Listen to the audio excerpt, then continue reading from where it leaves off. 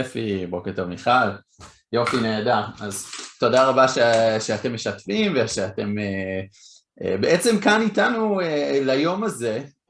האמת היא כשמכון מופת ביקשו ממני להכין את הקורס או לעזור להם ביחד עם אפי להכין את הקורס הזה, אז אמרתי על ההתחלה שזה שובר כמה מהכללים שאנחנו הולכים להגיד היום, אז ללמוד מ-10 עד 2:30 בזום זה משימה לא פשוטה. אני מקווה שבאמת נצליח לא לאבד את תשומת הלב שלכם וגם להיות מורכזים ותכליתיים, אבל זה המשימה, זה בעצם המשימה שאנחנו עומדים מולה ביום יום בהוראה שלנו בכללי, אז ככה שאנחנו נראה איך אנחנו עושים את זה בצורה טובה ביותר. אז קודם כל אני רוצה באמת להודות למכון מופת, אני לא יודע אם יש מישהו נציג מטעמם כאן, אבל בכל אופן מגיע תודה לעינת גוברמן שהיא בעצם ראשת רשות המחקר, וגם לטל שבעצם ארגנו את הסדנה הזאת, וכמובן למכללות שלכם ולכם שהחלטתם להצטרף. כפי שאתם בטח כבר רואים, הכל מוקלט ונשלח לכם הכל אחר כך, כך שלא צריך לזכור את הכל. אם יש דברים שאתם רוצים לחזור עליהם שוב, אין שום בעיה, לא צריך לכתוב כל מילה שאנחנו אומרים ונשלח לכם בהמשך. אז אני אציג את עצמי, אני אבי שטיימן, אני מנכ"ל של חברה שנקראת Academic Language Experts, ואנחנו בעיקרון עוזרים לחוקרים לתרגם ולערוך את המחקרים שלהם, גם עוזרים בייעוץ אקדמי, בייעוץ באקדמיק ריוויו, אם רוצים לכתוב ספר וצריכים עזרה בפרופוזל, אם כותבים מאמר וצריכים עזרה בהכנה של המאמר לקראת פרסום, וגם בסדנאות כאלו. זה בעיקר הפעילות שלנו. כל מה שאני אוהב להסביר את זה במשפט אחד, שזה בעצם כל מה שחוקר או חוקר צריך כדי לקדם את הקריירה המחקרית שלהם, גם גרנטים, וגם בגרנטים אנחנו עוזרים. ועם הזמן התחלתי לפני כמה שנים עם סדנה אחת על איך לפרסם מאמר, ומשם זה התפשט ואנחנו מעבירים בכל מיני נושאים שמעסיקים את הציבור האקדמי ואת החוקרים. אני גם רוצה להציג את אפי, אני אתן לו גם להציג את עצמו תכף, כי הוא יכול להגיד יותר. אפי הוא גם רב וגם דוקטור, זה מסוג האנשים שאני מקנא בהם, כי הם מספיקים הרבה בחיים בגיל צעיר כבר, ואפי בנוסף לכל זה הוא בעצם מומחה ל-digital learning, אז כל מה שקשור ללמידה באונליין, שזה בעצם משהו שהוא עסק בו וכתב את הדוקטורט שלו עוד הרבה לפני הקורונה, וכך יש לו בעצם head start על כולנו בעצם בכל הטכנולוגיות וכל מה שצריך בכדי להעביר. אני ואפי כבר עברנו סדנה, ניסוי של סדנה כזאת בשתי מכללות, ככה למדנו ביחד מה הכי מעסיק את החוקרים, מה מעניין, מה פחות מעניין, ואני מקווה שכבר היום תוכלו להפיק את הרווחים מזה. לאפי יש PhD, הוא למד בארצות הברית, בישיבה האוניברסיטה, והוא כבר הרבה שנים, כמה שנים אפי? אתה כבר עוסק בדיג'יטל לרנינג בפועל, במעשי, בתכלס? 10 שנים, יופי, מספיק כדי לדעת מה קורה, יפה מאוד, מצוין. אז אני אתן, עוד מעט אני אתן לו את השרביט והוא יוביל את החלק הראשון. אז איך היום הזה יהיה מחולק? בעצם מעכשיו עד נגיד, זה לא זמנים מדויקים, אבל מעכשיו עד 11:15 אנחנו נדבר על בעצם היסודות והעקרונות שאיך להיות בסביבה ולייצר סביבה של למידה בכנס וירטואלי, סביבה אפקטיבית שבו תוכלו בעצם להרוויח ולהפיק את המיטב מתוך ההרצאה, מתוך ההצגה שלכם. ניתן רבע שעה הפסקה עד 11:30, ב-11:30 זה יהיה המשך של אפי, אם אנחנו ניכנס יותר לעומק לטיפים וכלים שניתן כדי כדי בעצם לייצר אינטראקטיביות עם הקהל יעד שלהם, וזה לא יהיה רק הרצאה פרונטלית, ואיך לעשות את זה בצורה מיטבית. זה ייקח אותנו עד 12:45, ב-12:45 נעשה עוד הפסקה של רבע שעה 20 דקות, ואז מ-1 עד 2:30 יהיה לי איתי 2 סשנים שבעצם עוסקים במה ההבדלים הגדולים בין כנס פיזי לכנס וירטואלי, ואיך אנחנו צריכים להשתנות ולשנות את הגישות שלנו בעקבות השינויים בפורמטים, וגם מה best practices, מה הדברים שבעצם נחשבים הכי טובים מבחינת ההצגה, להציג את המחקר שלכם בכנס אקדמי.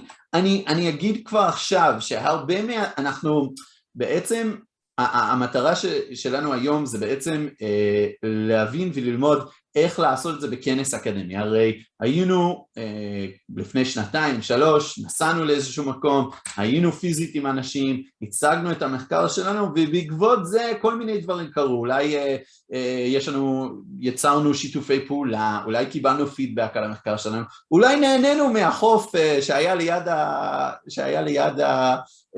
ליד המלון שבו היה הכנס, ובכללי נהנינו מלהיות שם, ועכשיו זה ישתנה. עכשיו אני חושב, אוקיי, כך דעתי, שיש גם הרבה חסרונות, על זה אני לא צריך להרחיב, כולם מבינים מה החסרונות. אני חושב שיש גם הרבה יתרונות, או לפחות נוכל לנצל את המצב ולייצר כל מיני תועלות לעצמנו, שלא היינו יכולים לעשות עם כנס פיזי, ועל זה נתמקד היום. אבל הרבה מהעקרונות והדברים שנשוחח עליהם כיום, הם גם נכון לגבי הכיתה שלכם. זאת אומרת, זה לא המרכז, אנחנו לא נדבר על הוראה בכיתה מול סטודנטים, אבל הרבה מהעקרונות שאנחנו מעבירים הרצאה בכנס בזום, זה די דומה למה שצריך או מה שכדאי לעשות לבית ספר, בתוך השיעורים שלנו. אז אני יודע שמצד אחד זה משהו שכבר עשיתם 2, אז אנחנו בעצם כשאני ואפי עברנו על מה להעביר, מחקנו הרבה דברים שאמרנו, בטח הם יודעים את זה כבר, אוקיי? אז אנחנו ננסה להיות כמה שיותר פרקטיים מבחינת מה באמת אולי אתם לא יודעים, אבל שתבינו שאנחנו, זה יהיה קצת קפיצה בין שני עולמות, כי יש הרבה דמיון ביניהם, אבל נתמקד כמובן, כפי שאמרתי, בהרצאות בכנסים. אפי יעביר את ההרצאות שלו באנגלית, אם יש משהו שלא ברור, אז כמובן אפשר לשאול ולהעביר ולראות ולבקש ממנו להסביר שוב, אבל מניסיון הוא בעצם מסביר בצורה מאוד מאוד טובה ופשוטה, אז אני מקווה שזה יהיה בסדר. מבחינתי לא משנה, אני יכול לעשות את זה באנגלית, אני יכול בעברית, נוכל להחליט בהמשך הדרך. אוקיי, מה עוד? אני מניח שיש כאן הבדלים מבחינת רמה ההבנה הטכנולוגית. ננסה לייצר מצב שבו זה לא יהיה משעמם לאלו שבאמת יודעים ושולטים, ומצד שני לאלו שאולי פחות מרגישים בטוחים, אז עדיין יהיה להם את האפשרות והזדמנות ללמוד ולתפוס. יש דברים שנעשה בתוך השיעורים, יש דברים שאפי כבר קליט מראש, על אולי איך לעשות פעולות מסוימות, שלא נעשה בתוך הזום הזה, אבל כן נשלח אחר כך.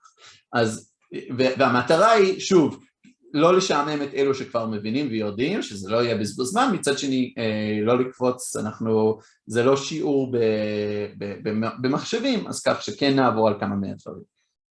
אוקיי, אם יש חלקים, אני מניח שלכל אחד יהיה חלק שתגידו, וואי, אני יודע את זה כבר, אולי זה קצת משעמם, אני מבין שזה 4.5 שעות, תנצלו את הזמן הזה כדי להתחיל ליישם חלק מהדברים שכבר דיברנו עליהם, שאולי כבר עוד לא יישמתם. זאת אומרת, אם עשינו 20 דקות וקיבלתם כמה טיפים טובים, ואז אנחנו מדברים על נושא שאנחנו מדברים על breakout rooms, ואתם יודעים כבר איך להשתלט על breakout rooms, אז תנצלו את הזמן הזה, תתחילו לעבוד בצורה מעשית, אנחנו לא ניקח את זה אישי, על הדברים שכבר אמרנו, תכתבו את זה לעצמכם מניסיון, אם אנחנו משאירים את זה לסוף, כבר יהיה לנו בסוף היום כולם עם ראש כבר של ג'לי, ולא נצליח כאילו באמת להפיק את המיטב. אז אנחנו לא לוקחים את זה אישי, תנצלו את הזמן שמשעמם לכם כדי להתחיל ליישם.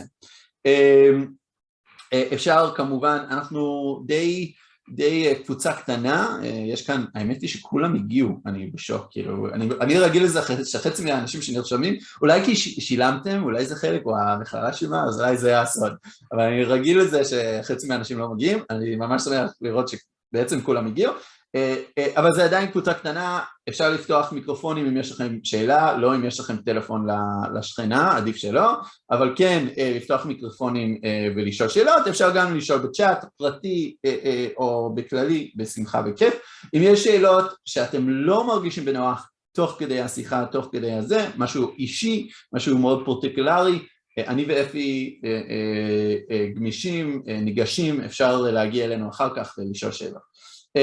יש את המייל שלי, תראו את המייל שלי כל היום, אפי גם משתף את המייל שלו. זהו,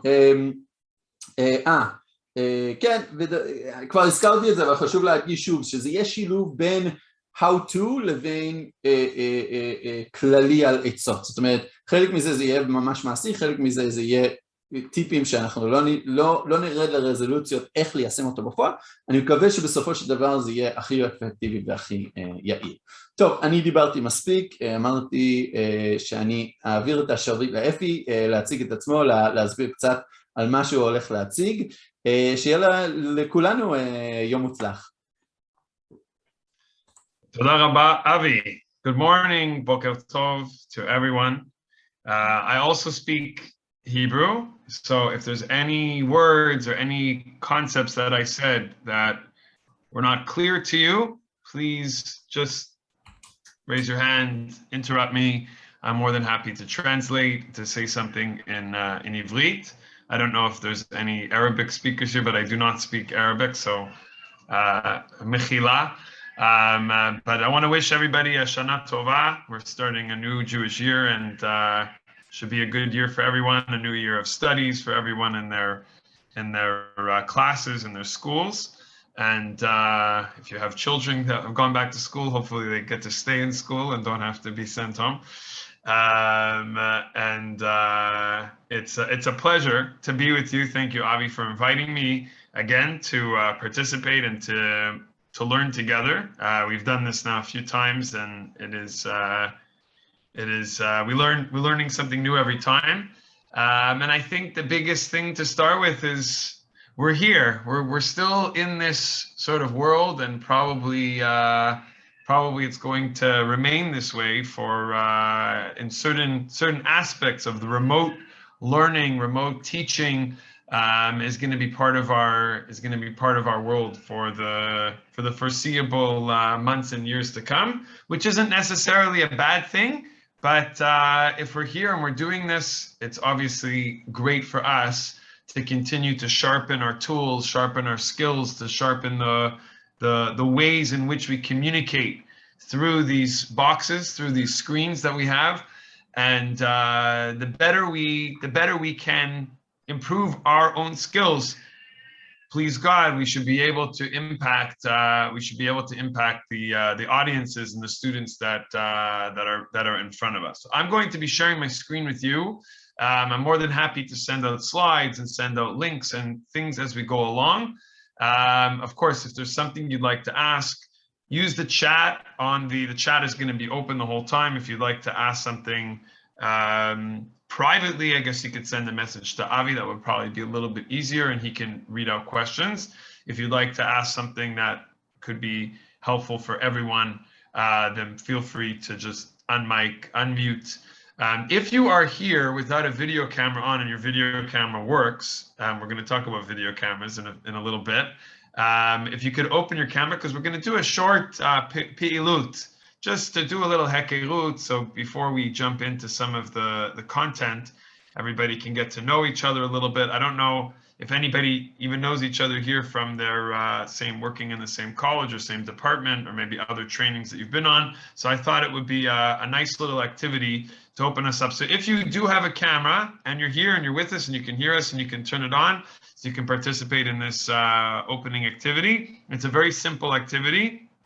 The way that it works is I'm going to begin. I'm going to look at somebody on the Zoom, or I like to call it the zoo. I'm going to look inside of your cage, and see if I see something interesting in your reka, in your background.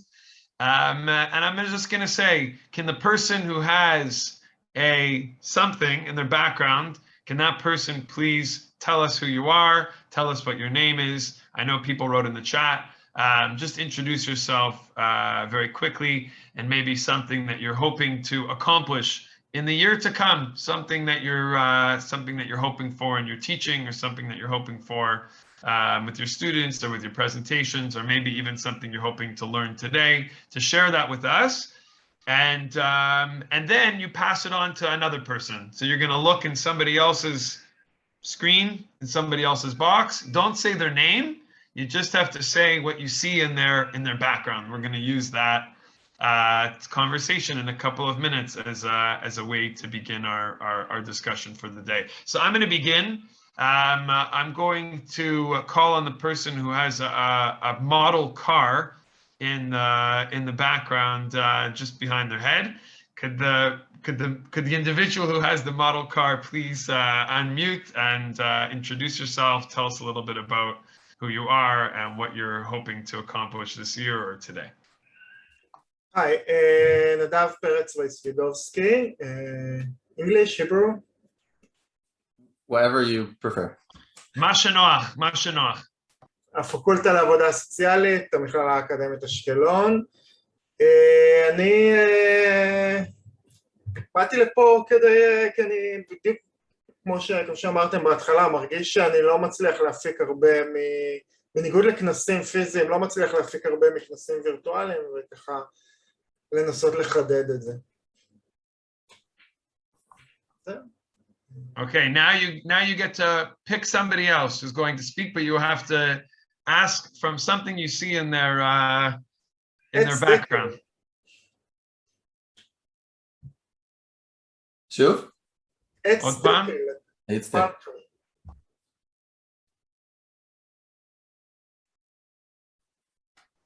Avi, I think that's you.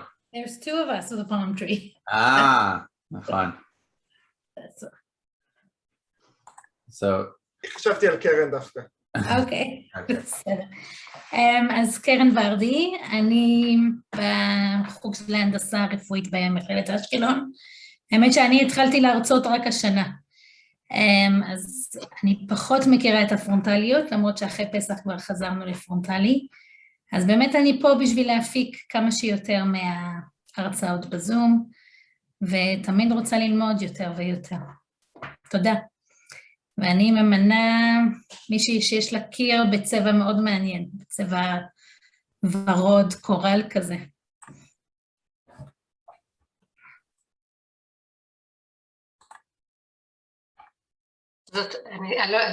זאת אני? נדברת אליי? כן, כן. אוקיי, לרגע חלמתי, סליחה. אני רונית פלד, גם לסקוב, מהחוג לקרימינולוגיה, המקצוע קרימינולוגית קלינית. אני בעצם הגעתי פה, א' וב' אני תמיד אוהבת ללמוד, לשפר, וזהו, אז באמת אתגר היום עם העניין הווירטואלי, למרות שכבר השתתפתי בשני כנסים, ודווקא זה היה מעניין, וראיתי את היתרונות, אבל אני רוצה ככה באמת ללמוד עוד דברים, עוד ככה טכניקות, לשפר את ההצגה. אני אעביר את השרביט לרגע,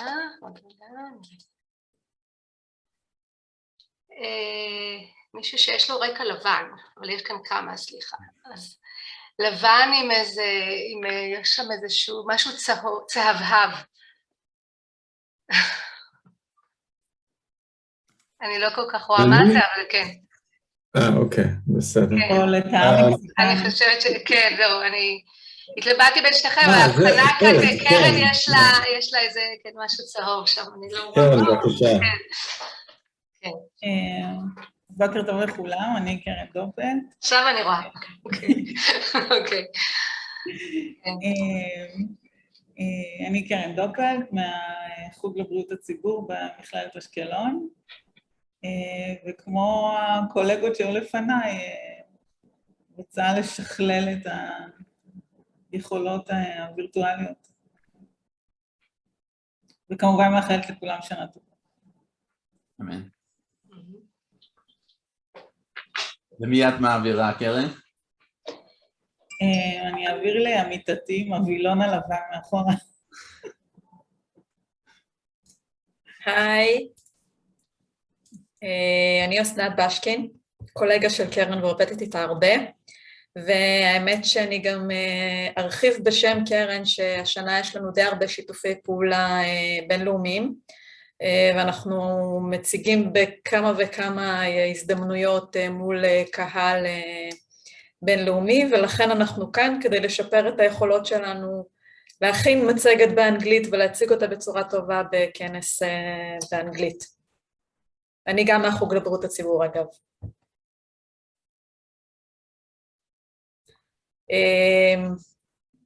אני אעביר את השרביט למי שיש לה רקע מאוד ירוק ועם הרבה צמחים ככה, זה נראה כל כך יפה. תודה רבה. בוקר טוב לכולם. אני ורד מהמכללה הערבית לחינוך. אני מתחום בלשנות ערבית, אני מרצה ללשון ערבית,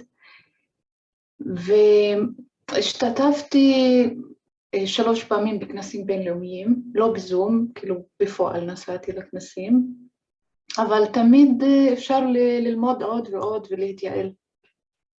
ואני שמחה שאני פה היום.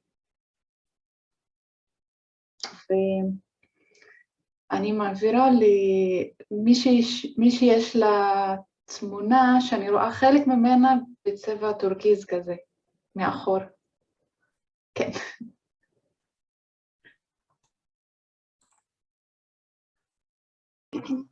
תודה, שמי גלית הראל, אני מלמדת במכללת אשקלון במגמה של עבודה סוציאלית.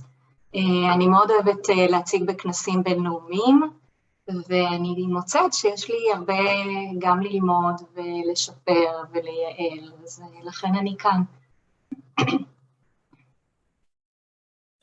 Okay, toda Galit. We're going to pause on the activity here. I know we didn't get to introduce everybody, but hopefully we'll have a chance throughout the day to hear from each other more. Thank you all for participating. I hope that was fun. We got to learn a little bit about some of the things that people are learning and teaching and dreaming about for the year to come, and what you've all hopefully come here to gain from today. So I'm going to just start with a little comic. I like using comics in my presentations because I think they help us with the story of what we want to accomplish. And I think a lot what we're going through now. So you have, I think it's self-explanatory, but just to make sure if somebody didn't follow the picture, you have the monkeys in the zoo who are in the zoo. They're actually in the zoo, even though we're all right now in the zoo, and they're letting the folks who can't visit the zoo to visit them virtually, and they're wondering when they get to go back to visit in person. But the truth is that I think a lot of the things, I hope a lot of the things that we will talk about today and that we'll learn about today will be useful, not just for remote or virtual presentations, but they'll be useful and helpful for when the world goes back to face-to-face in a more consistent and usual fashion. I think a lot of the principles that we'll talk about are really just about communication. It's really what everything that we're going to speak about today comes down to, how to be a more effective communicator in using the material that we have that we're hoping to share with other people. So just another one to get us started. It's often say sometimes these things are misha'amem, and I'd rather be should we schedule our next Zoom meeting or just hit ourselves repeatedly in the head with a hammer? I also start with these. I started with a little activity, a little hekerut, make people feel comfortable Even when you have limited time, which everybody is going to have limited time when you're presenting at a conference, any way that you can make people feel comfortable with you as the presenter, to share with them something about yourself, or to do some activity. We could have done something much, we could have done something much shorter. We could have done something where everybody would raise their hand, or everybody would share something on the chat, which we did. So even in the first couple of minutes, we did a few things just to make ourselves feel comfortable, feel at ease, hopefully with the presenter and also with each other in the room. And here are just some other ways to start with a joke, to start with a story, to start with a comic. These are all great ways to communicate a sense of connection with each other, which I think even when we are looking to share information and content, it's important to begin with a sense of connection. We'll talk a little bit more about that as we go along. Okay, here's one more. We're going to talk about the dress code for Zoom meetings also as well. So this is another high-level Zoom meeting today, dear, and here he is sitting in his underwear. But who would know? Because they can only see his face. Okay, so at the end of the day, we can do this better. Even if you think that you are an expert, and maybe you are, and you probably all are very talented, gifted communicators and orators and presenters, there is always more that we can learn, and there are always new things that we can gain from the opportunity to teach. So we're going to talk about first the ideal remote working environment, okay? Which of course can be something that is going to help us not just for virtual presentations, but in addition will help us with the topic of teaching a lot of classes. I'm sure a lot of people here are teaching remote classes or may teach remote classes in the coming year or years. And I think Avi's going to be speaking a little bit later about the advantages and disadvantages of remote versus in-person, some of the scope and some of the abilities or tools that one has at their disposal when they are doing things remotely versus in person. And we're going to talk about 5 different pieces here, okay? And they are background noise, okay? At least what you can control, all right? At least what you're able to control. We're going to talk about what's actually in your background. So that has a little bit to do with, I know 1 or 2 people on here have virtual backgrounds, but most of the people don't. And there is some virtual conferences have, standard, you have to have a virtual background, but many do not. And many people do teach with their natural background behind them, and there is what to say about that as well. There is another topic here which we're going to talk about, which is sort of what's around you physically, your physical environment, and how the environment that's in your room, where you're sitting right now, how it impacts your own ability to communicate and to think clearly. We're going to talk about a little bit also, which is connected to this, which is about how you're dressed and how you present yourself, and how you present yourself to others. And that was 4. And then the 5th one is the simple one, which is about silencing your phone. So here's a nice little photo comic, which I think gives us a good image, a good visual for this idea that it is very difficult to have a clear head when you have clutter. It happens to be that my desk, you can't see my desk. My desk right now does have quite a bit of clutter on it, which is not a good thing. But I'm sharing with you because I didn't have a chance to properly clean it before we began, but it does impact our ability to think clearly, even if the people who you're presenting to don't see that. But it will have an impact. It's going to have an impact psychologically on your ability to focus, to be focused on what you're doing when you have other things around you that are distracting. So this is it's almost like tip number 1 is before you're doing a presentation to look around your physical environment in the room that you are teaching from. The computer, the laptop, the camera may only see that small little box of where you're sitting, but everything else around you is also going to have an impact on your presentation. And to say that you're going to be able to, to do it flawlessly with all of the clutter and all of the noise and distraction around you is probably unlikely.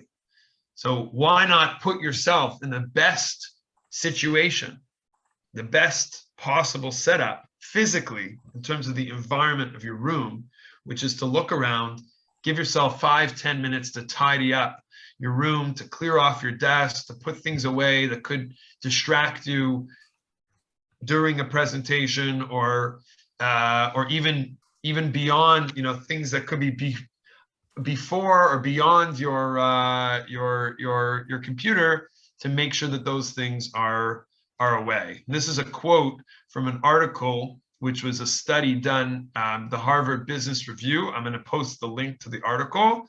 And the quote that I liked from the article was, "When our space is a mess, so are we." And I think this is something that I'm going to drop it into the chat so you can all have the article to read afterward. Maybe Avi will keep like a running list of these, and we can share it out as a final list afterward. But it's a great article. It brings a lot of the research about your physical environment and how your physical environment will impact your ability to think clearly, to focus, and to communicate. So again, a lot of what we're talking about now is everything that happens before you're even standing in front of an audience, everything that happens before you're standing before your presentation audience.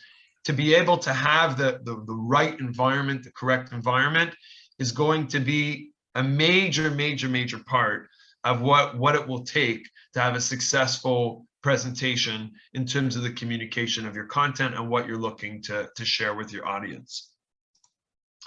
Okay, I want to talk a little bit about not so much now your physical environment, but more you, the presenter. This is a wonderful TED Talk, which is quite a well-known TED Talk. It's from, I think, 9 years ago. Still very popular to this day. There's a lot of controversy. I know there's a lot of researchers here and data scientists on this Zoom, so I'm going to be very careful with stepping out of my own area of knowledge and my own area of research. I did research in models of integration with technology, how technology impacts the way that people learn. So I'm not going to talk here about the psychology of gesturing and body language. It's not my expertise, but the TED Talk is very interesting. And this lady named Amy Cuddy, who developed a whole, you can look up the word, the power pose, there's a Wikipedia page on it. But the TED Talk is quite inspiring, and it is quite an empowering concept, whether you agree with it or not. There's, like I said, a lot of controversy in the scientific community about whether this is a true idea or not. And what she posits in her presentation and in her research, I believe she even wrote a book about it as well, is that if you take about 10-15 minutes before any presentation that you're going to make, to stand in front of a mirror, literally to stand in front of a mirror, and to go into a power pose. Now, a power pose can be a lot of different things, and it can mean different things to different people. So for example, if I want my 4-year-old son to stand for a picture, and I say, go into your Superman pose, he's going to put up his muscles, and that's going to be his power pose. And that's how he is going to, show that he's a strong, powerful person. And each of us has something that maybe we do when we look at ourselves in the mirror. We want to feel good about ourselves. We want to pump ourselves with some confidence. We might try to stand in a certain way, stand up taller, hold ourselves in a certain way, put our arms up, whatever that might be. Her power pose here is the Wonder Woman, arms by the side. That's the image in the slide that you're seeing. And the idea is that the power pose is there to assist us in getting ourselves into the mindset of presentation. It gives us, now it happens to be, sorry to interrupt myself on this one, it happens to be that in a virtual presentation, we feel maybe a little bit less intimidated because the audience isn't right in front of us. They're in front of us, but they're not physically right in front of us, and perhaps is a little bit less of a feeling of intimidation. But I don't think that this principle is any less true in the sense of a person being able to get in the zone, get their mind in the zone. We all have routines that we do before we go into a meeting or into an interview or into an interaction with students or any of these kinds of, we have routines that we might do for ourselves, listen to music, have a certain something to eat or certain something to drink. Here, the idea of the power pose is to get our minds or our bodies in a feeling that we're confident, that we're able to do this, and we give off a sense of confidence. And that sense of confidence can go right through the screens into each of your boxes. So if I'm smiling and I'm in a good mood, you're going to feel that energy. Everybody here is going to feel that energy that I am sort of sending your way. I'm sending you good vibes for the new year, and you're going to feel that. We know that works. The mirroring that goes on in our brains, it's going to have an effect. So the confidence and my ability to speak in a certain way. There's all kinds of other techniques. I'm happy to send out other TED Talks and other videos of this nature, certain things you can do to get your mouth prepared. You want to speak in a certain way. You want to speak clearly, certain exercises that you can do with your mouth, 60-second, 100-second exercises that you can do to prepare your mouth to be able to speak clearly. These are real things. There's a lot of science behind it. And again, they're small things, but they all are ways to add up to help us have a greater communication style. So we spoke a little bit about our physical environment. We spoke a little bit about the confidence of ourselves. And now I want to talk a little bit about the actual presentation experience. So there is one person here on this call who I saw before. They'll remain unnamed now, but everybody can see who they are, I think, in the screen. Oh, I don't know, maybe she closed her camera. I don't know if I can see her anymore. Oh, whoops, sorry about that. Somebody had a window shining in on their face. I don't remember who it was. Everybody's looking. I can't see all the, ah, there it is. Well, Ellie has one. There was another one, but I don't know if their video's on anymore. Okay, but the idea here is that the light shining in on your face is not good. Okay, light shining in on your face is not good. Sorry, from the back. Light shining on your face from the front is very good. So I have a window right in front of me. The sun is not shining on this side of my window right now, but it's light enough outside that we're getting natural light. I have a great light above me. I'll talk a little bit about other kinds of lighting that people sometimes use, but facing a window as opposed to having a window in your background is a #1 rule. Now, if you're going to use a virtual background like Avi, that's great, and that's going to pretty much hide all of it's not going to resolve the psychological damage of all of the clutter in your room, but it will resolve some of the issues of lighting. So if you do have no other option, then a virtual background is actually a good solution. But some people really like that, having that personality, the background, the books, the paintings, the different kinds of things that tell a little bit of a story about who you are. I'm a big believer in natural backgrounds, and I think that it's a good thing if you can set yourself up in a way that your natural background. But Zoom today has all kinds of settings that you can go in and you can change the lighting, and there are ways to play with it. But the ideal seating and the ideal setup would be to have light coming in at you as opposed to light coming in from behind you, to avoid having that holographic, ghost-like, angel-like image on your face. Go ahead, Abby. Yeah, no, I don't mean to, this is not personal, but I think Karen might be a good example of like the light, which makes it a little bit difficult to see it, to see her face properly. There, Karen, yes, now I can see it, yeah. So it's coming from one side, the other side is, right, so you don't want, you would like to have natural light, and we don't want to, we're not here to, no one's getting punished over here. But we're all here to learn, and we're all here a safe space to share with each other.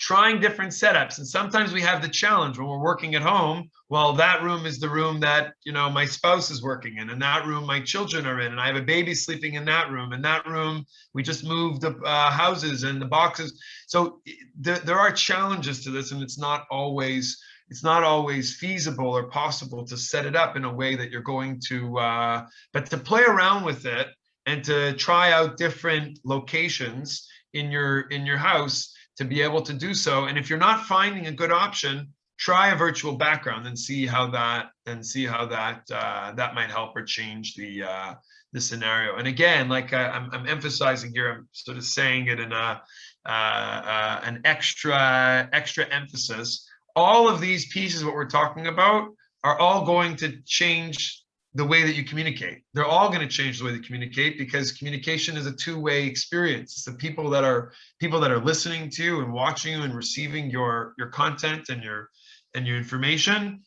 You spend hours and hours and hundreds of hours doing your research and setting up your slides and getting your presentations ready, and then you walk in and they can't even see you, and you're all over the place because your room is a mess. And all of these little pieces are going to give you that confidence, give you that calming feeling, which are really critical. Let me talk a little bit now about the physical elements, the hardware elements of communication. So let's talk about cameras, and feel free to ask me any questions. I'm happy to pause if people wanted to ask anything. I'll pause after this slide. Every laptop, I'm sure everybody here is on a laptop probably. If you're still on a desktop, that's also okay, but most desktops don't have built-in web cameras or internal cameras, different names for it. How many people here, just by show of hands, are using an external camera? I'm just curious, a camera that's not part of your laptop, that sits on top of your laptop? Okay, we have a few people, but it seems like the majority are using the internal. I actually use the internal camera. It happens to be a good one, but there are differences. Let me just explain for a moment what the difference between a webcam or an external camera is versus an internal camera. So first of all, it's the size of the lens, or the number of lenses that are in the camera. The ones that are built into the laptops have more limited capacity, more limited capability, and it will change the image quality. Most of the time it will change the image quality. It may be slight, it may not make a massive difference. If you're all able to see me right now, that's a good sign that my camera is a pretty high quality camera, but you have the ability to do more fine tuning. Phone camera, by the way, your phone camera is another way that you can film yourself. Okay, you can use Zoom, or there are other applications that you can use to use it. So if you're finding that people are telling you that your face is gray or shaky or all kinds of things, it's probably an issue with your camera, probably not an internet speed issue, probably an issue with your camera. I will mention that as follows. In terms of the question of, is it recommended to have an external camera? I'll say to you as follows. If you are someone who does a lot of recording of classes, how many people here record classes and post them? Or most people are doing live classes? Just from a show of hands, I'm curious.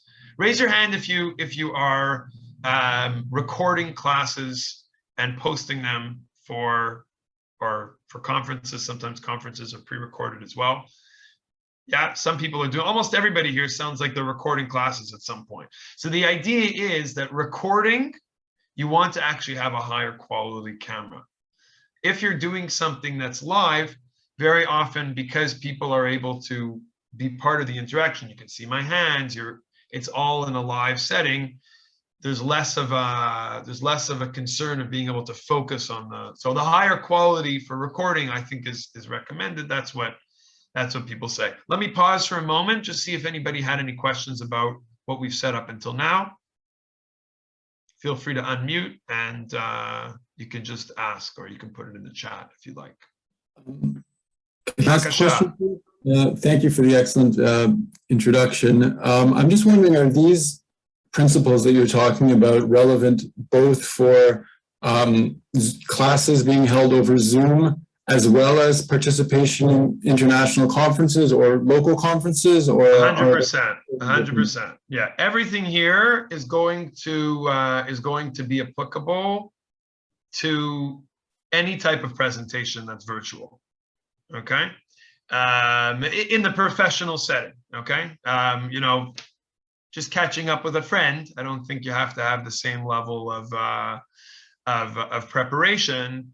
But any setting where you are going to be communicating content, that's using it in a very, the broadest sense of the word. So communicating content could be your virtual presentation, conference, or it could be a class or a lecture of any type.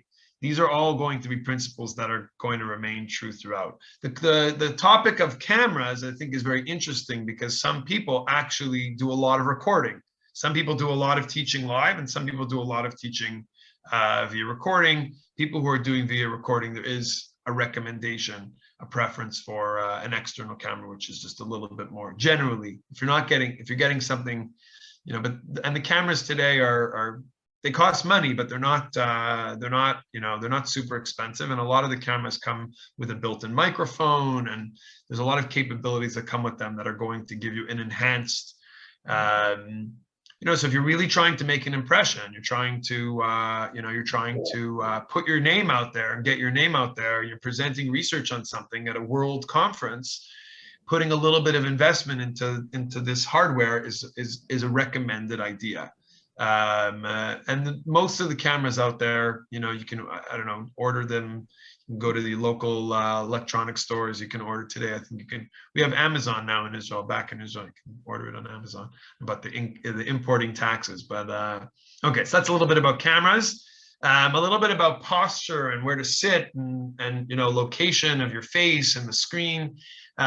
These are all things that have an impact. So I'm looking around. Not gonna name any names. But we want to be sure that the chair that we're sitting in is a good, proper, supportive, you know, is a supportive chair, because it's going to affect the way that we look, the way that we're going to appear before our audience, as well. Posture. Here's a little cute comic about this one. Zoom fatigue syndrome support group. Okay, so you know, what happens to people who don't have a good setup is that they end up slouching in their chair, or they end up looking a little bit casual. You want to be professional looking. You want to make sure that people see you and are impressed. The minute that they look at you, they're impressed. Now, it doesn't mean you have to go out and buy a $5,000, you know, Herbert Miller chair or whatever they sell out on the market, those fancy chairs. But I think the idea is that your environment should be set up in a way that it gives off an image, the same way that if you were doing this live, you were presenting at a conference live, you'd want people to look at you and say, wow, this person is polished. They came ready. They're top of their game. They clearly put in a lot of effort to making sure that, you know, this is coming off in a professional fashion. So I think that the idea of posture, one thing that you can do, by the way, if you're struggling with this, and I'll just make a comment about the, you know, the placement of your body in the camera and where to have it, is you can do standing. You can present standing up. I don't know if anybody here has ever taught that way or presented that way at a conference. There are advantages. Most of you probably, when you're lecturing in person, you're standing up. If you're in a classroom, you may be sitting or standing or doing a little bit of both. But if you're giving a lecture, very often you're standing up. When you're standing up, I'm sitting down right now, but if I was standing up, I would be putting in probably even more energy. If you're getting a lot of energy right now, you'd be getting 10 times the amount if I was standing up. Now, it takes a lot out of you, but your audience will be able to gain tremendously from the way that you speak, the energy with standing. So try it. If you've never tried it before, if you feel that your energy maybe is low, you know, with your presenting, and it's good to get feedback on these things. You can do a 3-minute trial with friends or colleagues or your kids at home or whatever it is, and see, you know, try out different stances and different postures. There's going to be an effect on the way that you communicate as well. Ideal placement of your body is sort of like the passport picture. Okay, think of your Zoom box as a passport picture. They want a little bit of your shoulders, they want your head, but they don't want it to be too high, they don't want it to be too low. Right over here, I'm like, almost my neck is getting cut off. So having your body centered inside of the Zoom box is going to make a difference, and that is going to change the way that, you know, and these are like graphic principles 101, where an image is on a, you know, on a box that you're looking at is going to help us not have to focus as hard with our eyes. If I'm down here, you're going to be straining to look at me, you know, at the bottom of my screen. But if I'm in the middle, you'll see my body. You'll get to see, first of all, there's more, like I was saying before, there's more communication going on here. If I'm over here, I'm only communicating with my head, with my mouth, and that's it. My eyes, my mouth, my head's turning a little bit. But now I'm here, you get to see my body. My body's more into it. And if you're standing, even more so. Okay, so these are different points that I think can drastically alter. I really mean it in drastic, because the energy level, the confidence level with which a person presents is going to be as a result of the way that your body is positioned. Tov, yes. I want to add one thing that we didn't discuss in the last session, but I also notice when the entire screen is filled up with their face to the point where you can't see any background. I mean, we talked a little bit before about that it's nice to get an idea of a background if there's something that, you know, that someone can express through where it is that they're sitting. But when the face is like all that you're seeing, I don't know, I find it a bit intense, like in your face, so to speak. Absolutely. It's a great point. Thank you for adding that. And we'll take us now to microphones. So if there's anything that you're going to invest money in, you don't have to invest a lot of money in this. I happen to not have an external microphone. I have a plug-in headset, which is just basic. I have another one somewhere, but looks like an airplane pilot type headset. To have a microphone, and there are a few people here earlier today, I'm not going to name any names, but there are a few people here, when they were speaking, there was no microphone. What did we notice about the people who were speaking that didn't have a microphone? There was an echo. There was an echo when you spoke. So if you were listening to the introductions at the beginning of the activity, it's also part of our peilut to see, to hear, and to listen, and to see how different people communicate. The minute that there is a microphone. There's a microphone built into your computer, but the microphones that are built into your computer are not very good. The microphones that are built into your computer are going to echo. There's going to be an echo. The sound is not going to come through crisp, and there may pick up a lot of background noise. So the three very, very critical pieces of communication here, when you're speaking, you put in all that time and energy, and then there's static noise in the background, and there's echo, and you're hearing the voice. Sometimes, you know, you're hearing 6 voices, and you hear the voice 6 times in a row. You want the voice to be crisp. I'm literally using, this is a headset that came with my phone. I've had it for years. It's excellent. I use it to record all the time. But anything that you can use that can be external is very highly recommended. There's 2 different kinds of external microphones, just to be very explicit. You can have a microphone, which is like what you see in the image, that literally plugs in. It's a USB, plugs into your device. You put that down right in front of you, and that will enable you to communicate with crisp, clear, no echo. And those are a little bit more expensive. But if you're just using a headset, you have something like this, like a few of the people here on the call have, it's very highly recommended. Very, very highly recommended. I would say to you, if I was running a conference and I was requiring anything, I would require some kind of external mic. It's here, it's right by my mouth, so I can speak closer to it. You might hear me a little bit louder, but the idea is it picks up the sound. It picks up the sound quite well. I do a lot of audio recording myself. I have a few podcasts that I record onto. You can look me up on Spotify or wherever else if it's other interesting topics and other things.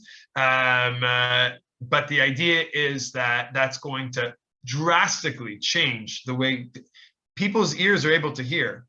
But our goal for communication, for these presentations and these conferences, we don't want people to have to work that hard.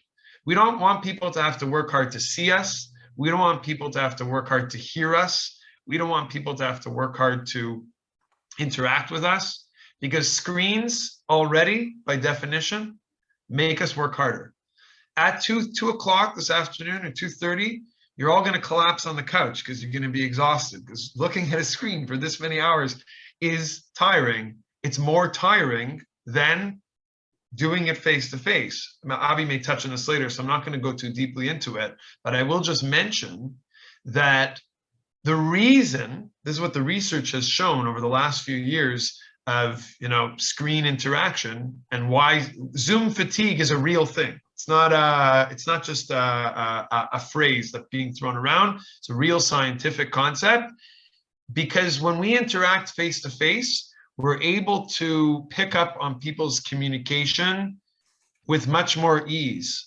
We have the ability to pick up in communication face to face with much more ease, and it doesn't require as much energy to pick up on that communication.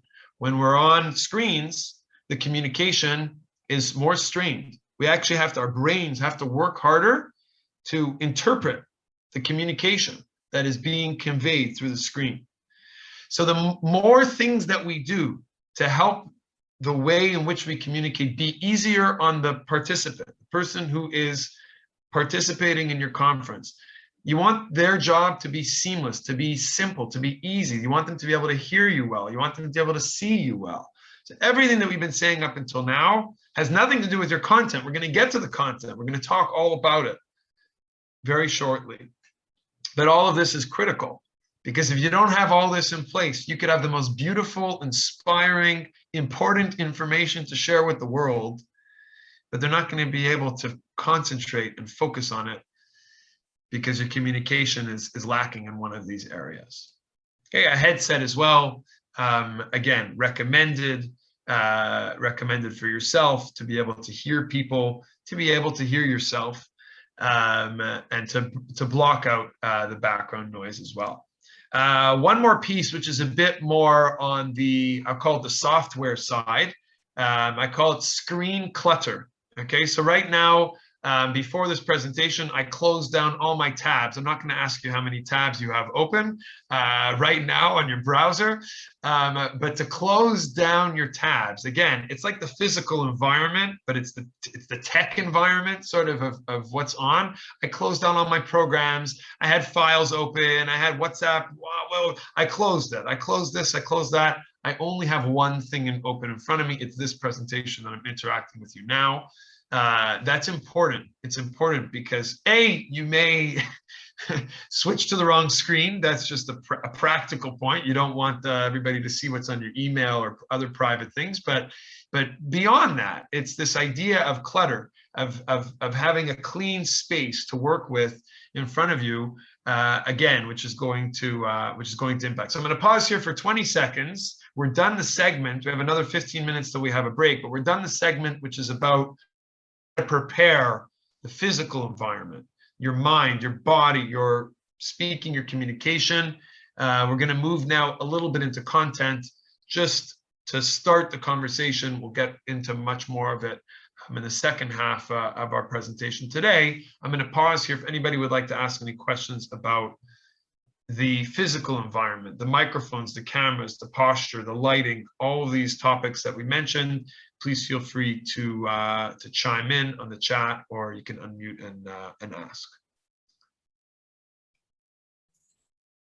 Can I ask a bit of a technological question that relates? Sure, go ahead. I just know I have Bluetooth headphones that have a built-in mic, and I just noticed that they don't work very well in terms of. You need to have a wire. Is that kind of? No, it depends. I'm not going to tell you what which kind of Bluetooth. There are Bluetooth devices that are probably are higher quality that will work, and it might not even be a quality issue. It might just be a compatibility issue. Sometimes it's just not everybody can date everybody. Not all technology communicates with all other technology seamlessly. Sometimes, it's the Apple products don't communicate well with the other. These kinds of things are real, and I don't necessarily think that a Bluetooth is going to be a bad route to go. But if you're very nervous and you don't want the battery to go out, you don't want, sometimes you get an incoming call and it's connected to your phone, and these are things that if you can control for them, and you can, so like having a wire plugged into your computer. I didn't talk about internet speed, but just one of the recommendations, if you know that you have shaky internet service, either because of the room that you're in the house, or whatever's going on, there's a storm, or there's your service provider is not doing their job well. That never happens in Israel. You might want to get yourself a hard wire. You might want to get yourself an Ethernet cable to plug into your device directly. These are all things. I'm right now, to tell you straight up, I'm actually hotspotting on my phone. The service is very good on my hotspot, although the internet, the Wi-Fi in my house is quite good as well. But the hotspot gives me an even faster speed in the room that I'm in currently. I'll just throw onto the chat let me just do this quickly.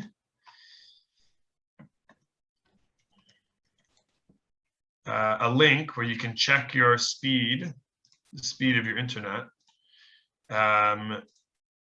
It's a speed test, speedtest.net. Okay, I just threw it in there. It's a way to check your download and upload speed. Zoom only requires 1.5 megabytes to, but we all know the 1.5 megabytes. If we know, that's very little, and you're probably not going to have a very good Zoom presentation if you're only at 1.5. But nevertheless, the idea is to figure that out. Again, so just to answer your question, I think that you have to, you have to find what works the best. If the Bluetooth is a good option, go for it. So there are some products out there that are excellent. But if you're nervous about something, if you're nervous about technology in general, which some people here are, and a lot of people in the world are, then try to limit your variables. Don't try to say, oh, I need to look fancy, I need to have AirPods, or I need to, do what's going to be the simplest setup for you, the most sure and certain setup for you, that you're not going to be nervous. Is it going to work? Is it not going to work? Is the sound going to come through? Do it in a way that for you, and again, Zoom gives you the ability to test your microphone and to test your sound. And I'm sure if you're in a virtual conference, there's going to probably be an IT tech person who's going to be doing setup with you. These things are usually part of, but for yourself, just again, to calm your nerves and to make sure that you feel, you feel confident going in. I just see another question here. Usually in front of lectures, I had comments on my PowerPoint, and now online is problematic. The audience sees it. Yeah, so I'm actually using right now, thank you, Leah. I'm actually using right now, I'm using Google Slides. That's the presentations that I'm using. And the way that it works is a presentation mode. Are you familiar with the presentation mode? Should I show it to you very quickly? Yeah, thank you. Let me show it to you. This is on Google Slides, but you have a similar, PowerPoint. Yeah, you have a similar kind of concept in PowerPoint. Let's just see if this works. Okay, so now you should be able to see my screen. Everybody can see my screen? This is sort of the Google Slides background.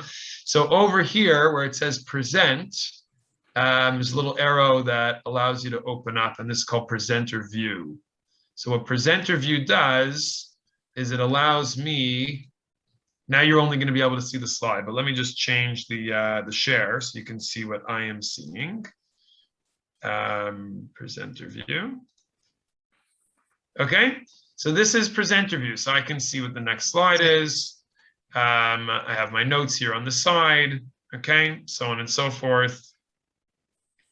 And And now, you're all able to see that now, but I'm going to switch back. So the audience can see, the participants can see, the participants can see the slides and I can see the notes? Exactly. Yeah. So see now I switched back. Now you can only see the slides, and I'm able to see the and the presenter view, you can adjust the size of it so you can see the slide and whatever. You can see your notes in bigger, you can whatever you want to, you're the presenter, so you're going to decide whatever's going to work for you best. Okay. Any other questions? And then we'll just do a couple more minutes. We'll take a break. Karen had a question relating to camera angle. Like, how do you make sure that it's pointing in the right angle? And Okay, so first of all, on Zoom or even on just any camera, if you're using an external camera especially, but if you just type in if you have a Windows or a Mac, just type in a search camera, you'll be able to pull up the camera that you're using and it will give you a test image. Generally speaking, the rule is, it depends on your height, depends how tall you are, it depends how low your chair is. There's all kinds of obviously different, it's not going to be the same for every person, but the idea is that it shouldn't be pointed directly at you. It should be pointed slightly tilted up. Okay, slightly tilted up, because you want the camera to be hitting the top part of your body. So if it's straight, it might only get the lower part, but if you're a little bit taller, then it might, so playing around with it before you get on. That's why Zoom gives you that video, no video, you can adjust it, and that way you can see how you look inside of the camera view. Good. Is the microphones with the external cameras good? Some of them. I think that the microphones that are the lower end in price, the microphones are not their strong point. Okay, it's the camera that they're selling. It also has a microphone inside of it because it's not an expensive technology to add into a camera, and that way they'll sell more of them. But most often the microphone that's inside of the camera is no different than the one that's inside of your laptop. Essentially, it's essentially the same. An external microphone is the kind that they use in concerts, in talk shows, in recording of any type of more quality. So, or headset, which is definitely not, it's lower tech in terms of the microphone capability, but this is from my Samsung phone and it works fine. I've never had anybody ever complain to me that they couldn't hear me clearly, or that, you have to be careful because sometimes the cord can get, wrapped up and things like this. But I think that, so if you're going to have an external web camera, it's probably recommended to also have an external microphone. But test it out. You may get a camera where the microphone works very well. It's about the background noise. That's really the issue. So if you seem to be, somewhere which is very quiet and peaceful and serene, this time of day in my house is pretty quiet, but maybe at a different hour of the day where I do have to lecture, there's a lot of noise in the background, kids running around and whatever it is. And I need a way to be able to communicate that, the background noise is not going to be coming through the whole time. So it may just depend on your context as well. Any other questions? Thank you. Okay, let me just do another 5 minutes on the main segments of a virtual presentation. Maybe we won't do all of it. We'll save some of it for after the break, because we are going to talk about content a lot more in the second half.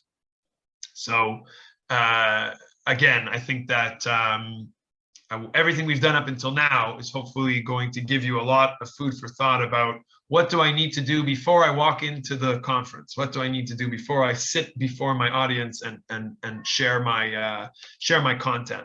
What we're going to do now is really, well, what are you actually going to show them? What's going to be in that presentation?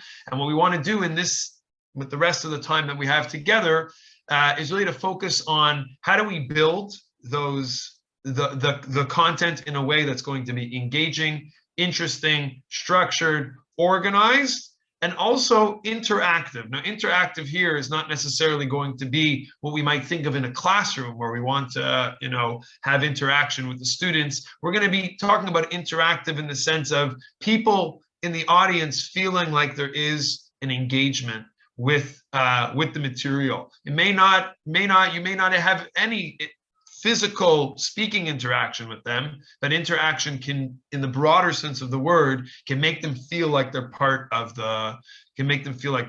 the experience as well. So we'll just start. We'll do 2 more minutes.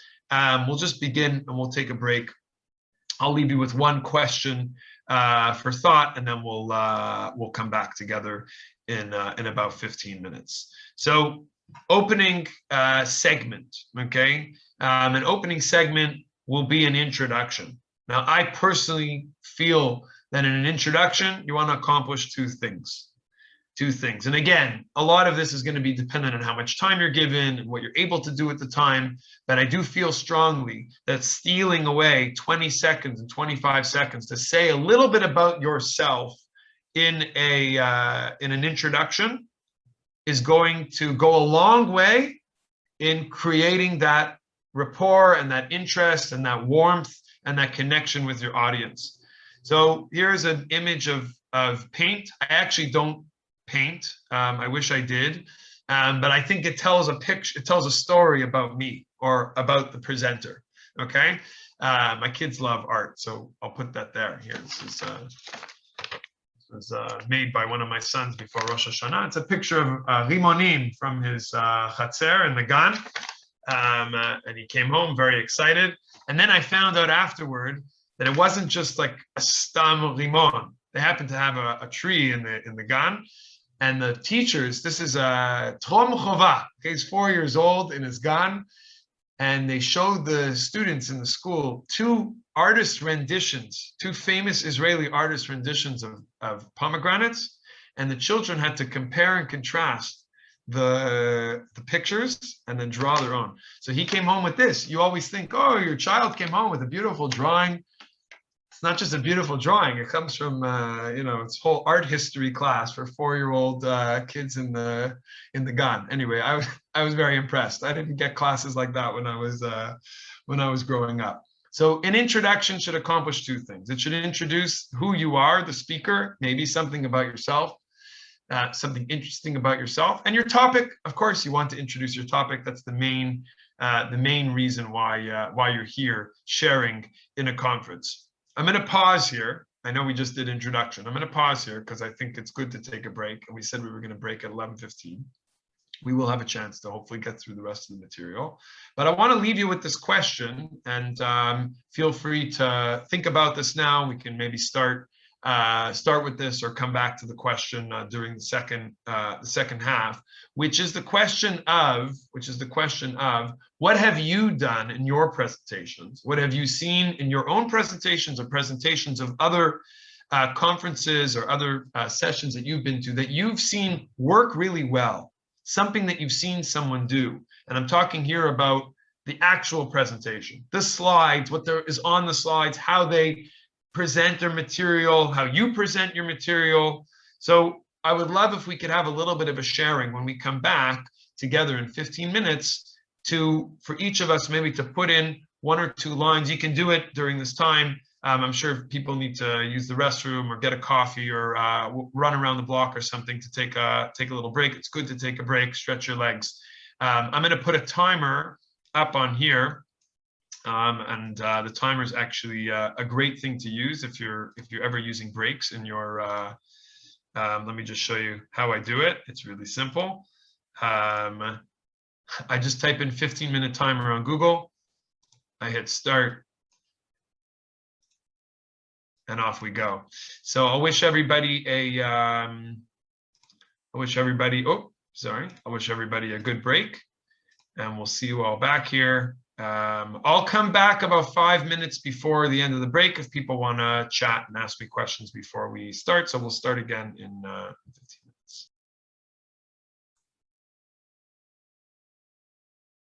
Thank you.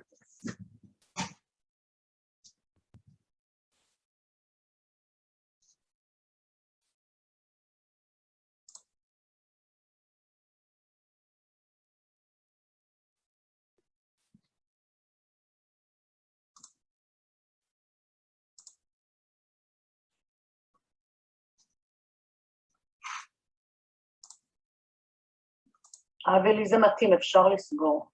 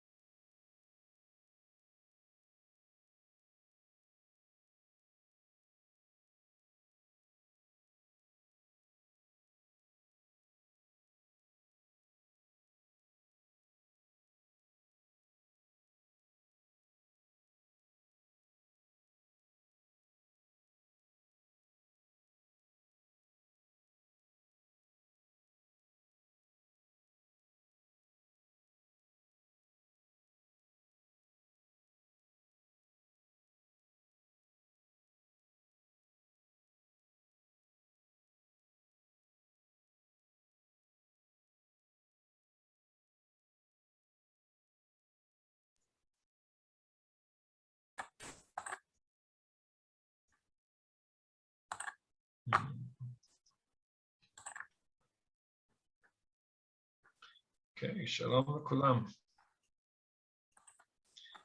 Where is everybody in the country? What cities are people in? Yerushalayim. Yerushalayim. Beautiful. Ness Tziyona. גדרה. איזה יופי. פתח תקווה. יופי. רביבים. רביבים. זה בדרום, רביבים? כן. What about you, Effie? Where are you from? I'm in Ranana. I was waiting to see, I live on a street that's by the Kvish 531. So almost every day around these hours of the morning, the convoy of the Rosh Mimshallah comes down my street. It's usually very loud, a lot of sirens and a lot of cars. But we seem to have avoided it. Maybe he slept in Yerushalayim last night, but he lives not too far from here, so we usually get the. Sometimes you have the good fortune to be behind the convoy, then you get to drive faster on the highway. Some of the perks of living in the same town as the Prime Minister. Okay.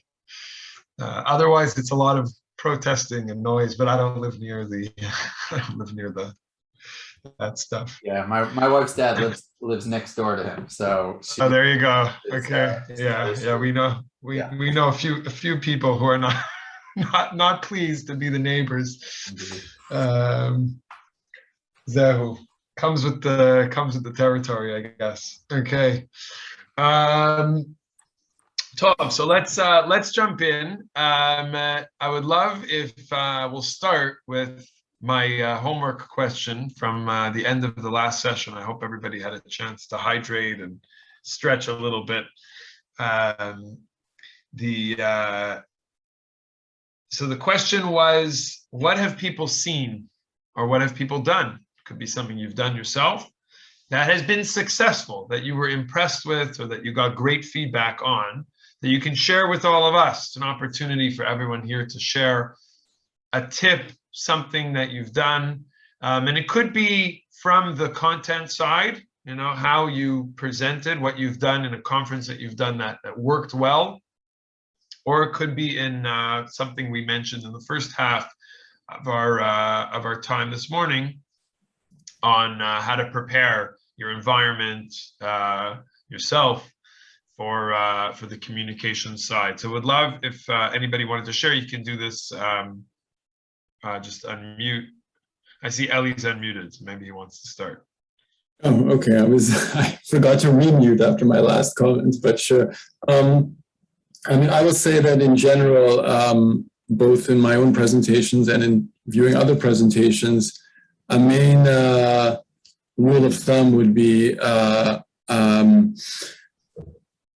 smaller amount of text on the slides, less text, no long convoluted sentences, but just kind of visual cues.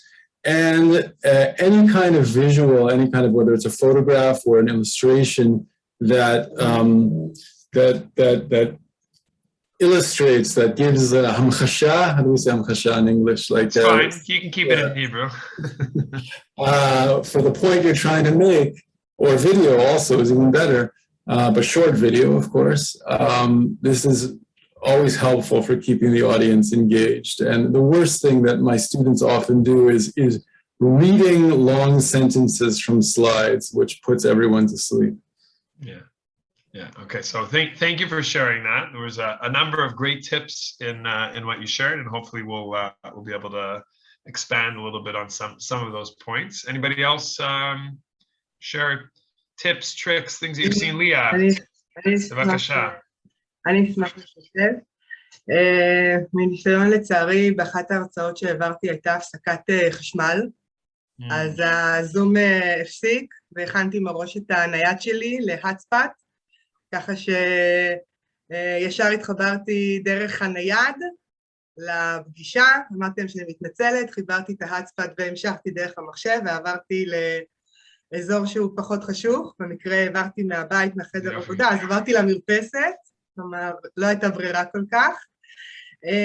אחד הדברים ששמתי לב שאנשים עושים ויישמתי בעצמי, זה שלפעמים במושב אחר או במושב הנוכחי, אנשים יכולים לדבר על הרצאה שהיא מאוד מאוד דומה, או התוכן שלה יכול להיות קשור למחקר שאני מציגה, אז כמובן לבוא ולהגיד שזה מאוד דומה לפרופסור הזה או הדוקטור הזה שהציג, או מתחבר לזה, או שמעניין לראות את זה ככה ביחד, זה איזושהי הכרת תודה, או גם הכרת תודה, או גם איזשהו סיור מוחין לדיון שיכול להיות.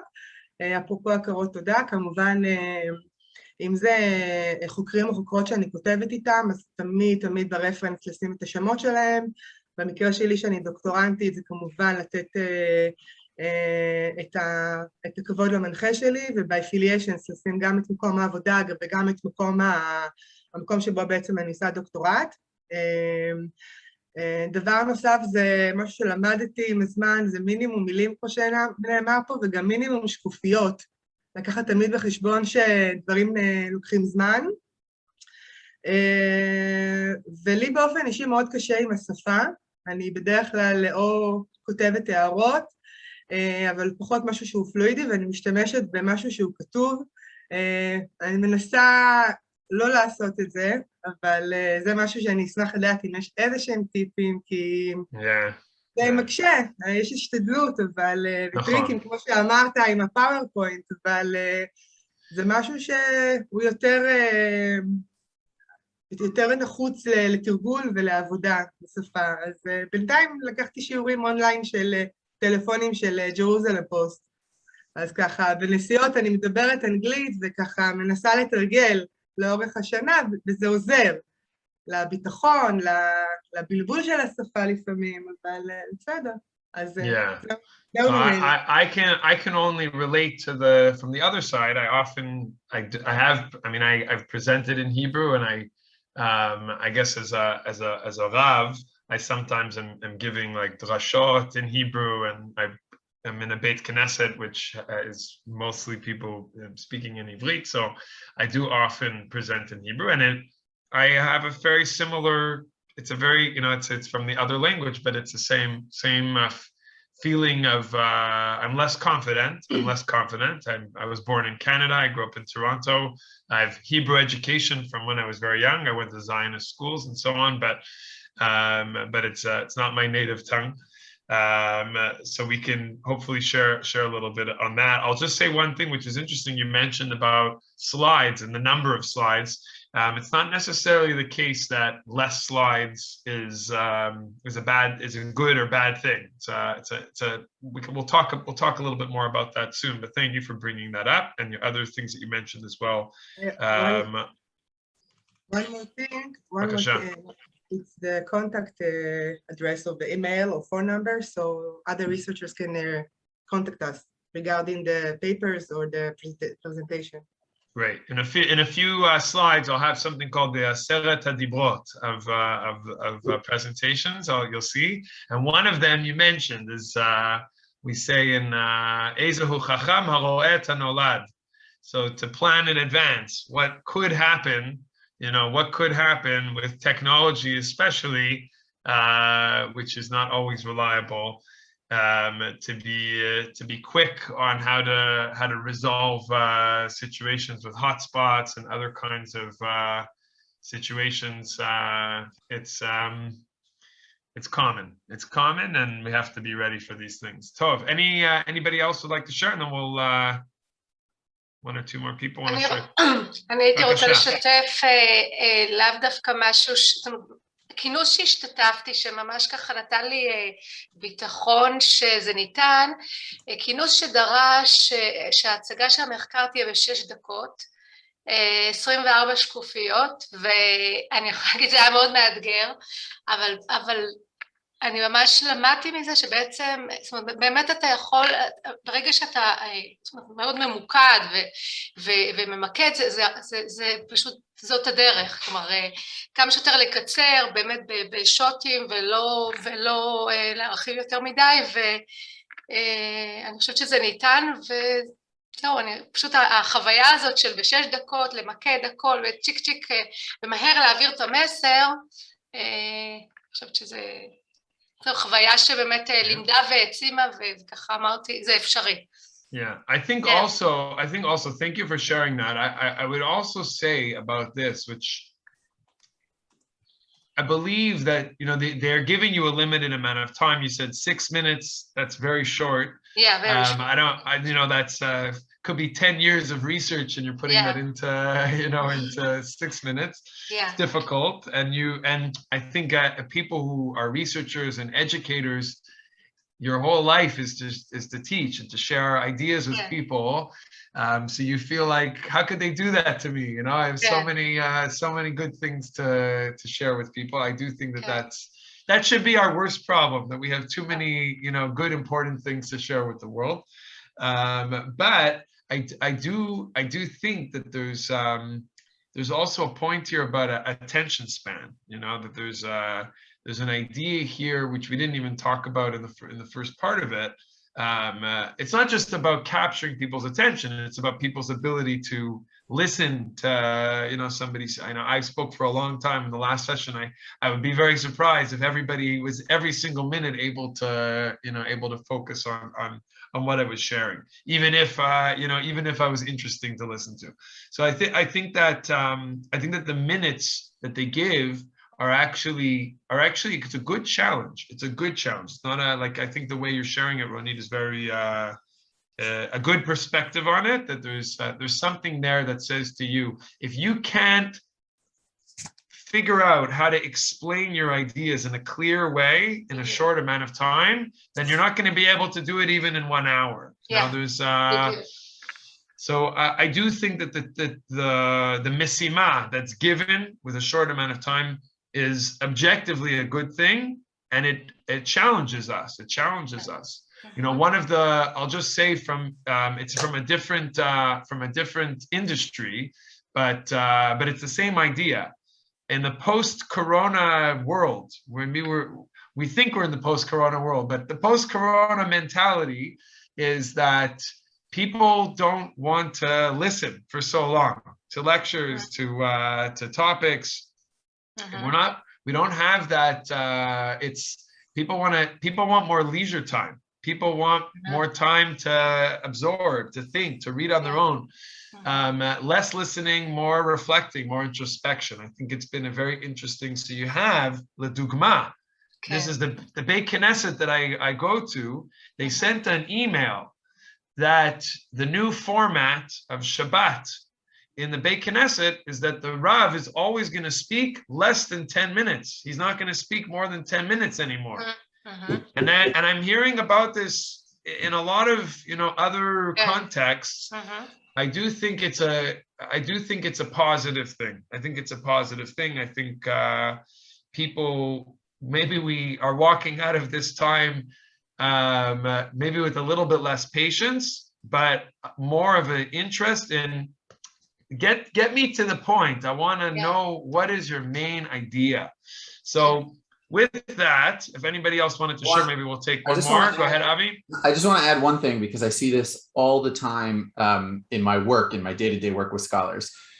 I think that there's a certain understandable mentality of one research or one study that I've done, one paper, one lecture at a conference. Right? And I'm going to summarize in my paper what I did in my study, and I'm going to summarize in my lecture what I wrote about in my paper. And the problem is that there's too much information in your study usually for one paper, and there's too much information in your study for one lecture. So that's sort of like something that we need to be creative about and think about, okay, so I had one study, but maybe actually there are 3 lectures that I can get out of this. And maybe there are actually 2 articles that I can get out of this, and maybe a grant proposal because I have some preliminary results for a different project. So it's sort of like, once we're done with our study, it takes us to reflect and think critically, is this really just one piece of research, or are there different parts of it that I can sort of split up in different ways and use in different ways? And that also helps us, because if we try to summarize a year's worth of research in an 8-minute presentation, even if we do boil it down, it's almost impossible. It's, you know, especially if we want to engage, and especially if we want people interact and all the things, wonderful things that we've been talking about. So that's important. Yeah. Toda rabah. Okay. Any other? I think Bevakasha. TED lectures or recorded lectures can help in this situation. To watch them, to learn, you're saying.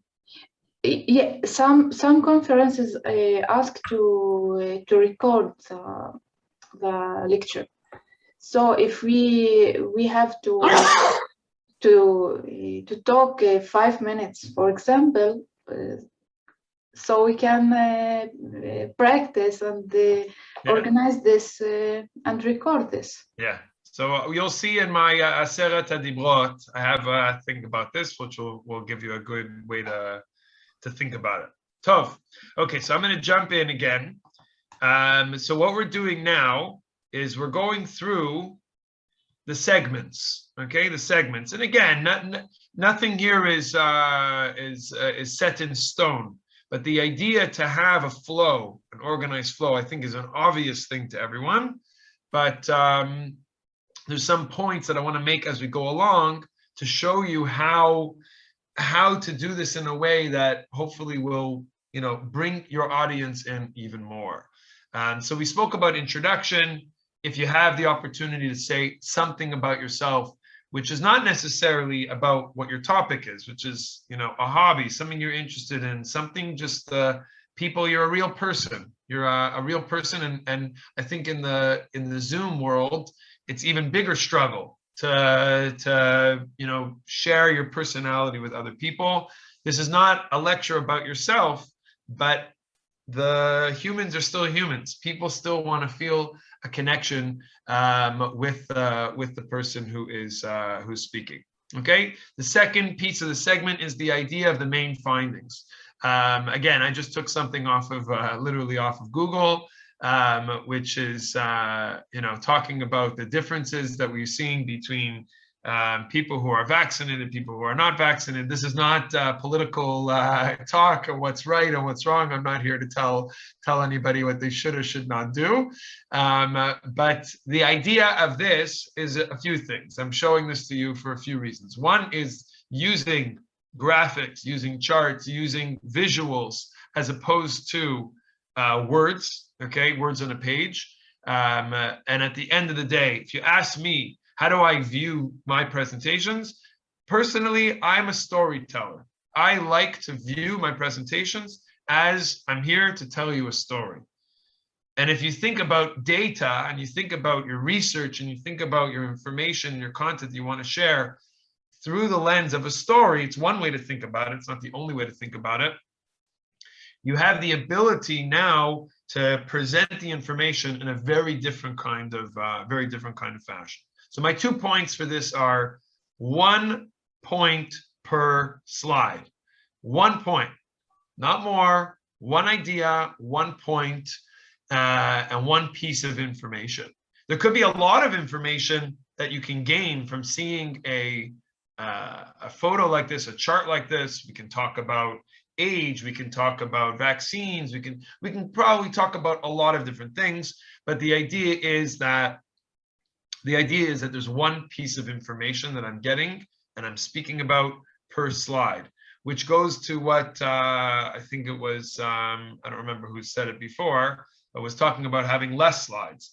If you have 100 ideas that you want to share, 24 ideas because you have 24 minutes, you can have 24 slides, or you can have 240 slides. The number of slides doesn't necessarily make your presentation look less interesting or too much or too overwhelming. It's about putting too much information on 1 slide that's actually going to work to your disadvantage. So the idea of 1 idea per slide, I think, is a good rule of thumb. And you should worry less about the number of slides and worry more about the amount of information. That should be, in terms of priorities, and again, when we're talking about data, and I think everybody here is sharing data in their presentations. If your content feels data heavy, just tell a story. So if I was talking about chisunim in Israel, and I wanted to talk about the impact of chisunim in the hospitals, and this is what it looks like in the batei cholim in Israel, I might tell a story about somebody who has gone into the hospital, and what they're going through. That story, which might only take me 20 seconds, is going to remove the data from just being numbers on a screen. Okay? The history of the problem, painting a picture of a possible future, using quotes. These are all different ways. Another segment, or really further segments, and we're not going to spend time going through each one individually, but it's really just to have a very clear conclusion. So you want to have a great introduction, something that's going to draw people in. You want to make sure that you're covering the main findings of whatever it is that you're presenting, and you want to have a very clear conclusion. The reason I didn't make extra slides for the other ones are you may not have time to talk about further research. It might not be relevant, but it may be relevant. So I put it on here because it could be a segment that is very important to what you're doing. Somebody mentioned in the opening here about other professors that worked with you on the project. You might want to talk about, have a slide about their work and praising them and thanking them. That could be part of your further research.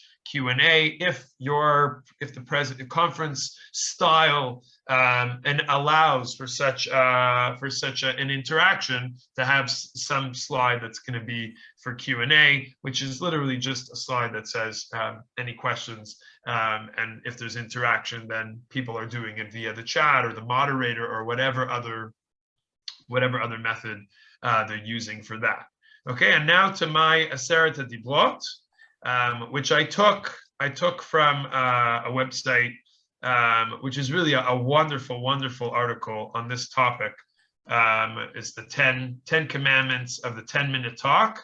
I really, really like it. There's a lot of articles out there that are like this, but I found this one to be the most helpful. So I'm going to go through it very quickly. From the top left side, be prepared. Be prepared here is from the angle of for your content. Avi was talking before about you may have research which has 2 or 3 topics within it, which can be 2 or 3 lectures on their own. To decide which topic I'm going to do of my research, I'm only going to be able to do one of them. I have 6 minutes and I can choose one of the 3 topics. How do I choose? You may want to choose based on your audience. You may want to use your audience, find out about your audience, try to ask questions about your audience. Are your audience other professors? Are your audience students? Are your audience master's students, doctoral students? What level are the students? What level of education do they have? What do they know? What languages do they speak? Where do they live? What cultures do they in? Finding out, the saying is da et mekomcha. It doesn't just mean to know your own place, but to know the audience that you are speaking before, and the purpose, of course, that you want, the goal that you want. That's the first of the 10 Commandments for a time-pressured presentation. The laser focus on those points. Introduce yourself in the topic. We spoke about presentation should be actionable and transformational. I really like this idea to give people something to walk away with. To give people something to walk away with. Not just information that you taught them, but something that they're going to be left thinking about. You can ask them a question.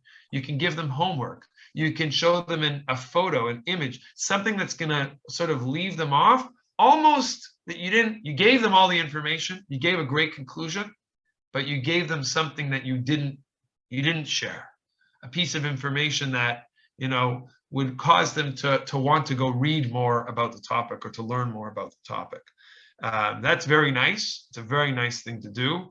And I think it's very possible to do this. You have to think a little bit about it. But it's a very, very nice feature to add into your presentations. Know your stuff well. Now, this is an obvious point. You're the expert, so you should know your stuff well. But I actually think that what this means to me, and you can read in the article how they present this idea. To know your stuff well is not just to be educated in your own topic. It means to be immersed in it. To be immersed in it. So here where we're having this conversation, everybody here is maybe going to ask me different kinds of questions. I may not be an expert in every aspect of technology and microphones and cameras, but I'm immersed in it. I feel like I'm able to, I'm able to talk about it as an insider as opposed to an outsider. Control the audience. I think this one's probably a little bit more for the live audience, but doesn't necessarily have to not have any application to the remote virtual world as well.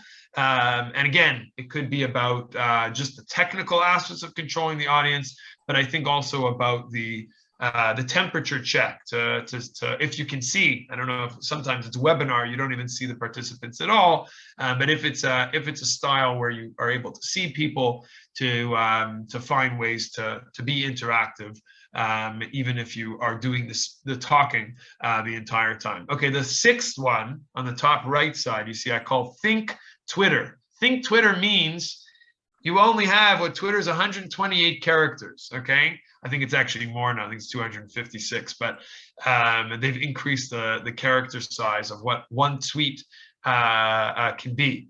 So somebody mentioned TED Talks. There's all kinds of formats out there that limit you in your time.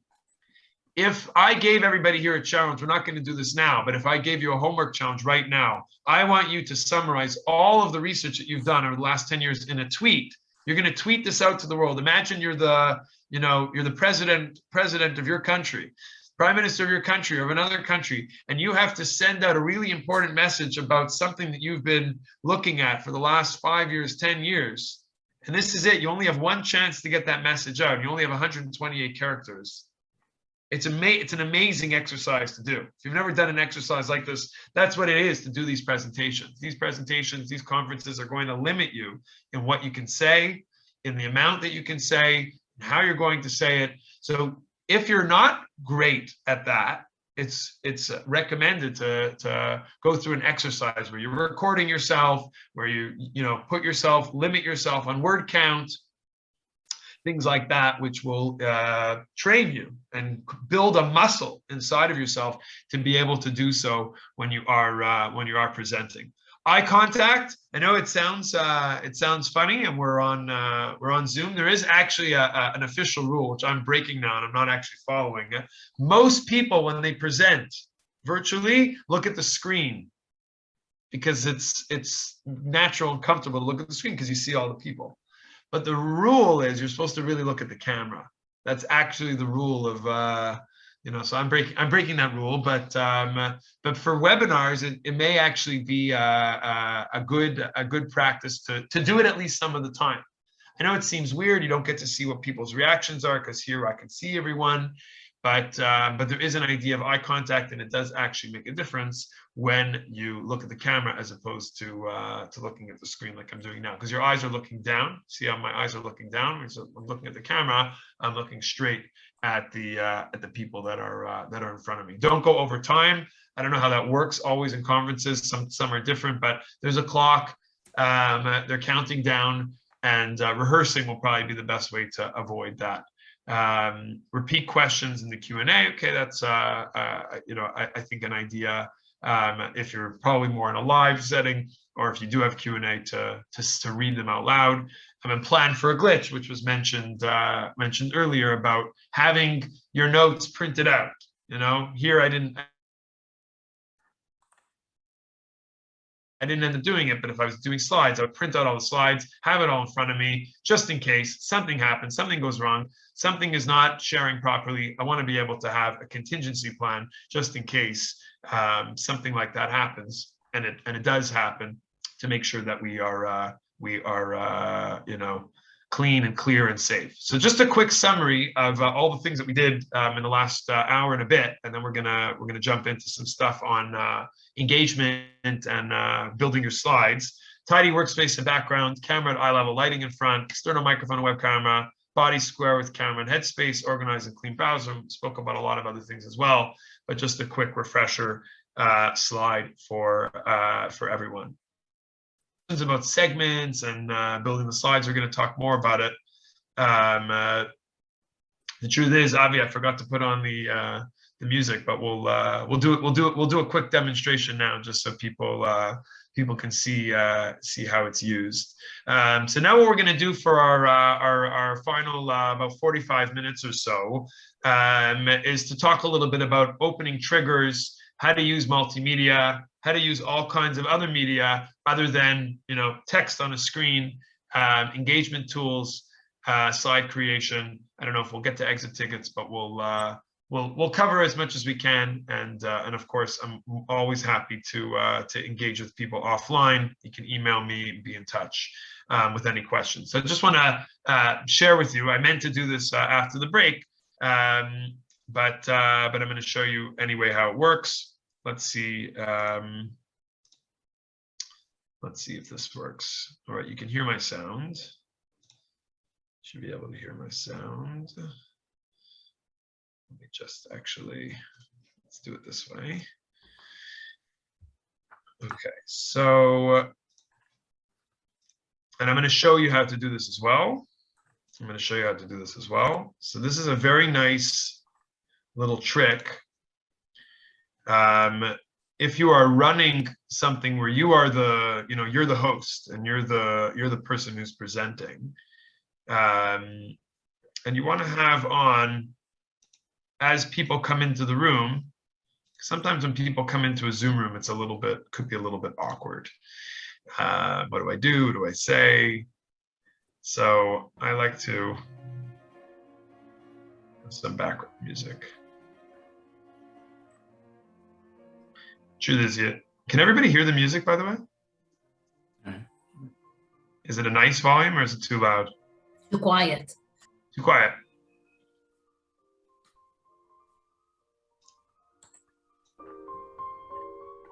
Should be louder.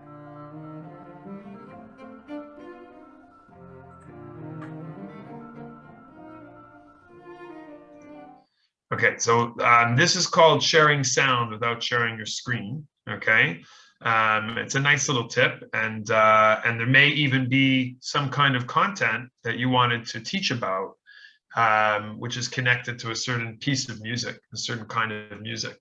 And it's a great way to open a presentation if you have the ability and the time to do so, and if it allows for it. Let me show you very quickly how it's done. I actually have a whole video on this, so we'll send that out after. Let me just get my screen back here. Okay, 1 second. Yeah, here. So this is in Zoom. Again, it's different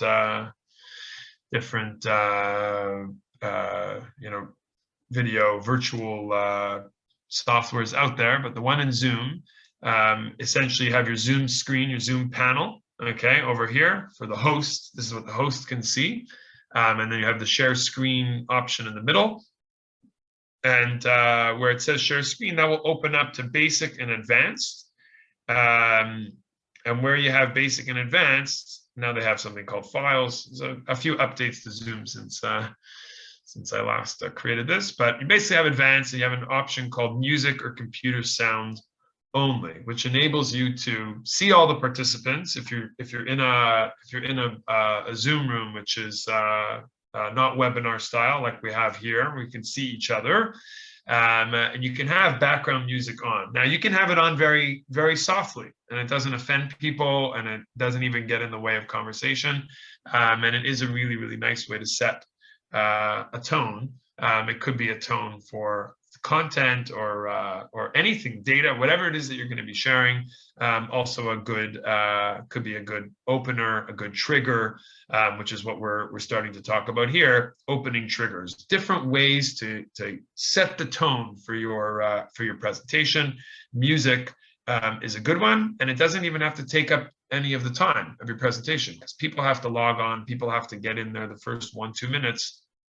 Again, in the presentation conference style, everybody's there, everybody's a viewer, and this wouldn't necessarily be something you would use in that context, or they would even allow you to use. But if there would be a place for it, for having music, It's not often something that we think about using in our presentations, but it could be very powerful, very evocative, and something that can enable people to really connect to your topic. The same way that a video might, but here it's you're asking people to listen to something.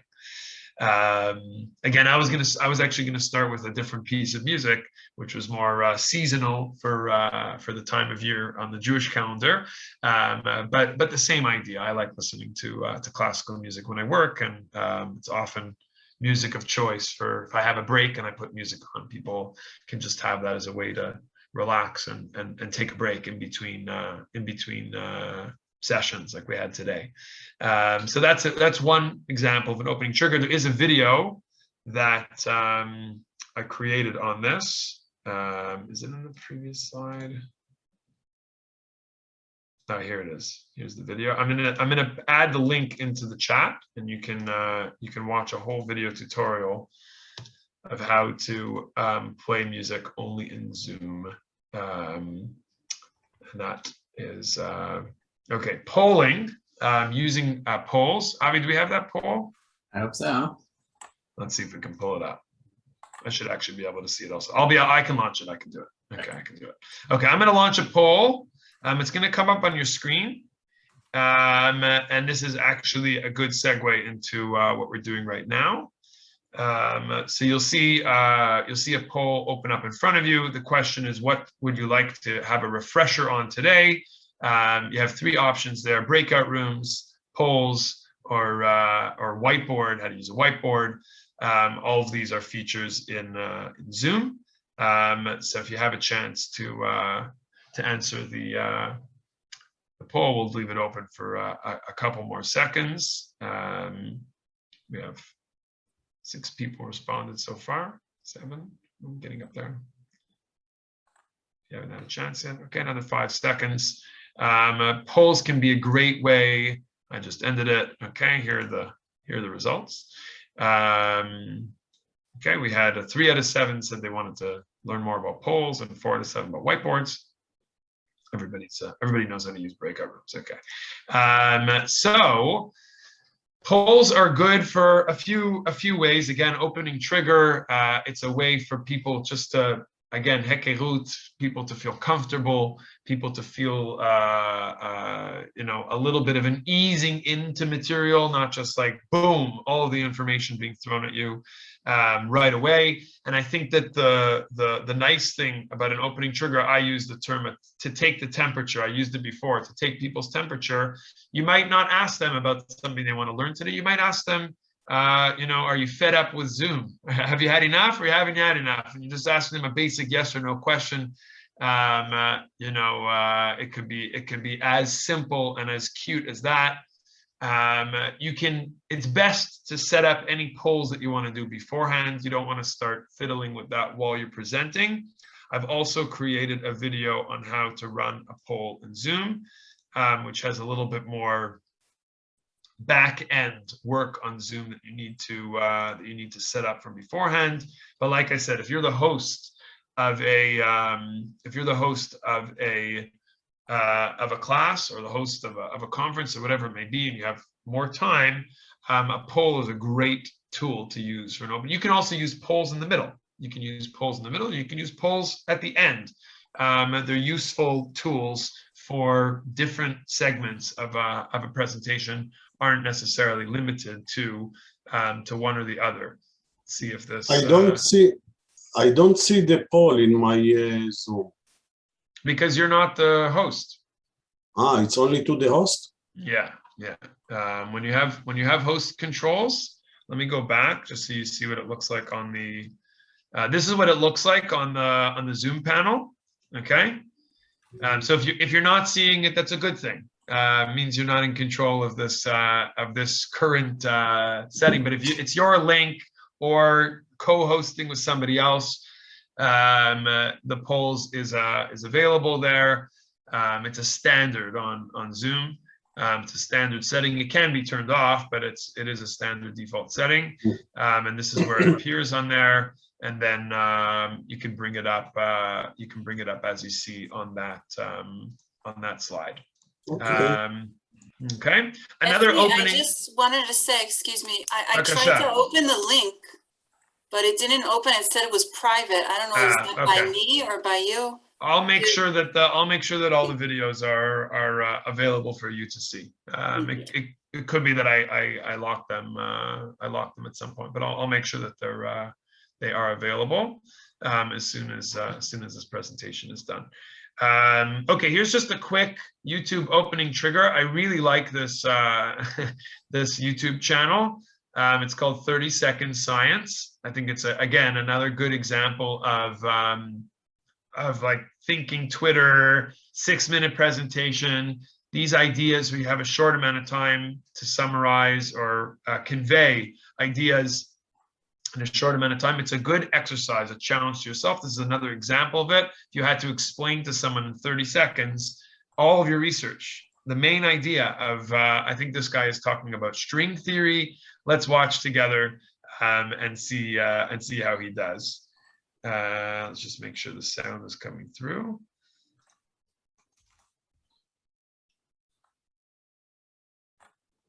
Can everybody hear that? Just give me a thumbs up if you can hear the sound.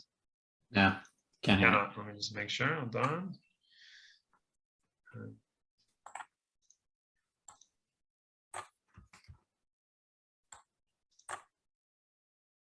Share sound. Okay, go. I study string theory, which is the interface between particle physics and gravity. Particle physics is the study of the microscopic details of all the things you see around you, whether it's solids or liquids or the silicon in your computer's transistors. Gravity is the study of what keeps us on the Earth and what keeps galaxies orbiting around each other and the large-scale structure of the universe. So why are these two things related to each other, the ultra-small and the ultra-large? Early in the history of the universe, everything was very dense and very hot and very compact. And understanding how that relates to the large-scale structure of what we see, that's what string theory tries to understand. It's hard to summarize the history of the universe in 30 seconds. Okay, so it's a cute video, and I think it summarizes the feelings that we all have when we have to cram in a lot of ideas into a short amount of time. But there's many like this. I happen to like this one because he just tells that joke at the end. But again, an opening trigger. It doesn't have to be a video, obviously, but if you're using video, you don't want your video to have. I think I actually have a slide about this. Let me just see if I can pull it up. Yeah, here we go. Using multimedia in presentation. So again, any type of multimedia that you use, you want it to be short and concise. 30 seconds is probably the maximum. Okay. But again, you have to be very, very, very cautious with even with video, because I think one of the photos I have on here is just internet speed. You just want to make sure that if you're playing something, that it's actually going to play. You know, your whole presentation might be, dependent on this one video that you play, and then we had Michal's trying to access my videos and they're private. Okay, you want to make sure that you've set up all the settings correctly beforehand to make sure that people are actually able to watch and see it, and it's clear and the sound is on, and testing these things is important as well. So I just put a 30-second timer on your volume. Okay, I gave you the example before. I was playing music. Here is a tip that you can use to test your own presentations. Okay, very simple. All you need is a second screen. A second screen. It can be a monitor, it can be a phone. Set up your own Zoom and log in onto the same Zoom on your second screen. And then you can take your headset, plug it into the second one, and listen what it sounds like. What do I look like? What do I sound like? What does my presentation look like?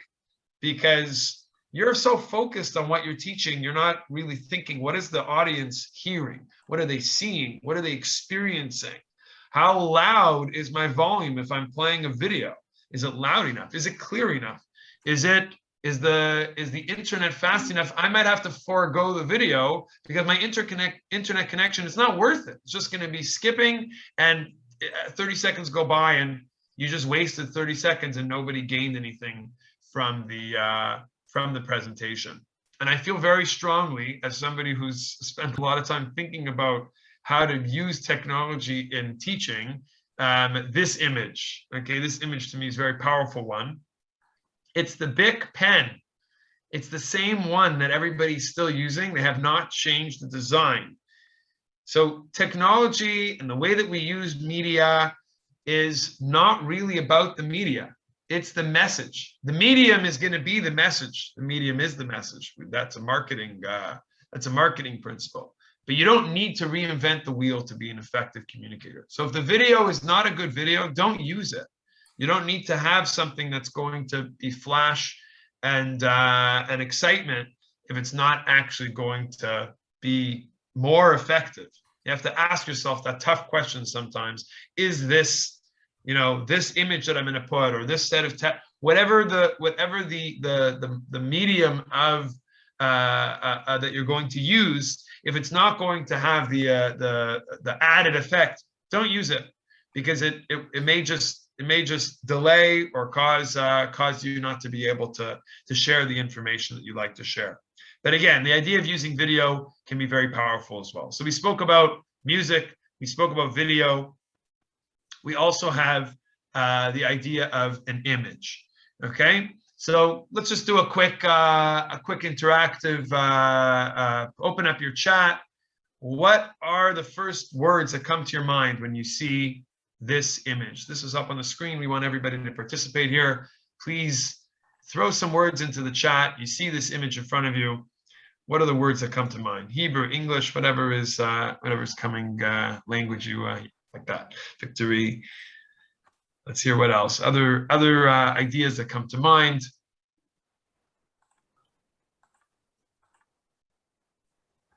Nice.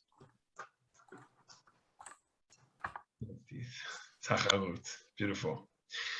Okay, images are great when they're used well. When you choose the right image that's connected to, the theme of your topic, of your information. And I think that when it's done in the right way, it can tell a story that is going to be much, much greater and will get you much further than any words on a page. And that's obviously going to save you time and save you the requirement of explaining more things that can be a picture telling a story of 1,000 words, as we know. Again, so these are all examples of an opening trigger, but just as I'm sharing these as opening triggers, they can be used at other points in presentations as well. No one should, feel that, oh, it's only limited to a specific time. But we're talking here about the opening. You're opening your presentation. You want to draw people in. You want to pull people in. You want to pique their interest. You want them to feel, wow, I want to stay for this. I want to catch every word that's going to be said in this presentation, to find those opening triggers that are going to, they can even be as simple. When you have a 6 minutes, you might not have the time to you might not have the space or the time to be able to even use a slide like this. So you might just be doing something like, do you ever remember a time when you started? And the minute you do that, you're starting to tell a story. Telling the story as well can just be verbal. Doesn't have to be a slide with any media. It's not a requirement. It's not again, it's going to always depend on audience, and all these things that I mentioned before should factor into this as well. Here are some of the tools to encourage audience participation, some of which we've spoken about. There are many more. Again, there are going to be lots of iterations of this. There's going to be experiences that are in person. There are going to be experiences that are virtual. There are going to be classroom settings. There are going to be lecture settings where you are presenting research and you have 1 hour and you have lots of space in 1 hour to be able to do more things like we've done, interaction on chat and on polls and and on speaking without unmuting our microphones and so on. When you have 6 minutes, you're going to have a lot less opportunity. There are technologies. If you're the one who's in control, or your college, or whoever is putting on the conference, or you're attending a conference, most of these conferences today have some kind of back channel question and answer chat function that's moderated, that's a webinar style. And there you may not be able to see that while you're presenting, but if you can turn something on like that gives people a place to share what they're thinking as the presentation goes along, it can be very useful. So I didn't even put it on in here, but I don't remember what it's called, but there are a few of them. You can look up, back channel tool for presentations. And they have all these different ones. I mean, Zoom has chat. Zoom has a number of features that are built in, which are probably the easiest to use.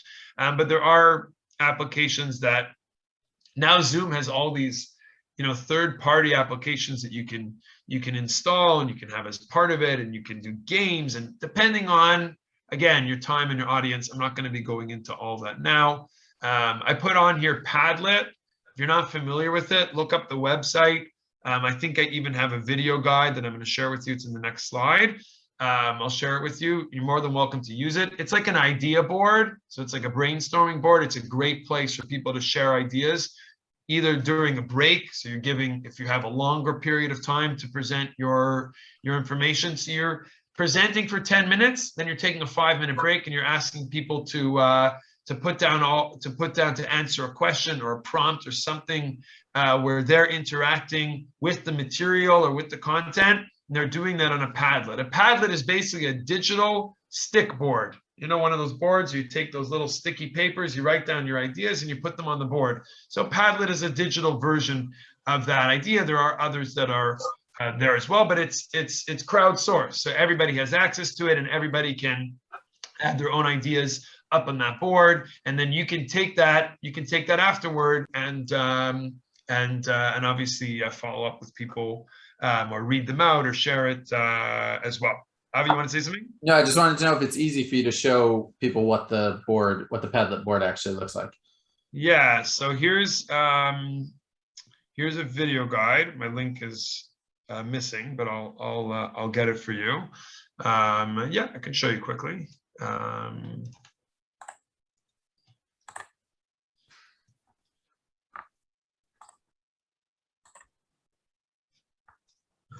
Believe that I have, let's just say I have an account. Which account? That's a good question. Okay. All right, so let's just open up. This is what a Padlet looks like. Okay, so if I gave, and the way it works is it's a link that I would share with everyone. Okay. And then I can share it here. If I'm doing Zoom, I can share it in the chat.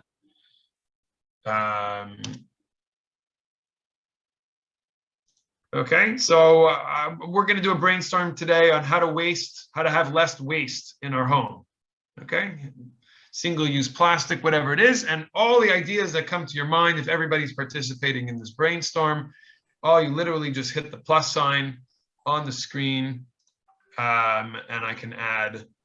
I can add images, I can add text, I can add video, I can put on whatever I want on the screen, and it will populate everybody's ideas in this beautiful Padlet, which is an idea board. I think there's actually another application called Idea Board. I see somebody's typing.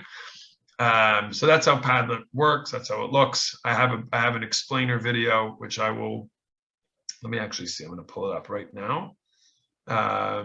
אני רוצה להגיד שהשתמשתי בבדלט כמה פעמים כאשר רציתי מהסטודנטים לבחור נושאים לעבודות, כאשר כאילו שהם חייבים לא לבחור אותו נושא. אז פתחתי להם לינק כזה, וכולם ראו מה שבחרו אחרים, ואז הם יכלו לבחור נושאים חדשים. Nice. Very nice way to use it. Very nice way to use it. Yeah. Definitely a good way to use it. Let me just see if I can find the link here. Here, I found it.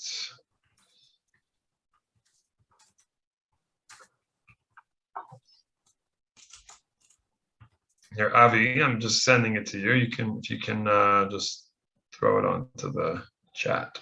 Yeah.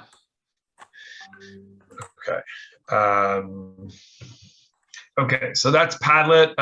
There are others. I find it to be very user-friendly, very easy to set up an account. You can use your Google account or whatever it may be. And it's a really, really nice tool for breaking things up in a lecture. You can use it for many things. You can use it as an assignment tool. You can use it as a way for people to, to build share all the resources on there as a homework page or whatever it may be. Definitely sky's the limit with a tool like that. And I'm a big fan of it. We had chat, we had polls, and again, lots of other things that are out there that can be used and don't have to take a lot of time. The poll you saw goes quickly. It's 30 to 40 seconds, the whole thing. You keep it open, you see the results, you can present the results. And there's lots of different kinds of questions you can ask on there. Okay, multimedia options. Again, the sky's the limit here. PowerPoint, some people use Google Slides, some people use something like called Prezi. There are other ones out there. Apple Keynote, I think it's called. Which people use if you're a Mac user. And of course, when we're talking about media, there's obviously Spotify or Apple Podcasts or YouTube or any other, but the rule of thumb that we've been sharing all along is to, anytime you're using media, especially media that requires more download, upload speed, just to be very sure that it's going to work properly.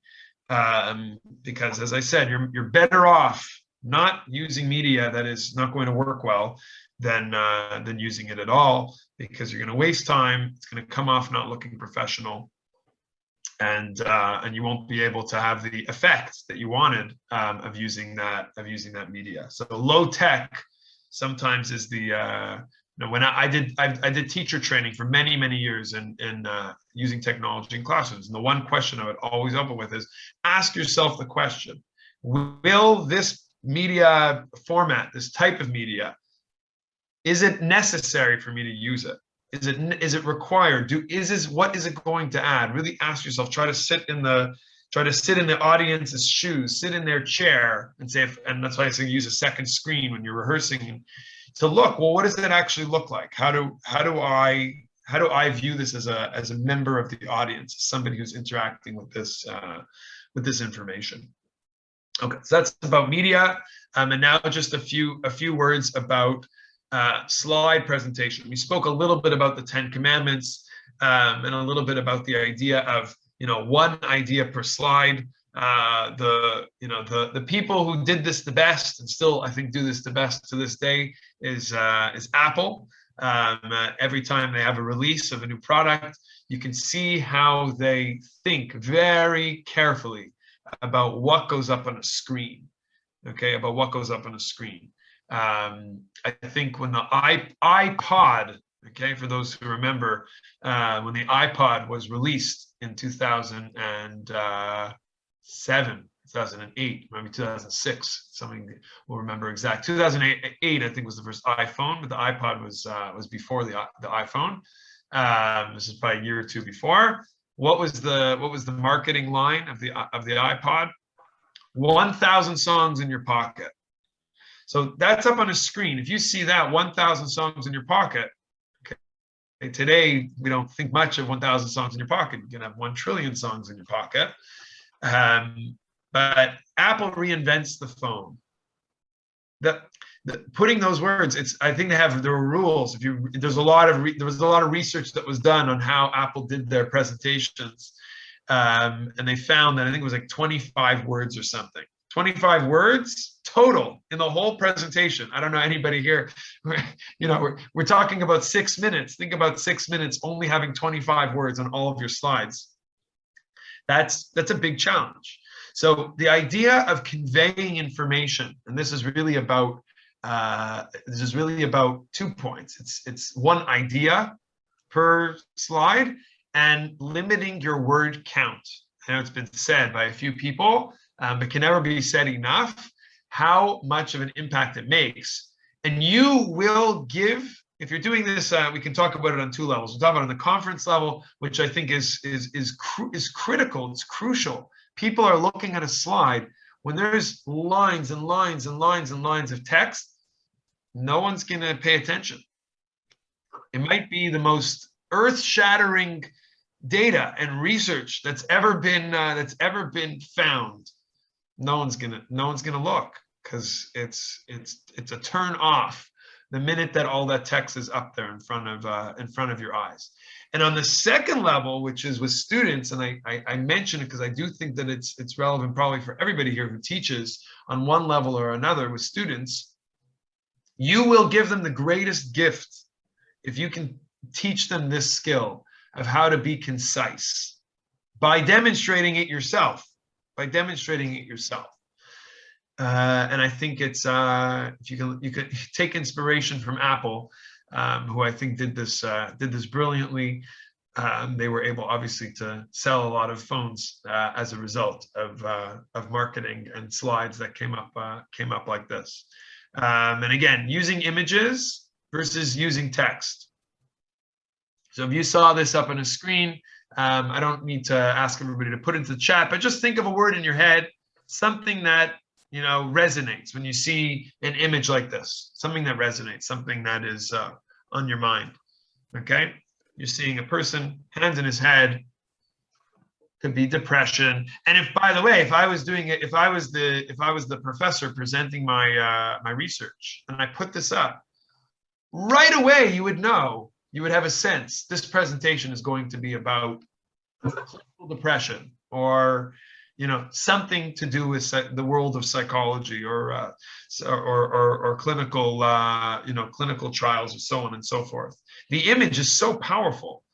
And if I did instead this slide,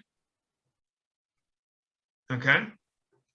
Now it's important. The information is important. But if I had this as my opener, which one is going to have it's going to pull people in? Which one is going to be the one that wins the day? This is a lot of text. It's a lot of information. Maybe all of this can be shrunk down. There's a link on the page. This is an example of a slide that I personally would never use, but a lot of people put slides up like this in presentations. We're all chata'ai ani maskir hayom. We're all guilty of such a slide, I would say. But this is not, think about this, the power of that slide. And you can talk during the slide. You can use your voice and your words and your communication. Or you can leave it up there and have 10 seconds of silence and let people contemplate and consider what this means, and what this image, you know, how it moves a person, and how it, right? Instead of that, having this, the impact will likely be very different. Will be very different. This is information. We think of this as, this is the content, this is what's important. This is also information. This is also communication. So changing the paradigm of how we think about our data, how we think about our content. I think as scientists and as researchers, we often get, you know, we often think about the numbers, and we think about the, you know, the big words, or like I've discussed in the past, the jargon, okay, and using big words. And very often putting up something like this is going to kill a lot of birds with one stone. No, we're not killing any birds today, but in the communication sense, to be able to share and convey ideas, we'll be able to do much more with it. So we're winding down. Sure. I'm thinking this, but I wonder if there are thoughts of, you know, sort of pushback of saying, well, it's nice to be able to boil everything down, and those marketing principles are true, but maybe in academia there's a greater, you know, place for detail and for, you know, wordiness, and people are interested in learning if they're coming to my conference. And we found that people are, you know, in my experience, people will, if we put together good content, right, in a blog about something having to do with publishing, people will read it. They will read long form content. So I want to make it clear that it's not I don't think that either of us has anything against long form content, meaning content that is really is able to spell out in a detailed way what it is that our research is about. It's a question really of the is that appropriate for Zoom? And the same way that in this session, you know, Effie, you didn't go into every single how you do every single thing, but sent videos so that we can do it later. I think it's sort of like a similar principle to the presentations, which is that it's fine. We're not saying there's anything wrong with explaining your ideas out in detail. In fact, that's what you're supposed to do in articles and books, etc.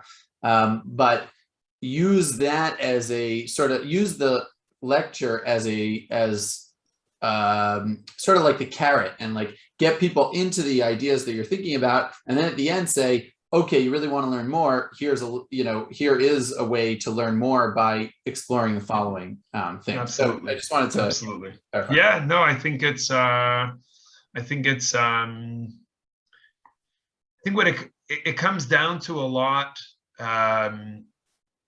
when you're creating your slides, to really have a critical eye. And it doesn't, you don't have to be Apple over here, okay? I mean, you can try to be, and it's a nice challenge, even to make one slide of your whole presentation that has that impact, that so much information you can convey in a very simple, clear, and concise fashion. And concise here doesn't have to mean one word; it can mean 10 words, but the idea, and word count maybe isn't the right way to say it, because it's like I'm not counting exact how many people, but it's what you see, the visual. That's the first thing that it's the first thing that's gonna come into the view of the audience, is slides that are in front of them. So what's in front of them, if looks something like what you're seeing right now, it's not very pleasing to the eye. And I think that, by the way, I didn't put this in, but if you're looking for free images that are beautiful and excellent and plentiful, it's www.unsplash.com or .org.com. You don't have to have an account. You literally just put in, here's the website. Okay, see, one of the pictures that was in my presentation today comes from here. It's all free. It's all photographers who gave their content to this, and there are other ones, but I find this one the best. There's actually an add-on tool on Google Slides itself, where you can literally, you don't even have to go to the website, you just drop it in directly, and it's a great place to find images. By the way, for videos, I didn't mention this. For videos, if you are nervous that a video is not going to play in a presentation, you should download the video. Don't play it streaming. I know it sounds like an obvious thing, but first of all, if you play it streaming, you might end up with ads, YouTube ads, and all kinds of stuff that you're not interested in having delay the watching of a video. There are other websites that you can put the link in, and it removes the ads. That one's called ViewPure, I think. So YouTube kind of purifies the video, takes out all the ads. But the one that I'm mentioning is downloaders. Just Google YouTube downloader. There are tens of them. It will literally download your YouTube video into a file, and then you just add the file to your presentation.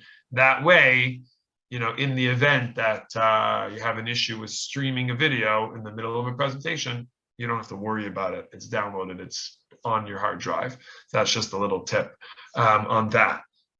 Okay, so I'm winding down here. I'm happy to take the next 5-10 minutes for questions, things that people would like to discuss. My email here again is fekleinberg@gmail.com.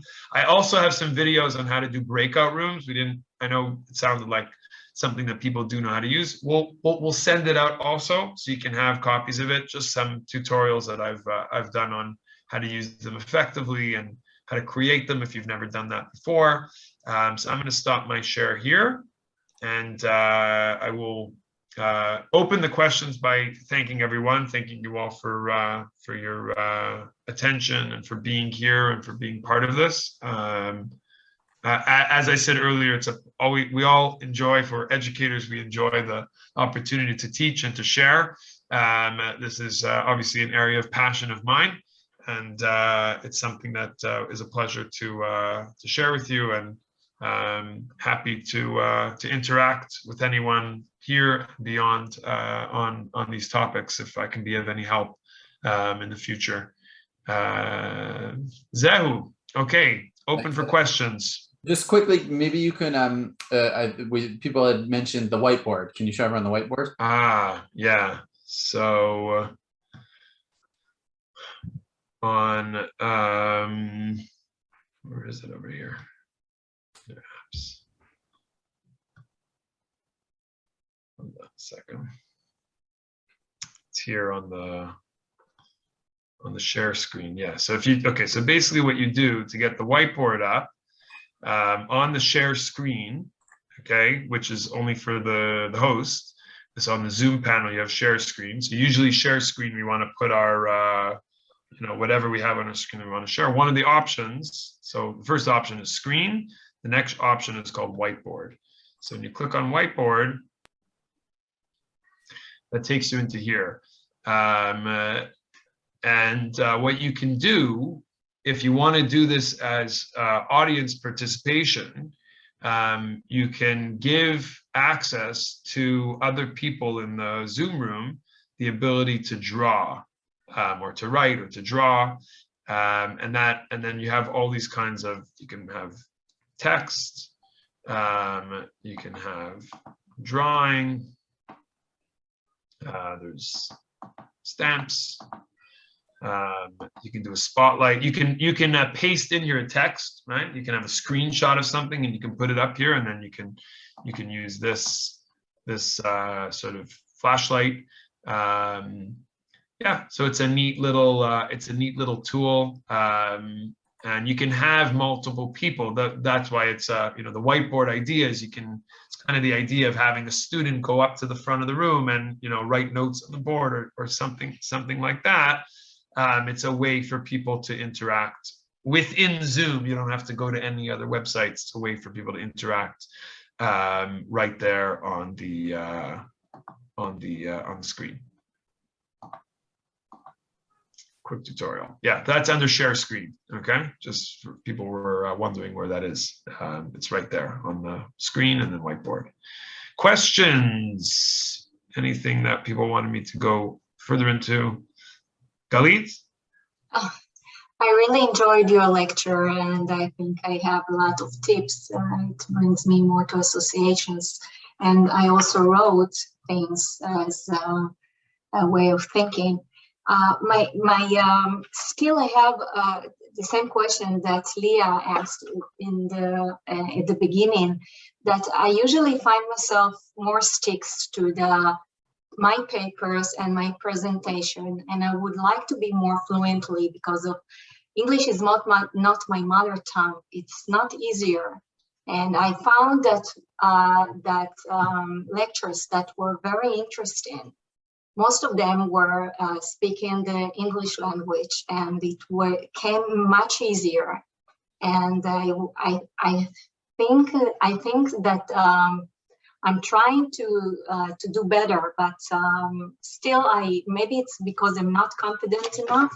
I want to show you something, Galit. I want to show you something. Okay, I am obviously native English speaker. Okay, I have a podcast that I record every day. It's about what's called Daf Yomi. Okay, it's the page of the Talmud that's studied one page every day. Many people do this around the world. I'm not teaching the whole page because it's very long. That's more like 20, 30, 40 minutes. But the recording that I do is a ra'ayon, one idea from the page every day. And I how do you make it that it's going to actually end up being? Mine is always under 5 minutes. That's my rule. You can look it up on Spotify. It's called Daf Insight. You can have a WhatsApp group. There's a Facebook page. You're more than welcome to join and listen. It's in English. And you don't have to study the Talmud to understand it. So I explain the whole. Okay, that's my pitch. But what I do, this is my notebook. I mean, I have many of them. I script the whole thing. I script it word for word. Everything that I say in the recording, I script. If you are limited by time, I didn't say this here, if you're limited by time and you have a language barrier and you're worried about not getting across your point, you should script what you want to say. Maybe you don't need to script every single word. You have academic language experts, you know, they have expertise in this, but the idea is, especially with it's the 2 points. It's the English, it's the language, but it's also the desire to explain things in a certain amount of time in a clear way. So I know I've been doing this now. We started Daf Yomi is 7.5 years of study to finish the whole Talmud, 2,711 pages. So we started the new Machzor in January of 2020. Okay, so it's about 20 months. So how did I know that I was always going to make sure that was going to be under 5 minutes? Because once I started writing and scripting, I basically know word count and my voice and my pace of speaking. I know how long it's going to take me to speak. So when I write it out, and people think I'm crazy that I script it, but otherwise I wouldn't be able to keep it. That's personal. That's my own, but it works for a lot of people. And scripting doesn't have to be, if it's a short presentation, it doesn't have, the first few times of doing it, it will take time for sure. But once you get the hang of doing scripting or bullet points, making yourself a very, very organized script, even if it's not every single word, but it's, 80%, mashu kazeh, okay?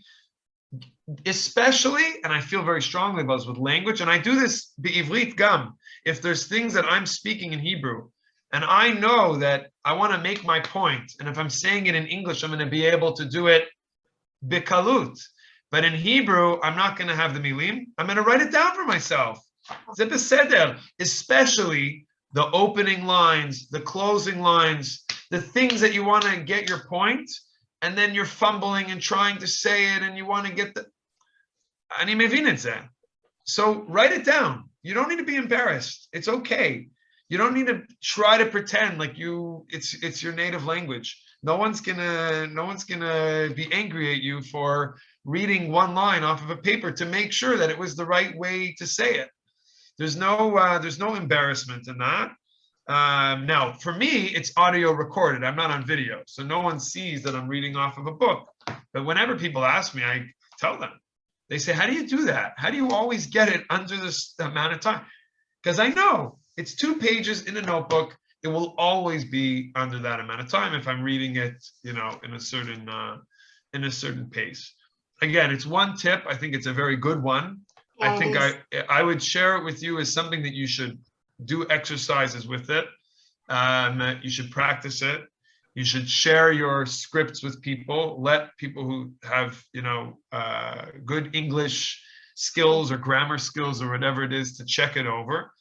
And it's okay if you're using that and then you feel, wow, I don't, because I think the issue with the presentation is like I said earlier, we want so badly to share the information. We're so passionate about it. This is my life work. This is what I love to think about, to teach, to talk about, to study, and I want to share it with people. But I have such a hard time communicating that it's chaval. I feel like after, your spouse asks you, your child, your friend, how did it go? And you say, it was okay. It wasn't the best. If I could have done it in Hebrew, it would have been me'uleh. So ani mevin et hasipur. So I think that the ability to script, and when you have the time to do it, give yourself that time. Give yourself the gift of, this is a presentation I've been asked to do in English. If so, I need to take an extra day to really sit and write this out. And you'll find that, by the way, if you rehearse it, you know, when I do it, I'm just writing it and then I'm reading it. But you're going to rehearse. So at a certain point, you're not even going to need to read every single word off the, you know, every single word off of a page if you're scripting. You know your information, you know your stuff, you know it in your head, but you're just stuck translating from Hebrew to English every time you do it. It's kasher. Yeah, I want to add. Yeah, I agree with everything you said, Effie. I want to add two things. Thank you for bringing it up. I think it's a very fair and important, reasonable challenge, and I do think there are ways to solve the. And you'll find over time, as you do that more, you'll get a certain system that works for you. How you write it, how you structure it, and you'll be able to say it. Sorry, Avi, for going on. You'll be able to choose. And by the way, you can do it. Maybe another way to do it is write it out first in Hebrew, script it in Hebrew, and then translate it into English. Write it. The way that it's going to be in Hebrew is going to be the way that you want the information to be shared the most, and then put it into English, because at least you're starting from the place of, this is the way that I want it to be explained, and then you'll have the exact wording of how you want to say it in English. Okay, over to you, Avi. No, I just wanted to add, because I get this question a lot when it comes to, you know, language issues. So number one is that from what I've seen, generally it's estimated that people can say somewhere between 160 and 200 words per minute of audio. So if you want to figure out how much you should write out, that's one way of doing it. However, like Effie said, if that's not your native language, I would like move it down to like 120 to 140 words per minute, because if you try, the biggest mistake you could do is try, and if your lecture is too long and if you're rushed because you only have 10 minutes, you're going to end up trying to read very fast and then make more mistakes. That's point number one. So say less. Let your pictures, like we talked about before, let your pictures do the talking for you, so you don't need to say as much. And that's number one. Number two is that I joke around with my staff that we have two kinds of clients, okay? The smarter ones and the less smart ones, and it really has nothing to do with intelligence. One type of client, every time they send us a paper for editing or for editing, every time I see that they've learned something from the previous time. When they've gone through our edits, they actually took the time to say, oh, why did they make that edit? And they learned from it. And then as I actually see a progression over time of people who are learning with our work, okay? And maybe it's because they're doing language classes on the side, or maybe not. Maybe they're just paying attention to the changes that we made. And then there are clients who we work with them for 30 years, and they have the same amount of editing on day one that they needed on day 30. And I understand it. They have a lot of other responsibilities. There's a lot of time on their hands. They don't have time on their hands, and it's a challenge. So I think what Effie's suggesting with writing it down, it does take more time. It does, you know, it can be time consuming, but you hope that every time you do it, it takes a little bit less time than previously. And then over time, your English gets to the point where you will gain that confidence, and you will, you know, have it there. It will never be a native speaker. I've been here for 15 years and I work daily in Hebrew, and I will never send out anything professional without Hebrew editing. It's just, I'll never get to that point, and that's okay. But comparing it to what it was 5 years ago, 10 years ago, 15 years ago, it's a world, it's very different. So use, like Effie said, like it is frustrating, but also look at it as an opportunity to say, okay, I'm going to improve my English as I work on this, and always be paying attention when people do correct you, or if you do work with someone, ask them why those things are and learn from the process. Okay, any other questions? Yes, I have one. First of all, thank you very much. It was very informative and helpful tips. I do want to ask some technical question. How do I incorporate my image into a slide? I saw it in a few presentations where the lecturer was speaking as if he was part of the PowerPoint presentation or any presentation. Yeah, so on Zoom, there's a setting which is called, it's specifically PowerPoint, okay? And what it does is it turns your PowerPoint into a virtual background. Okay, so it's under share screen. You have to have PowerPoint open, but it's under share screen and under advanced. And then on the left side, there's something called PowerPoint as a virtual background. So that's how you do it.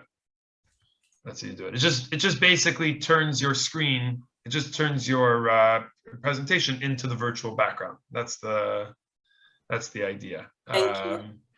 Sure. Effie, can you show it? I don't have PowerPoint on this device that I'm on right now, but I can send you a good tutorial that I've seen on it. Let me just quickly. I've been collecting all the tutorials, so we'll either individually or through Machon Mofet, we'll send around all of the. Yeah, exactly. There's a lot. Literally, just put on YouTube PowerPoint as virtual background in Zoom, and they have the first 5 or 6 videos on there are all good. They'll all be able to teach you how to do it.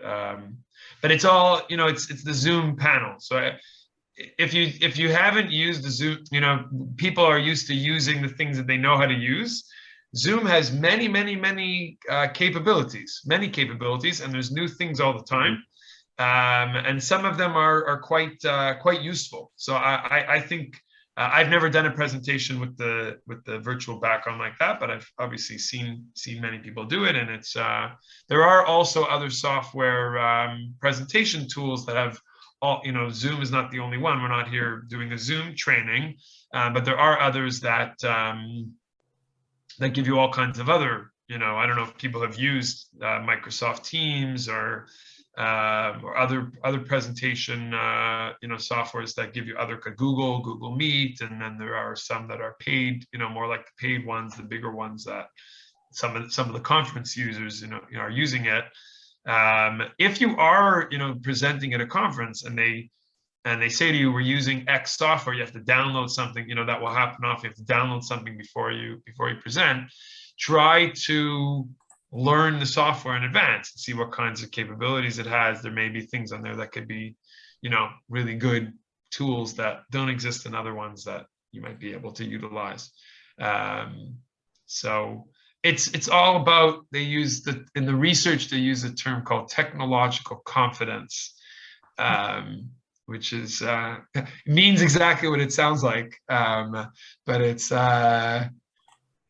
not easy for everyone. I recognize this. It's not easy for everyone. I think it's actually challenging for most people. Some parts of technology are challenging for most people. And you look at young people, you look at kids who seem to know how to do everything, but even kids have a lot of, I think the Corona year has taught us that even children struggle with technology in many ways as well. So we're all in it together. We're all learning and we're all developing, and there's always new things for us to explore.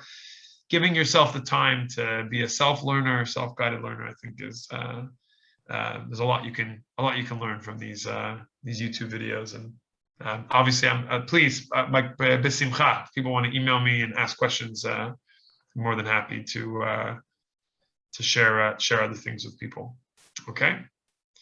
Okay, I have to hop onto another call. This was a great pleasure. Avi will take over from here. And if anybody ever wants to come to Anana and talk technology and presentations, happy to have a coffee as well. Everybody have a Shana Tova, all the best to you and your families. Shana Tova. Thank you. Thanks, Effie. All right, so we'll take a break now let's give everyone 15 minutes or even 17 minutes, just because everyone it was a long session. So let's get back at about 1:20. Okay, Fantastic. And I'll put a timer on so that we can do that.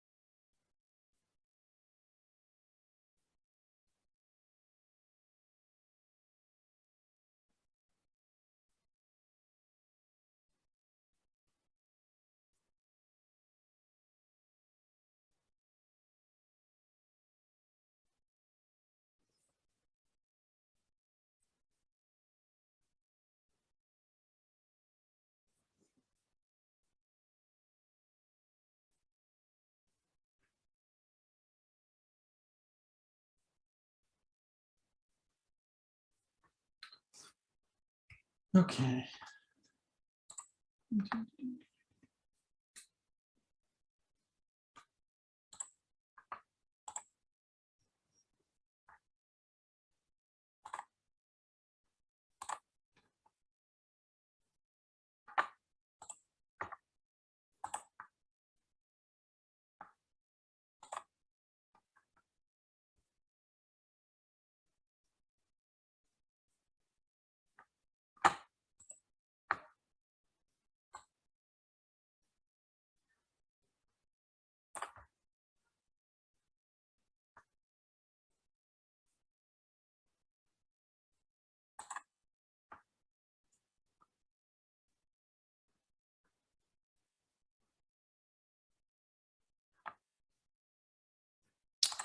אוקיי, אנחנו נחזור עוד דקה.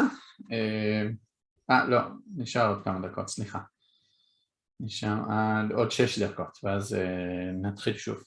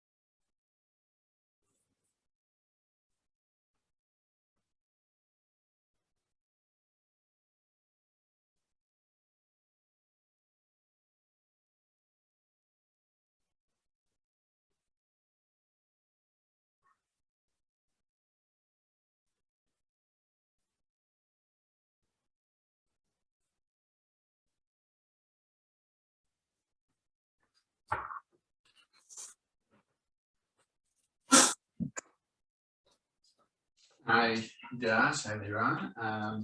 Leron, I assume that you're going to assign time white to Josh.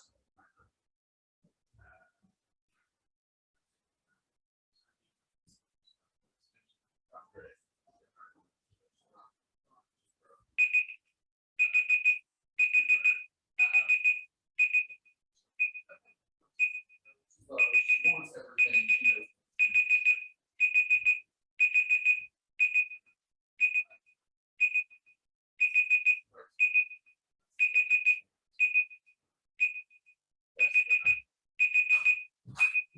Okay, got it.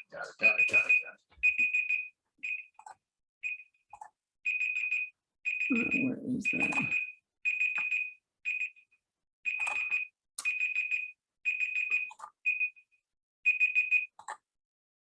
Sorry.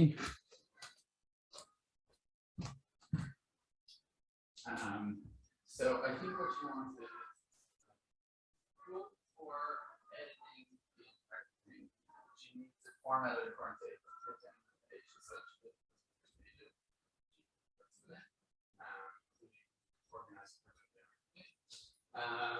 and then she also wants translation for that.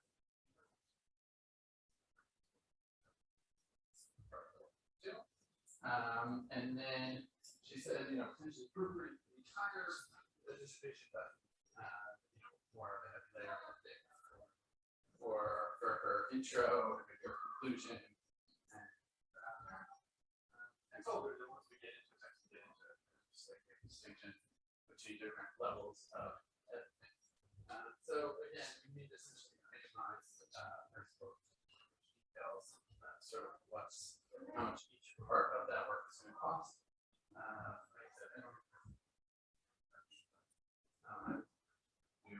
You know, proper edit of the intro after, well, potentially we can play. And then also translating the abstract behavior, which you said that these separate. Take a look, let me know, and ask what we have to cut off.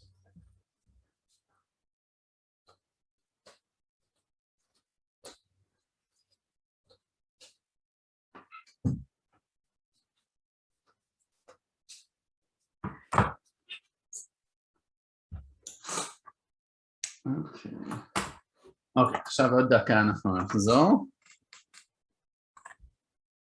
ונתחיל.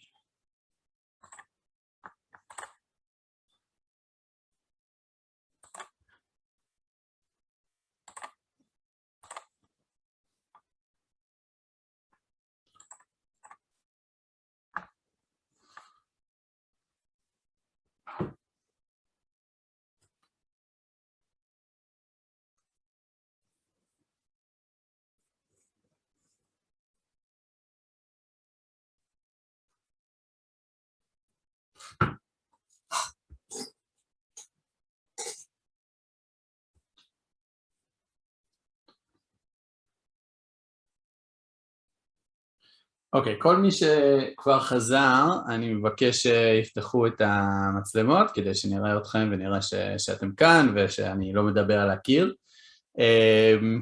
אני מקווה שלמדתם ונהניתם מההרצאות של אפי, אני באמת מעריך אותו בתור מי שבאמת מבין בתחום, ואני מקווה שהצלחנו לשלב גם כלים מעשיים וגם קצת תיאורטיקה, כדי שתבינו, כדי שיהיה לכם את האפשרות באמת להציג בצורה אופטימלית ביותר.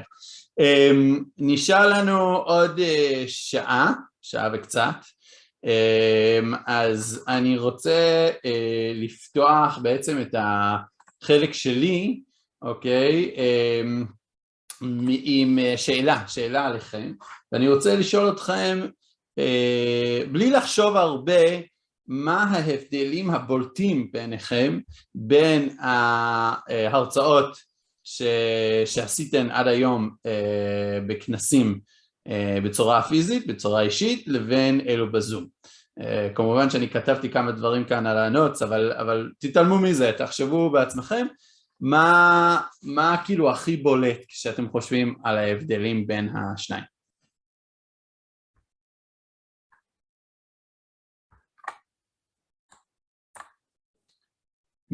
מישהי רוצה להתחיל?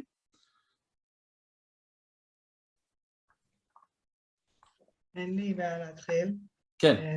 היי. אחד הדברים שאני שמתי לב, זה קודם כל היכולת שלי לייצר קשר עין, בזמן שיש לי מצגת, אבל נראה לי שזה טבעי. כן. ודברים נוספים ששמתי לב, למשל שזה כנס ספונטלי, ויש פתאום אנשים שמצטרפים, אז אני יכולה לעשות איזושהי יצירה מתודית ולהגיד תודה רבה למי שכרגע יצטרף, אנחנו עוסקים בהרצאה הזאת והזאת, ככה וככה, כלומר להתייחס לזה, מה שמאוד לפעמים קשה לראות בזום כשיש סקרין מוצג, אם מישהו חדש יצטרף. יש משהו גם בתקשורת בדיון שיכולה להיות קצת מורכבת. השתקה, לעשות מיוט, תקשורת של אינטרנט, ואין מה לעשות, צ'יט צ'אט לפני ואחרי, ותוך כדי מושב, כשאתה מקשיב, למשל ואתה מאזין להרצאה, אתה יכול לדבר עם אנשים, להחליף כרטיסי ביקור, ואונליין זה קצת יותר קשה לעשות את זה בצ'אט, או לא בכל הרצאה מאפשרים צ'אט אישי או פרייבט, כלומר זה הופך להיות קצת יותר מורכב. אפשר לגשת לאנשים פיזית, כלומר יש משהו בפיזיות שהוא בעיניי מאוד מאוד משמעותי, ואני חושבת שאונליין יותר, לי ברמה אישית יותר קל לטעות, כלומר אפשר להפיג את המתיחות או לשבור את הקרח, לפעמים באיזושהי עמידה ויזואלית, בהסתגלות של מבט, וה-eye contact הוא אחד הדברים המשמעותיים. וזהו, זה מה שאני חושבת עליו כרגע. לא, יפה, זה מצוין, באמת כיסית הרבה מהנושאים שאנחנו הולכים לדבר עליהם, אז עולים כאן, בוודאי. אז תודה לי על השיתוף. עוד תובנות של החוויות שלכם? כן. כן, לפי דעתי, אולי תרגישו שאני גם מגזימה. היתרון היחידי שאני רואה להרצות וללמד בזום, זה לחסוך את הנסיעה. חוץ מזה, אני לא רואה יתרונות. כן, הבנתי. אוקיי, אז אני כן חושב שיש כמה וכמה יתרונות, אבל אני חושב שזה, אם תתקני לי אם אני טועה, אבל זה בא מאיזושהי תחושה של תסכול ועל החלקים שכן חסרים לנו בזום. יכול להיות. נכון, יש לא מעט, אבל אני חושב שיש גם דברים שנוכל להשיג אם כבר אנחנו מוכרחים להרצות בזום. אז בואו אולי נתחיל, וכמובן אתם מוזמנים ומוזמנות לשתף גם תוך כדי. אז נתחיל עם הפוקוס של התלמידים, ואני חושב שזה אולי משהו שמובן מאליו, אבל אנחנו צריכים לשים לב למעבר, אולי אפילו מהפך, למה שקרה בתוך מה שאנחנו קוראים כיתה. והשאלה היא על מי הפוקוס, על מה הפוקוס, אוקיי? וכמובן החלוקה כאן היא לא מדויקת, אבל אם בשנות ה-2000 או שנות ה-90, שנות ה-2000, אז הפוקוס בעצם על המורה, או על המורה, או על המרצה, וכמובן שהלוח נמצא שם, עם אולי אפילו לוח חכם, לוח לבן, אני זוכר כבר את הלוחות הירוקים, אז הלוח היה כלי עזר לשימוש המורה או המרצה כדי להעביר את הנקודה, כמובן שזה תלוי באיזה תחום, ומתמטיקה אולי השתמשו בזה יותר, וזה יותר פוקוס, אבל זה היה משני, זה היה כלי עזר, אביזר בצד. עכשיו, כבר בעשור האחרון, אז זה כבר לא כל כך ככה, לדעתי זה עבר לכמעט כל שיעור מלווה על ידי איזשהו מצגת, משהו ויזואלי, ואז זה בעצם 50-50, אוקיי? זאת אומרת, התשומת לב, וזה אגב היה מאוד קשה בכך, שבעצם התלמידים מתבקשים להתרכז גם על המרצה, וגם על המסך שלפניהם. לפעמים המרצים הפחות מעניינים פשוט קראו מהמצגת, שאני אף פעם לא הבנתי מה היתרון בזה, כאילו לקרוא ישירות מהמצגת, אבל ככה עשו. אבל אפילו במיטבו זה בעצם מחלק את התשומת לב הלוך ושב בין מי שמדבר לבין המסך עם המידע או עם התמונות, עם מה שלא יהיה. ובזום, אז שימו לב, החלק שלנו, זאת אומרת, אפילו של המרצה, אנחנו פינה קטנה, נכון? זאת אומרת, עיקר הפוקוס זה על המצגת, על המידע שנמצא בתוך המסך, ואנחנו כאילו סוג של מי שמעביר את המסר הזאת. אז הפכנו מלפני 20 שנה להיות הדמות, או העיקר, להיות משני או אולי צינור בו מעבירים מידע. עכשיו, אני מניח שיש לזה מלא משמעויות, אני לא אכנס לכולם עכשיו, אבל זה חשוב לשים לב על מה הפוקוס של הסטודנטים. זאת אומרת שאם, אני ראיתי את זה, אגב, ראיתי את זה ממש בצורה מאוד חזקה עם הגננת של הבת שלי. הגננת של הבת שלי היא מהדור הקודם, במובן הזה שיש לה נוכחות אישית מאוד חזקה, זאת אומרת, כשהיא מולך, אז את באמת מרגישה את הנוכחיות שלה. בזום היה לה מאוד קשה, למה? כי היא לא ידעה איך לבנות שקפים שבאמת דיברו עם התלמידים, היא ניסתה להעביר את עצמה דרך הזום, וזה לא עבד כי שוב, הפוקוס זה לא על המרצה, זה על השקפים. ואנחנו כאן כדי ללוות את השקפים, וזה חשוב כאילו פשוט להיכנס לזה. עכשיו, יש אפשרות גם להפוך את עצמנו ליותר מרכזיים בתוך הסיפור, זאת אומרת, יש ספוטלייט, אם אתם מכירים, אם אנחנו רוצים להעביר, לדוגמה, אני לא יודע אם מישהו כאן היה ברעיונות, אני מראיין כל חודש אנשים מעולם הפרסום האקדמי, ובדרך כלל זה שתי ספוטלייטים, זאת אומרת, זה עליי וזה על מי שאני מראיין, וזה בעצם הפוקוס, שני האנשים. אז אפשר להפוך את האנשים למרכז, אבל זה לא הדיפולט, הדיפולט זה שאנחנו לא במרכז. אז קודם כל לחשוב מבחינת התלמידים. אוקיי, נושא שני זה attention span, אוקיי? וזה אפי כבר התחיל לדבר. אני אתן לכם שנייה פשוט להסתכל על הגרף, כי מאוד נהניתי לקרוא את הגרף הזה.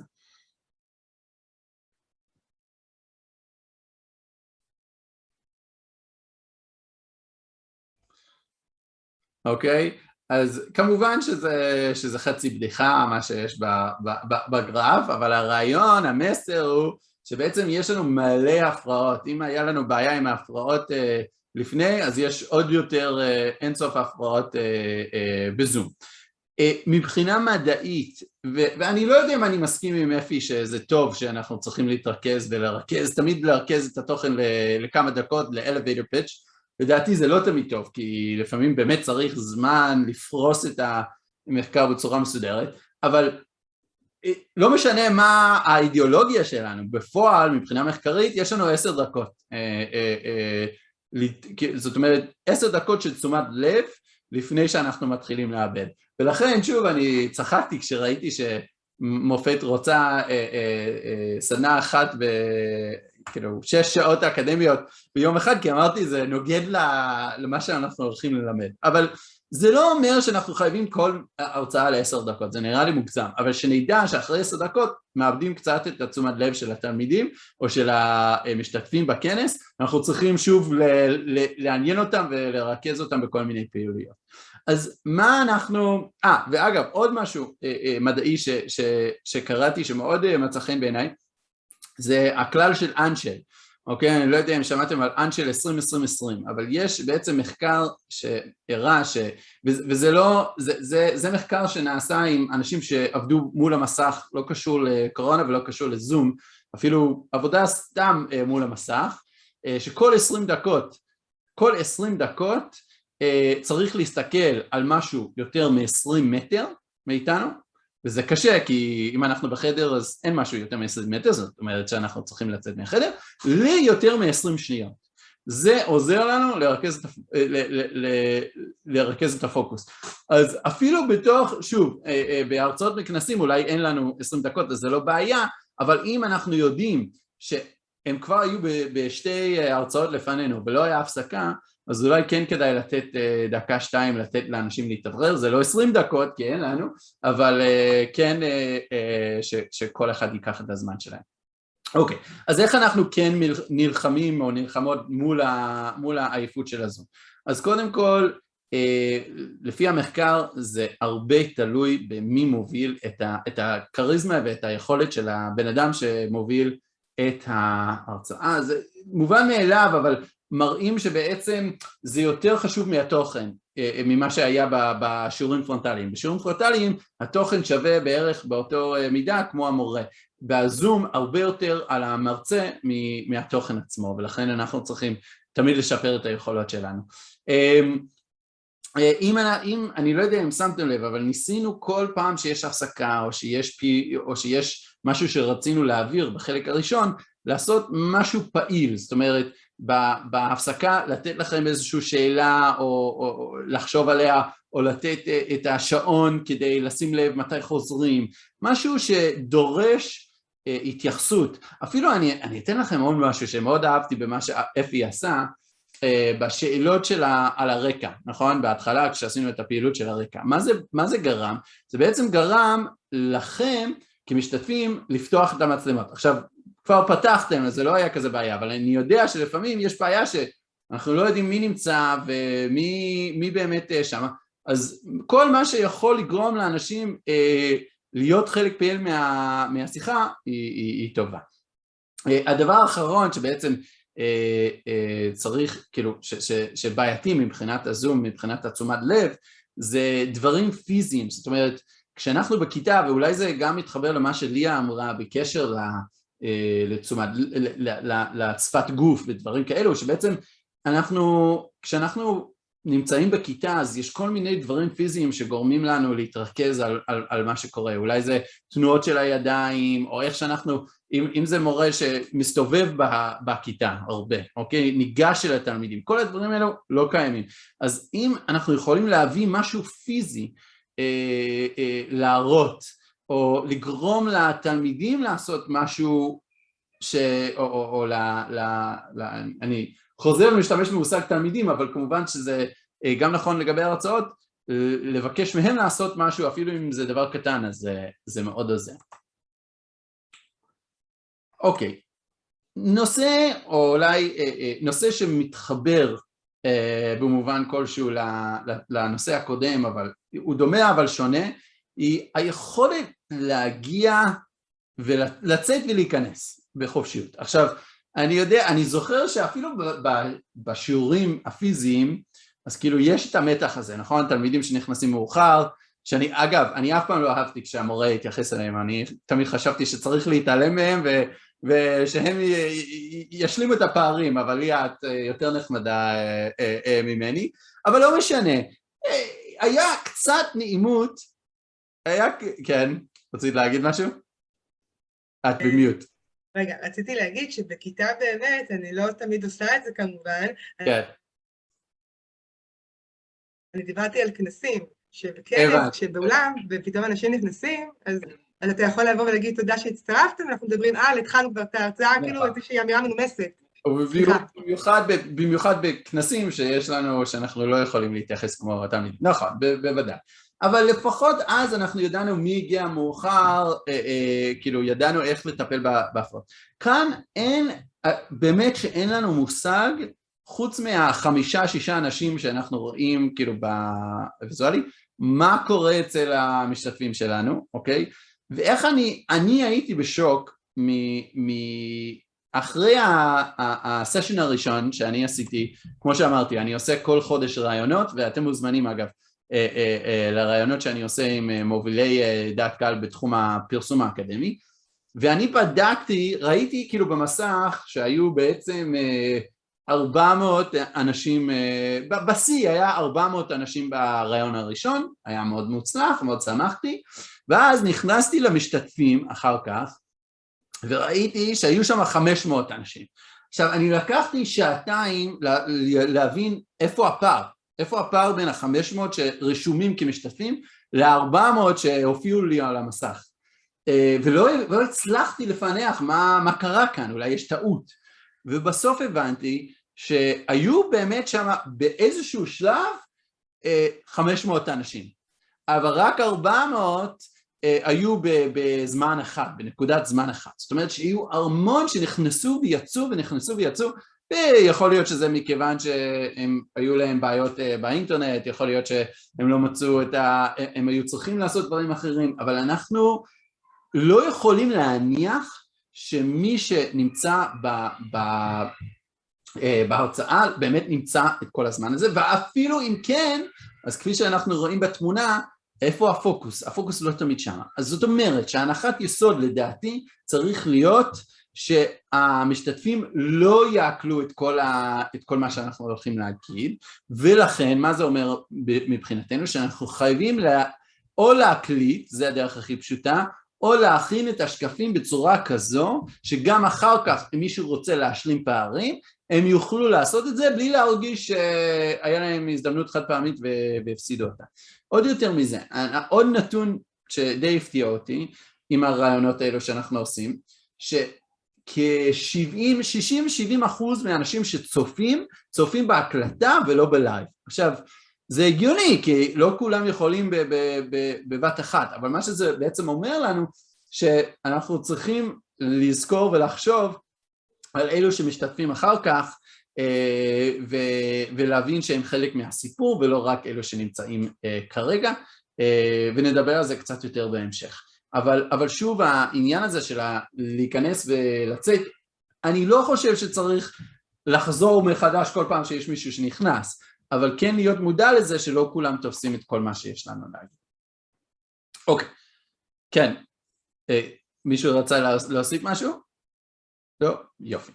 אוקיי, עכשיו, השקף הבא באמת חשוב לי, כי אני חושב שאם אנחנו, ורד אמרת קודם לגבי החסרונות, כל החסרונות של הזום, נכון? אני חושב שיש יתרון אחד ענק לדעתי, שאני לא ראיתי אנשים שמתייחסים לזה בקצרה, אבל לא באופן רציני, וזה היכולת להזמין ולהשתתף עם אנשים מכל העולם, בכל, כאילו, ממש אנשים שאף פעם לא היינו נפגשים איתם. זאת אומרת, אם בכנס קלאסי, אנחנו מדברים על מלון, אנחנו מדברים על אוכל, אנחנו מדברים על, אני יודע על עצמי שאני לא השתתפתי אם זה היה בשבת, אם אנחנו מדברים על מה העלות של הטיסה להגיע לשם, היכולת של אנשים, אולי המכללה מפנק פעם בשנה כנס, אבל זה מאוד מגביל, זאת אומרת כמה אנשים כבר יכולים להשתתף בכנס בינלאומי, שבאמת יכולים בצורה משמעותית לתרום לאותו כנס, היא מוגבלת, אוקיי? וגם היכולת שלנו לממן כנס כזו, אם אנחנו רוצים לארגן כנס, היא מוגבלת. אוקיי? אני הבאתי כאן את אחד מהספרים הכי אוהבים עליי מבחינת הילדים, וזה כאילו חברים בכל מיני צבעים במובן הזה שאפשר באמת לכלול אנשים מכל העולם, ברעיון החודשי שאני עושה, בממוצע יש לנו אנשים מ-80 מדינות, בממוצע, אוקיי? ואנחנו מכסים באמת את כל העולם, יש אנשים מיפן שזה 10 בלילה, ויש אנשים שקמים מוקדם באמצע ארצות הברית שזה 6:30 בבוקר. ואני מאוד אוהב את זה, אני מאוד כאילו, ואני גם חושב שהדיונים, נכון הדיונים יותר קשים כי אין את הכיתה, אבל הדיונים מבחינת התוכן והפרספקטיבות של האנשים יותר מגוונת, יותר כאילו ביקורתי במובן הזה שאנחנו לומדים יותר, כי הציבור שנמצאת שם היא יותר מגוונת, זה יכול להיות באמת יתרון ענק. עכשיו, מה שכן זה אומר, שבעצם יכול להיות שיש שם מגוון של רמות גם כן, זאת אומרת, מאוד יכול להיות שיש שם אנשים שבאמת מכירים את המחקר שלנו היטב, או את התחום היטב, ומכירים את הטרמינולוגיה המקצועית, והשפה שמשתמשים בה, ואין בעיה, אפשר פשוט לצלול מים עמוקים. אבל מה שאני ראיתי, שלפעמים יש איזשהו הנחות יסוד שצריך להגדיר אותה מראש, או שצריך לפענח לפני שמגיעים לסוף, כי לא תמיד האנשים יש להם את אותו טרמינולוגיה, אותו שפה להסביר את מה שאנחנו רוצים להגיד. שזה בעצם אומר שאנחנו צריכים לחשוב יצירתי על האם כולם יבינו את מה שאני הולך להגיד, ואם זה חשוב לי, זאת אומרת אולי יש פלח מסוים בתוך הקהל שאני רוצה לדבר עליהם, ואני בעצם משאיר להם את זה. עכשיו, אחד מהכלים שאני משתמש on the fly, כמו שאומרים, זה הפול שדיברנו עליו קודם, אבל איך אני משתמש בו? אני בעצם, קודם כל אני שואל שתי שאלות, אני שואל מה הוותק האקדמי, זאת אומרת, האם, כאילו, תסמנו האם אתם פרופסור, מרצה, דוקטורנט, סטודנט, מישהו מבחוץ, יש בכנסים האלו לפעמים כל מיני גורמים שהם חיצוניים, לא אקדמיים, זה דבר ראשון, זה נותן לי תמונה מאוד ברורה של מי הקהל יעד, ואז אפילו תוך כדי אני יכול להתאים קצת את ההרצאה עבור הקהל, לפחות מבחינת השפה שאני משתמש בה. דבר שני, אני רוצה להבין את הקרבה שלהם לתחום, אוקיי? האם הם שמרו על התחום קודם, האם זה חדש להם, האם זה ישן להם, האם כאילו יבינו את מה שאני הולך להגיד, לא יבינו. כשאני מעביר את ההרצאות אני גם שואל מבחינת שפה, האם זה כאילו רוב הציבור הם אנגלית שפת אם, אגב גלית העלית קודם את הנושא של השפה והקשיים מצידנו, אל תשכחו שבהרבה מהכנסים האלו גם המשתתפים רובם לא דוברי אנגלית, זאת אומרת אנחנו בעצם כולנו מתקשרים דרך שפה שלישית שזה עוד יותר מקשה, אז עוד יותר לא צריך לדבר, אני יודע שאני מדבר מאוד מהר, אבל לא צריך לדבר מהר ולא צריך, באמת אפשר להתחשב בקהל גם כן.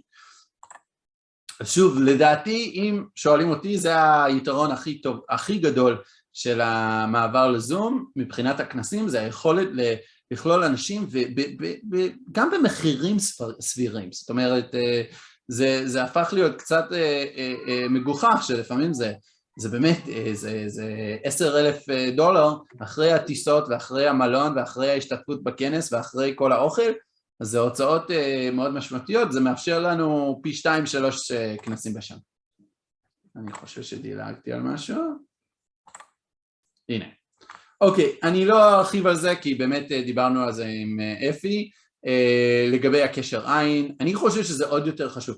היה קטע מאוד מקובל רק בעולם האקדמי שבכנסים אפשר לקרוא ישר מהדף, ואולי זה קשור לשפה גם כן, ואני לא, אני חושב שאם אפשר לא לקרוא מהדף, אנשים לא יכולים לקלוט יותר טוב ויותר, אני חושב שמאוד קשה לקרוא, מצד אחד, אם אין לכם את הביטחון עם האנגלית, אז עדיף לקרוא משהו כתוב מסודר, אבל אם יש לכם יכולת, כמו נשיאים של מדינות, שיש להם את הטקסט, אבל הם גם יודעים ליצור קשר עין תוך כדי, לדעתי זה הכי טוב, אבל תזכרו שמכיוון שאין את השפת הגוף, אז צריך באמת להיות כמה שיותר ברור. אני ממליץ, במידה וזה מאפשר לכם, אפילו 2 מסכים, זאת אומרת, אם אפשר 2 מסכים, לא צריך 2 מחשבים, אפשר 2 מסכים, מסך אחד את מה שכתבתם, במסך שני את כל הקהל, כדי שתוכלו תמיד להיות על שניהם. אפשר גם מסך אחד מחולק, פשוט זה תלוי, לפעמים זה לא מספיק כדי להיות מספיק גדול, כדי לראות על מה אנחנו רוצים לקרוא. אוקיי, מי כאן ראה את The Chair? אף אחד? כן, יש לנו. אבי, אתה יפה, יפה. אז אני לא יודע אם, אני מניח שאין לכם יותר מדי זמן חופשי, אבל למי שכן, מאוד... פרק אחד. מה?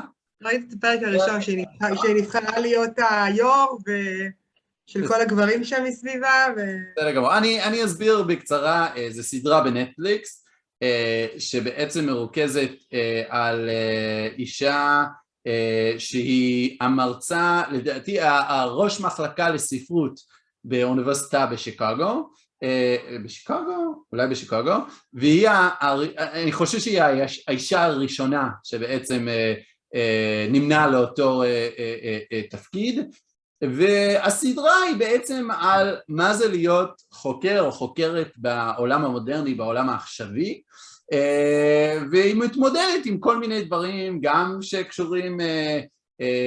שקשורים לגזע, גם שקשורים לזאת שהיא אישה, וגם בכללי, כאילו בעיות מול סטודנטים, אני מאוד אהבתי, אני לא יודע אם הכל נאמן, אבל זה ברור שזה נכתב על ידי מישהו שמבין בצורה עמוקה מה זה אקדמיה. אוקיי, למה כל ההקדמה הזאת? אני לא עושה לכם ספוילרים וגם לא מקבל רווחים מהם. זה מכיוון שיש קטע אחד באחד מהפרקים שבעצם אחד מהמרצים הוא עושה בצחוק סימן של היטלר, אוקיי? הוא עושה את זה בתור אירוניה, ואחד מהסטודנטים מקליט את אותו הקטע ומפיץ את זה לכל התלמידים, ואז יש בלגן שלם מסביב לאותו חוקר, האם לפטר אותו או לא לפטר אותו. אוקיי, אפשר לצפות ולראות. למה זה חשוב? כי בעצם ברגע שאנחנו מקליטים את ההרצאות שלנו, אז כל מה שאנחנו אומרים היא בעצם פתוח, שמצד אחד זה מצוין, זאת אומרת זה evergreen, אוקיי? מה הכוונה evergreen? אנחנו רוצים שכמה שיותר אנשים יראו, יסתכלו, יגיבו, יהיה חלק מהשיח, זה מצוין. מצד שני, אנחנו צריכים להיות מודע לזה שאנחנו צריכים להיזהר בלשוננו, זאת אומרת שיש לא מעט מקרים שמישהו אמר פעם משהו שלא מצא חן בעיני מישהו אחר, וזה יכול, ואני אומר את זה גם, יש מקרים מוצדקים, יש מקרים לא מוצדקים, זה לא מה שחשוב, מה שחשוב זה שזה פתוח, כמעט הכל פתוח מבחינת ההרצאות המוקלטות, יכול להיות שתשתתפו בכנסים שהם לא יפתחו את זה לכולם, אבל עדיין אין לנו שמץ של מושג מי יכול לראות ומתי, אז אנחנו צריכים באמת לחשוב טוב טוב מה בפנים, מה בחוץ ואיך להתמודד עם זה. מה שכן, לא רק זה, גם אני למדתי שיש דברים שיותר טוב כשרוב המשתתפים הם בלייב, ויש דברים שעדיף כשזה לא בלייב אלא כשזה בהקלטה. לדוגמה, אחת מהדוגמאות, זה הפולס שאנחנו עשינו, כשאנחנו נשלח את ההקלטה, הפולס לא יהיו שם. למה? אני לא יודע אם זה באג או זה משהו שזום לא חשבו עליו או שיש להם איזשהו היגיון, אבל הפול לא יהיה שם. אז אם הרבה מבוסס על הפולים, אז לא טוב שיהיה בהקלטה. אז אנחנו צריכים לחשוב מי הקהל יעד העיקרי. דבר אחרון, אני מניח שיהיו מקרים שתגידו, אני רוצה שכולם יהיו שם. זה שיח, זה דיון, זה לא יכול להיות בהקלטה, אוקיי? אני ראיתי מה שנקרא מודל חדש, אני דווקא אהבתי אותו, ואני לא יודע אם זה רלוונטי לכנסים, אולי זה פחות לכנסים, אבל אם זה משהו אישי שאנחנו מעבירים, שבעצם ההרצאה, אם אתם משתתפים בהרצאה בלייב, זה בחינם, ואם רוצים לצפות בזה אחר כך, זה בתשלום, אוקיי? היתרון בזה זה בעצם גורם, או אולי זה לא בתשלום, אבל צריך לעשות עוד משהו, אוקיי? וזה גורם לאנשים באמת להיות שם ולהשתתף ולהיות נוכחים, במיוחד אם אנחנו רוצים לייצר איזושהי אווירה, או לנהל דיאלוג מול המשתתפים, אז אנחנו צריכים לחשוב על זה, אבל שוב, לא לשכוח שכל שלב בדרך זה מוקלט, לטובה ולרעה, ולהיות מוכנים לכך. אוקיי, עוד שינוי משמעותי ששמתי לב אליה, שאני חושב שהיא חשובה, היא הקטע של passing notes. מה זה passing notes? כאילו, אני מניח שזה היה כאן, כשאני גדלתי בארצות הברית, אז היה קטע שאם רוצים להעביר משהו למישהו באמצע שיעור, אז כותבים את זה על פתק, ומעבירים את זה לחבר או לחברה שיושבים לידה, ואז מעבירים הולך ושב. אני מניח שאתם עוד זוכרים את הימים האלו. כמובן שעם הפלאפונים, ולגבי זה רוב הזמן המרצים ידעו פחות או יותר מה הולך בכיתה, אולי ראו את זה, אולי לא, אבל זה לא היה שוק גדול. כמובן שבעשור האחרון אנחנו מטפלים בטלפונים, אוקיי? הטלפונים עוד יותר מקשים, כי ההתעסקות בטלפונים היא די מקשה על ההוראה בכיתה ובהרצאה, וצריך להיות מודע לזה. מה ששונה בזום זה שיש לנו את הצ'אט, שאפשר לעשות צ'אט בין משתתפים. עכשיו, אפשר לראות את זה כמשהו רעה שאנחנו צריכים למנוע אנשים ממנו, או אפשר להסתכל ולחשוב על זה כהזדמנות. זאת אומרת, זו הזדמנות לאנשים גם להגיב בצורה פומבית, בצורה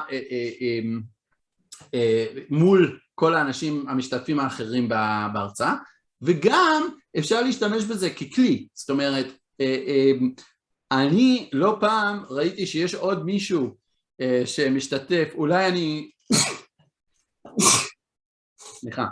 אולי אני באותו רגע לא זה שמעביר את ההרצאה, אולי אני משתתף בהרצאה, ואולי יש לי משהו להגיד לאחד מהקולגות שאין לי הזדמנות בדרך כלל להיפגש איתם. זו הזדמנות נפלאה ליצור קשרים בכל מיני מובנים. טוב לראות אותך כאן, קראתי את המאמר על X ו-Y ומאוד נהניתי ואהבתי, אני אשמח לדבר אחר כך על זה. אוקיי, זו הזדמנות, נדבר תכף על נטוורקינג, על איך ליצור קשרים בזום.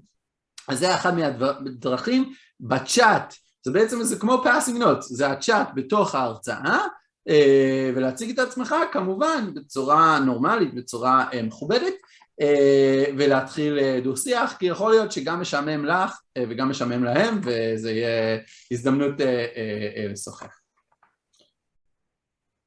אוקיי, אני חושב שהזכרנו, אבל בעצם זה הסוף של ה-coffee break, אוקיי? של ההזדמנות לדבר ולשוחח בצורה לא פורמלית. וזה באמת אחד מהחסרונות של הזום. כמובן שיש דרכים לגשר את הפער, כמו breakout rooms וכולי, אבל עדיין אנחנו צריכים לחשוב על הדברים החיוביים שנוצרו בעקבות ה-coffee break, או בעקבות זה שיש זמן בין הרצאות לשוחח ולדבר, ואיך לנצל אותם בצורה מיטבית בזום. אז דבר ראשון, הדבר הכי טוב אני חושב שיכול לצאת מכנס והרצאה, זה בעצם הפידבק שאנחנו מקבלים, נכון? אנחנו כבר יודעים מה הנושא שאנחנו מדברים עליו, אבל אנחנו לומדים מזה שמקבלים פידבקים ומקבלים טיפים. עכשיו, אני רואה כמה וכמה חוקרים שעובדים איתנו, שאני מאוד אוהב את השיטה שלהם, אוקיי? אני לא אומר שזה בשביל כולם, אבל מאוד כדאי. מה הם עושים? הם עושים מחקר, אוקיי? דבר ראשון שהם עושים, הם כותבים הרצאה ומנסים להעביר כמה שיותר מהר בכנס, אוקיי? כדי לקבל פידבקים. הם מקבלים פידבקים, ההרצאה פלוס הפידבקים, הם מהווים את הבסיס של המאמר כבר.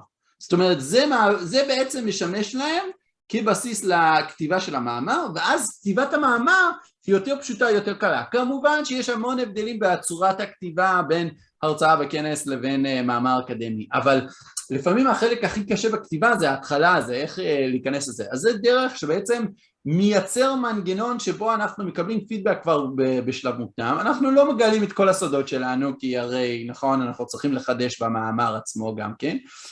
יש גם תחומים כמו ב-engineering שההרצאה זה כאילו, זה הביג דיל. אבל בדרך כלל ההרצאה היא יותר מינורית, היא יותר בתור, אז תנצלו את זה לקבל פידבק, כל דרך שתוכלו, זה גם נכון, אתם גם רוצים להציג, כמובן, אין ספק, אבל היתרון והתועלת הכי טובה זה יכול להיות לשמוע מאנשים מה הם חושבים, זה כמו review לא פורמלי מוקדם, במובן הזה, זאת אומרת, זה עוד לפני שיפוט עיוור של השופטים, זה דרך לקבל פידבקים, אוקיי? עכשיו, זה לא אומר שזה פשוט, כי אנחנו צריכים לחשוב איך לעשות את הנטוורק, ואיך לעשות את זה כמו שצריך, ואיך להתחבר, אוקיי? אני אתן לכם דוגמה אחת של דבר אחד שאני עשיתי, שוב, אני לא אומר שזה בשביל כולם, אני חושב שזה מאוד יכול לעזור. הוזמנתי על ידי פרופסור באוניברסיטת טוקיו להעביר הרצאה על האם כדאי לכתוב באנגלית ולערוך, או האם כדאי לכתוב ביפנית ולתרגם, אוקיי? זה היה אתגר ומעניין, כי אני לא דובר יפנית, אבל אמרתי, כמו שאני בדרך כלל אומר, כן, ואחר כך נצליח להבין איך מתמודדים עם זה.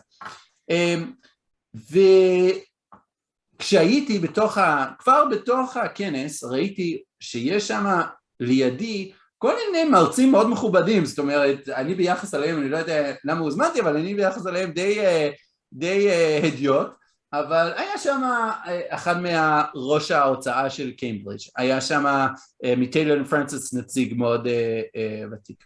מה עשיתי? אני עשיתי לעצמי רשימה, תוך כדי הכנס, רשימה של אנשים שאחרי הכנס אני רוצה ליצור קשר איתם. ואיך כתבתי? כתבתי אחר כך מייל לכל אחד ואחת בנפרד, וכתבתי, היינו שותפים בבמה של הכנס הזה. עכשיו, אין במה ואין, נכון? זה זום, אבל שנינו דיברנו באותו כאילו פורום, וזה היה כניסה, וזה היה דרך להגיד, אני לא איזשהו בן אדם מוזר שסתם שום מקום מייצר קשר, אלא אני בן אדם שבעצם היינו שווים במובן הזה, כמובן שיכול להיות שזה הפרופסור עם עוד 20 שנה ותק, אבל היינו לפחות באותו יום, היינו באותו כאילו מקום, עשינו אותו דבר, אפילו אם לא דיברנו עם אחד השני, אפילו אם לא יצא לנו להחליף מילה או בצ'אט, הופתעתי שקיבלתי תשובות מכולם, כי בעצם אני חושב שכיום אנחנו צריכים לזכור שבעצם לכולם יש את אותו חוויה, ואני רואה לפחות, שיש אנשים שלדעתי לא הייתי מצליח להגיע אליהם לפני הקורונה, זה עוד יתרון שעכשיו, מכיוון שכולם נפגשים בזום, אז כאילו זה נורמלי, זה רגיל, אולי זה מישהו שיש לא מעט אנשים שאני מרגיש שאם זה היה לפני קורונה הייתי צריך באמת לנסוע לשם כדי להיפגש, כי אם רוצים להיות רציני צריך להיות פנים בפנים, ועכשיו אני מצליח ליצור בעצם מפגשים עם האנשים שאני רוצה לדבר איתם על זום, כי זה מה שמקובל כאן. אז אני חושב שזה מאוד כדאי.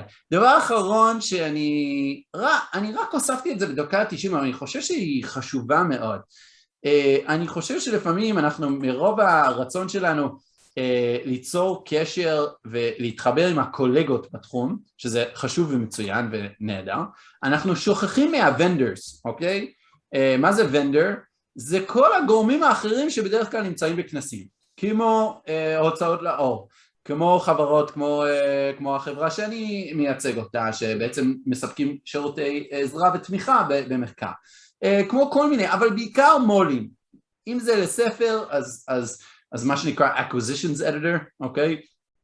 שזה בעצם העורך שמקבל את ההחלטות, האם לקבל את הספר שלכם או לא, אם זה בעורכים של כתבי עת, בסופו של דבר, במיוחד בקורונה, ככל שיהיה לנו יותר קשרים עם האנשים שאחראים בסופו של דבר על לפרסם את המאמרים או את המחקרים שלנו, אז ככה יש לנו יותר אינסייט ויותר קשרים אישיים לאותו אנשים.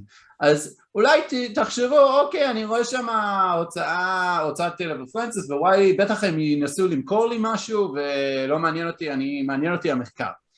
אני אומר, תיקחו כמה דקות, תדברו עם הנציגים שם, תרשמו את המיילים שלהם, ולך תדעו שבעוד שנה תרצו לפרסם מאמר, וכבר יש לכם איש קשר או אשת קשר שתוכלו לשוחח איתם, ולשאול אותם מה דעתם, ולקבל פידבק, ואני ראיינתי לפני חודשיים את אחת מהעורכת של תחום מדעי החברה בהוצאת אוקספורד, אוקיי? קוראים לה אבי גרוס, היא באמת נחמדה, היא אמרה לי שהדבר שהיא הכי אוהבת לעשות, והייתי קצת בשוק, הכי אוהבת לעשות זה לשוחח, זה לקבוע עם מחברים פוטנציאליים, זאת אומרת חוקרים שכותבים ספרים, ולשוחח איתם ולעזור להם לגבש את ההצעה ואת הספר שלהם, אוקיי? ואנחנו כאן חושבים, וואלה, אוקספורד, אין שמץ, כאילו אין שום סיכוי שידברו איתי, כי מי אני מול זה.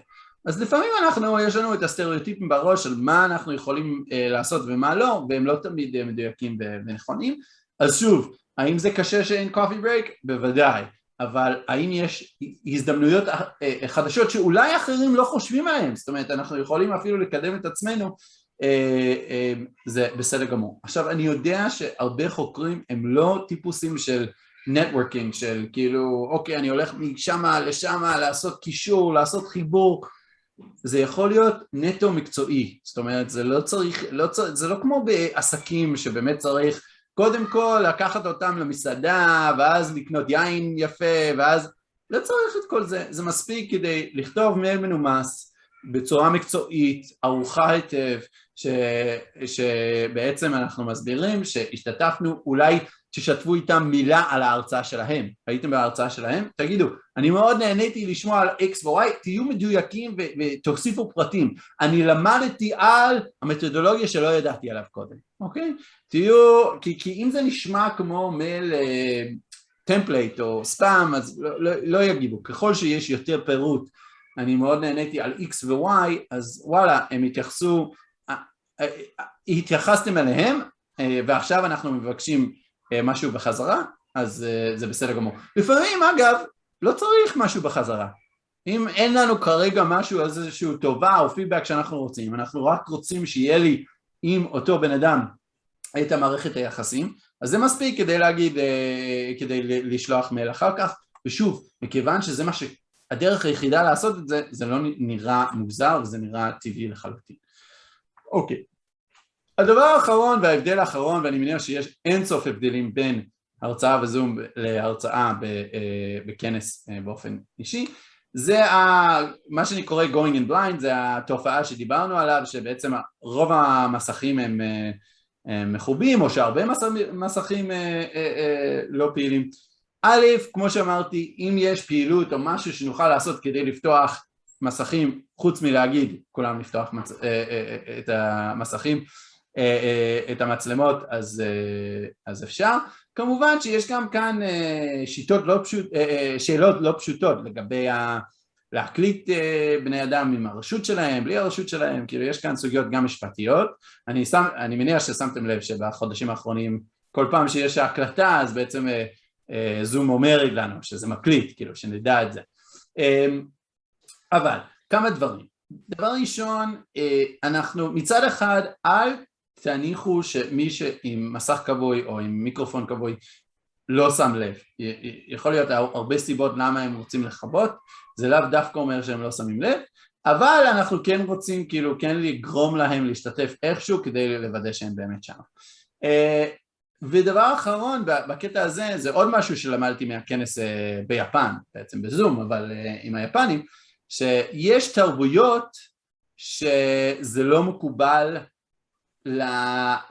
לפתוח, כאילו, כשיש חוקרים במעמדים שונים, אז החוקרים הצעירים יותר לא פותחים, זה נראה כמו יוהרה, כמו משהו גאווה, שפותחים את זה מול המנחים שלהם. זה משהו שלמדתי על אסיה, שזה מאוד מעניין. ועוד יותר מזה, יש אפילו ביפנית, בזום, יש כאילו שמות מיוחדים למי שהכי ותיק בחדר לכאורה, וקוראים להם בשם הזה. כי, אז מה שאני אומר זה שהעברתי את ההרצאה והייתי בשוק, כי היו שם 35 אנשים ולא היה לאף אחד מצלמה פתוחה. זה היה אני מול המסך כמו שיש לפניכם. הכל ריק, כאילו, וזה היה לי מאוד קשה, כי אמרתי, מי אני מדבר בכלל? ואף אחד, ואגב, הם גם לא שואלים שאלות בצורה פומבית בכללי. אז יש כאן עניינים של תרבות, אני לא אומר שכולם כמו היפנים, אבל יש כאן עניינים של תרבות שאנחנו צריכים להיות מודעים ורגישים עליהם גם כן, זה לא אומר לוותר, זה אומר שאנחנו צריכים לחשוב יצירתי איך אנחנו גורמים לאנשים להיות שותפים ופעילים בצורה רצינית. אוקיי, אני יודע שזה היה, שעברתי על הרבה נושאים מהר, אז עכשיו אני אפתח את זה לשאלות או עוד תובנות, דברים שחשבתם בעקבות הדברים שהעליתי, שלדעתכם כאילו חשוב לשים לב עליהם.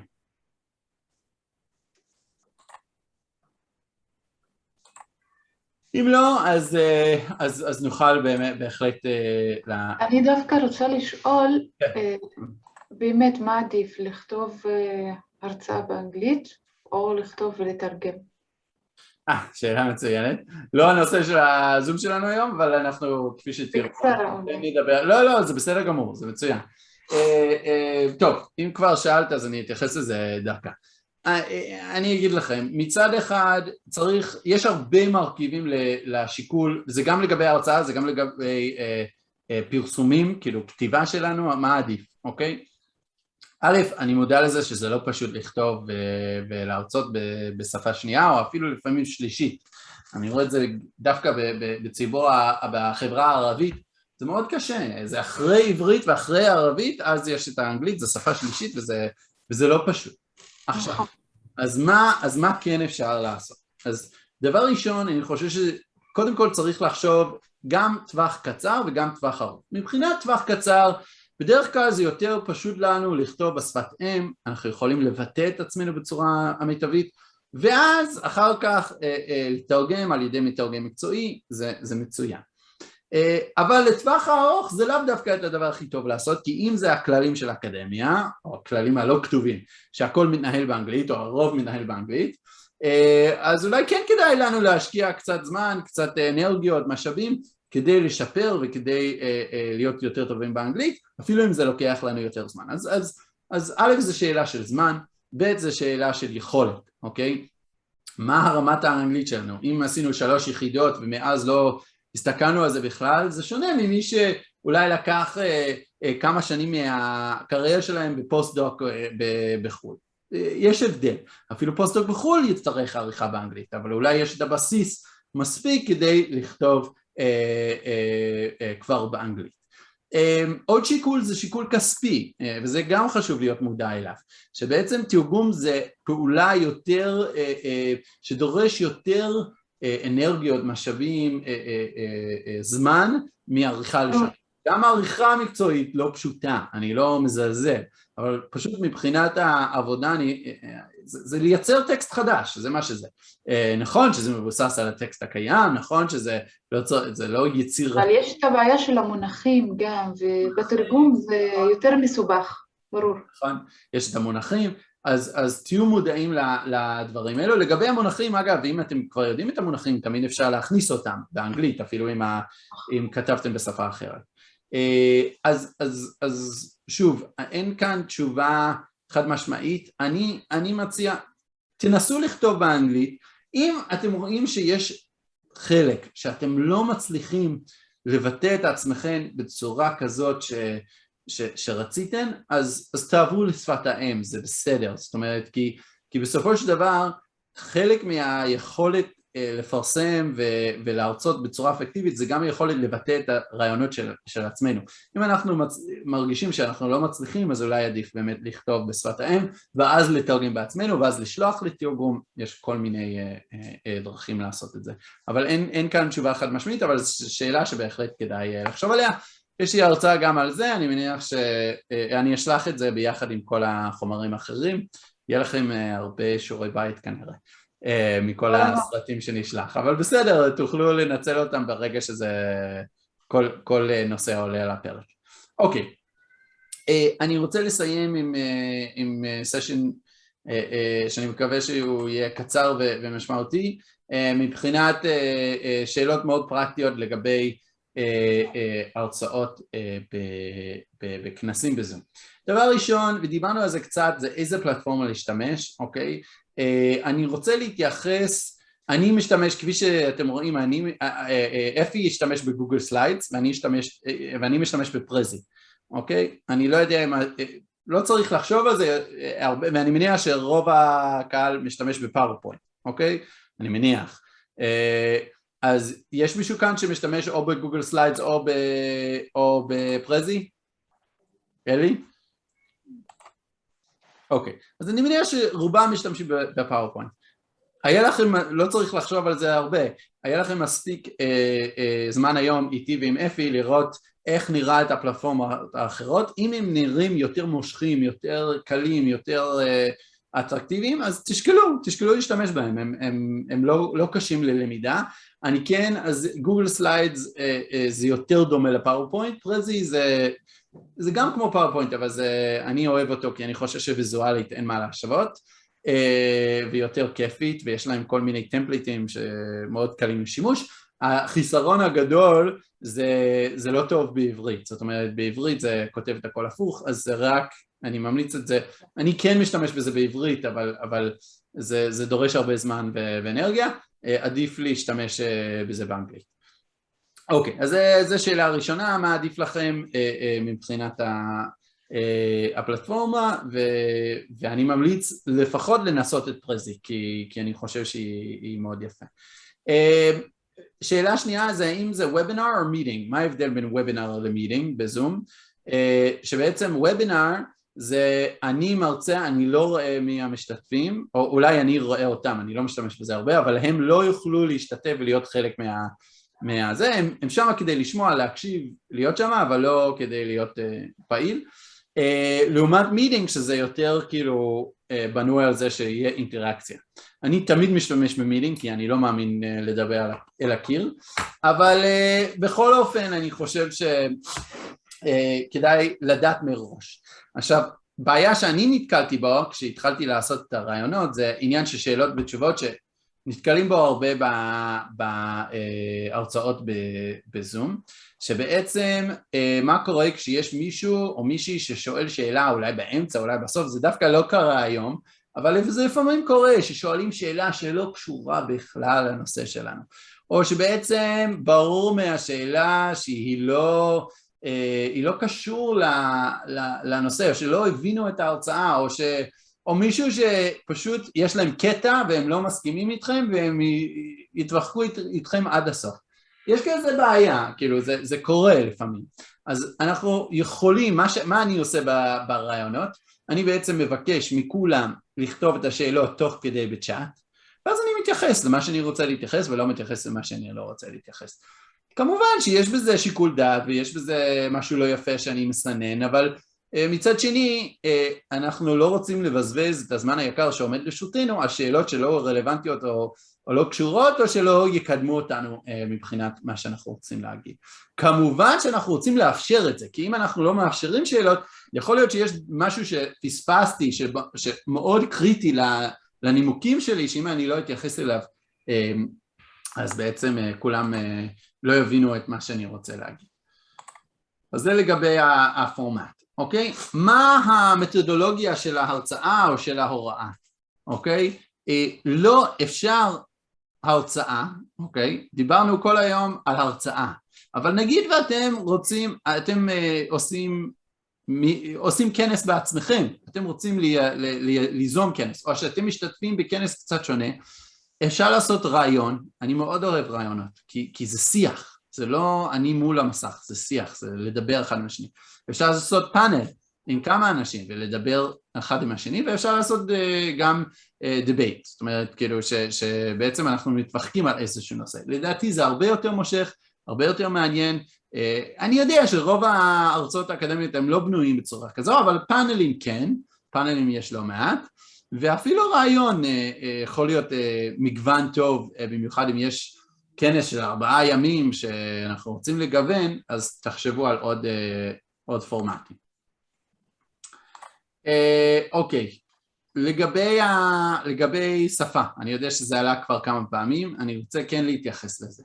אני תמיד אומר, יש מחברים מצוינים שהאנגלית שלהם לא משהו, ויש דוברי אנגלית שפתיים שהכתיבה שלהם על הפנים. זאת אומרת, אני לא משווה אחד לאחד, לפעמים, וזה בעיה, כי לפעמים אני רואה הרבה שופטים במאמרים שחוזרים למחברים שכותבים, הכתיבה כאן לא כאן כי יש טעויות בכתיבה בעמודים אלו ואלו, או שיש בעיה בכתיבה באנגלית. אנחנו צריכים גם להיות מחברים וכותבים טובים, וגם לעבוד על השפה, אבל זה לאו דווקא הולך ביחד, זאת אומרת שאנחנו צריכים להיות טובים בשניהם, אבל כמובן שככל שאנחנו מבהירים את הרעיונות בצורה יותר ברורה, וככל שאנחנו עובדים על השפה בצורה יותר טובה, אז אנחנו גם מצליחים להעביר את המסר שבו אנחנו רוצים להעביר. שימו לב מה מפריע לכם כשאחרים מדברים. אני יודע לדוגמה שיש כאלו ששמתי לב לזה בצורה מאוד חזקה כשעשיתי עלייה, שבעצם יש כאלו שהעברית שלהם היא הרבה יותר טובה ממני, אבל הם אף פעם לא עבדו על המבטא שלהם. למה? כי לא נעים להם לשנות את הצורת דיבור שלהם. זה מאוד, לדובר יליד זה מאוד כאילו מעיק, כי אוקיי, אני מבין, אבל כאילו יש כאן חוסר של איך לעשות את הרש כמו שצריך. לא יודע, הדברים שפשוט מפריעים לנו להתרכז על העיקר. אז צריך לחשוב גם על כתיבה, ואגב, אני אגיד לכם עוד משהו, אני לא יודע למה זה, אבל בישראל לא מלמדים כתיבה אקדמית כמעט בכלל. שמעתי שבשנים האחרונות המצב השתפר קצת, אני שמח לשמוע, אבל עדיין אני מניח שיש עוד הרבה מה לעשות בעניין, אוקיי? אבל תלמדו כתיבה אקדמית, תלכו קורס, וזה לאו דווקא קשור לרמת השפה האנגלית שלכם. זה אפילו, זה פשוט ללמוד לכתוב בצורה ברמה טובה. אז זה לגבי שפה, כפי שאפי אמר, תכתבו את זה מראש, תתרגלו את זה כמה פעמים מול המראה, מול בן אדם שיכול לבדוק אתכם, להגיד את זה בקול, זה מאוד עוזר, לכתוב לעצמם, אם אתם לא מוכנים או אין לכם זמן לכתוב את כל ההרצאה, תכתבו את המושגים העיקריים, אין מה שמפריע יותר כשיושבים בהרצאה, ויש מושג עקרוני שאתם חוזרים עליו שוב ושוב ושוב, וכל פעם קשה, כאילו שוברים את השיניים כדי להוציא את המילה, אז תשננו את המילה הזאת לפחות לפני ההרצאה. אוקיי, דיברנו לפני כן על איך אנחנו יכולים לעשות נטוורקינג, אוקיי? אבל איזה עוד צורות מה עוד אנחנו יכולים לעשות תוך כדי כנס, אוקיי? כדי לייצר שיתופי פעולה. אז דיברנו על לכתוב מיילים אחר כך, אני כן חושב שלא כדאי, לפעמים אין לנו זמן, אז אנחנו נאלצים פשוט להעביר את ההרצאה שלנו ואז ללכת, אוקיי? זה מובן, זה הגיוני. אבל אם יש לנו יכולת ללכת בצורה אסטרטגית לעוד הרצאות בתחום שלנו ולהשתתף באופן פעיל, אפשר לבחור מאוד בקפידה, זה רלוונטי אליי, זה לא רלוונטי אליי. ולהיות פעיל שם, זה מאוד עוזר. עוד יותר מזה, שימו לב מי באמת, תעשו לי טובה, פשוט אם יש לכם אפשרות שמישהו יעזור לכם ויכתבו את השמות של המשתתפים בהרצאה שלכם, תכתבו, תשמרו באיזשהו מקום, כי מי יודע, קודם כל אחר כך תוכלו לראות מי היה שם, אוקיי? מה תחום העיסוק שלהם, האם זה מעניין אותם. יכול לייצר שיתופי פעולה, יכול להיות שתראו שהם עובדים על מחקר מאוד דומה ותוכלו לעשות פרופוזל ל-EU ביחד, אוקיי? זה קורה, ככה זה קורה, אבל צריך להיות אקטיבי, אי אפשר להיות פסיבי. אז תנסו להשיג רשימה של המשתתפים בהרצאה שלכם. אוקיי, תהיו מודעים, מי כאן, אני אשאל את זה בצורה של שאלה, מי כאן כשהם הולכים להקשיב, להאזין להרצאה, עושה גוגל על המרצה? כן? אני בהחלט, אני אפילו אגיד לכם עוד יותר מזה, כשמישהו או מישהי מגיע אליי עם פרויקט חדש, דבר ראשון שאני עושה זה גוגל, אוקיי? אני רוצה להבין מול מי אני עומד, עם מי אני מדבר, עם מי אני מתקשר, האם זה סטודנט, האם זה פרופסור דגול, האם זה ראש מחלקה, האם זה מישהו אדמיניסטרטיבי בכלל, שחשוב אבל בצורה אחרת. מישהו רוצה להיות מתנדב או מתנדבת שנעשה גוגל עליהם עכשיו? ליה? יאללה, אוקיי, בואו נראה. אני אצא שנייה, ונעשה ניסיון ונראה, אוקיי, באנגלית. עכשיו אני בלחץ. אל תהי בלחץ, לא צריך להיות בלחץ, אני מניח הנה, יפה, אוקיי. אז מה אנחנו רואים כאן, אוקיי? ואגב, אני יודע שזה לא תלוי, קודם כל גוגל זה יכול להיות שונה, יכול להיות שאתם תעשו את החיפוש וזה יהיה שונה. אז א', אני רואה וב', אנחנו לא בשליטה עד הסוף לחומרים שהם נמצאים, זאת אומרת, אז לדוגמה, לי התוצאה הראשונה זה גוגל סקאלה, ואני חושב שזה מצוין, זאת אומרת, זה אחלה, כי אנחנו כבר רואים שיש כבר מאמר שפורסם לפני שנה, ויש כבר 143 ציטוטים, מבחינתי, אם אני בהרצאה, זה כבר, וואלה, כדאי להקשיב לה, אוקיי? מצוין. אני רואה שהתחילה פרסומים בסביבות, לא, יש לך כמה פרסומים מוקדמים, או שזה לא את, זאת לא את. מ-2005 זאת את, או שזה לא קשור? 2005 לא. 2005 לא, אז אני רואה שרוב הפרסומים... אני מ-2016. אז מ-2016, אז אני רואה שכאן זה הרוב מה-5 השנים האחרונות, אוקיי? שזה בעצם אומר, וואלה, יש כאן חוקרת צעירה, אני לא מדבר על הגיל, אני מדבר על הניסיון, אבל שכנראה מצליחה, כי יש כאן כתבי עת שנשמעים לי, כתבי עת רציניים, psychiatry research וכולי, אוקיי, למדתי משהו עליה, גם ראיתי שהיא מחייכת בתמונה, אז יהיה נחמד להשתתף בהרצאה שלה. טוב, בהמשך אני רואה הרבה טבעות שזה הגיוני, עם מישהי בשם רינג בשם כשם, אז הגיוני שיהיה כאן טבעות, אז זה לא, אין לך הרבה מה לעשות בעניין הזה, אם אנחנו נוסיף את הדוקטור, אז אני רואה שיש כאן לינקדאין, או שזאת לא את. הלינקדאין זה שלך. אני לא דוקטור. עוד לא דוקטור. בסדר, סליחה. אני עוד לא דוקטור, אני PhD סטודנט. בסדר גמור. אוקיי, אבל זו טעות שאני עשיתי שכל אחד יכול לעשות, נכון? אז הנה, יפה. אוקיי, אז זה פחות מבטיח. למה? כי אני רואה כאן, אין שום בעיה עם הפרופיל שלך, אבל זה ריק. כאילו, חוץ מההסבר, כאילו, חוץ מהתארים, אז זה שם. עכשיו, אני לא מאלו שאומר שכולם חייבים להיות בכל פלטפורמה ולהפוך את עצמם לכוכבי רשת, ממש לא. אבל אני אומר, אנחנו כבר ברשתות, אנחנו שם אם אנחנו רוצים או לא רוצים, מכיוון שהמכללה שלנו החליט, מכיוון שאנחנו פעם יצרנו פרופיל באיזשהו מקום, זה מה שהם יבדקו.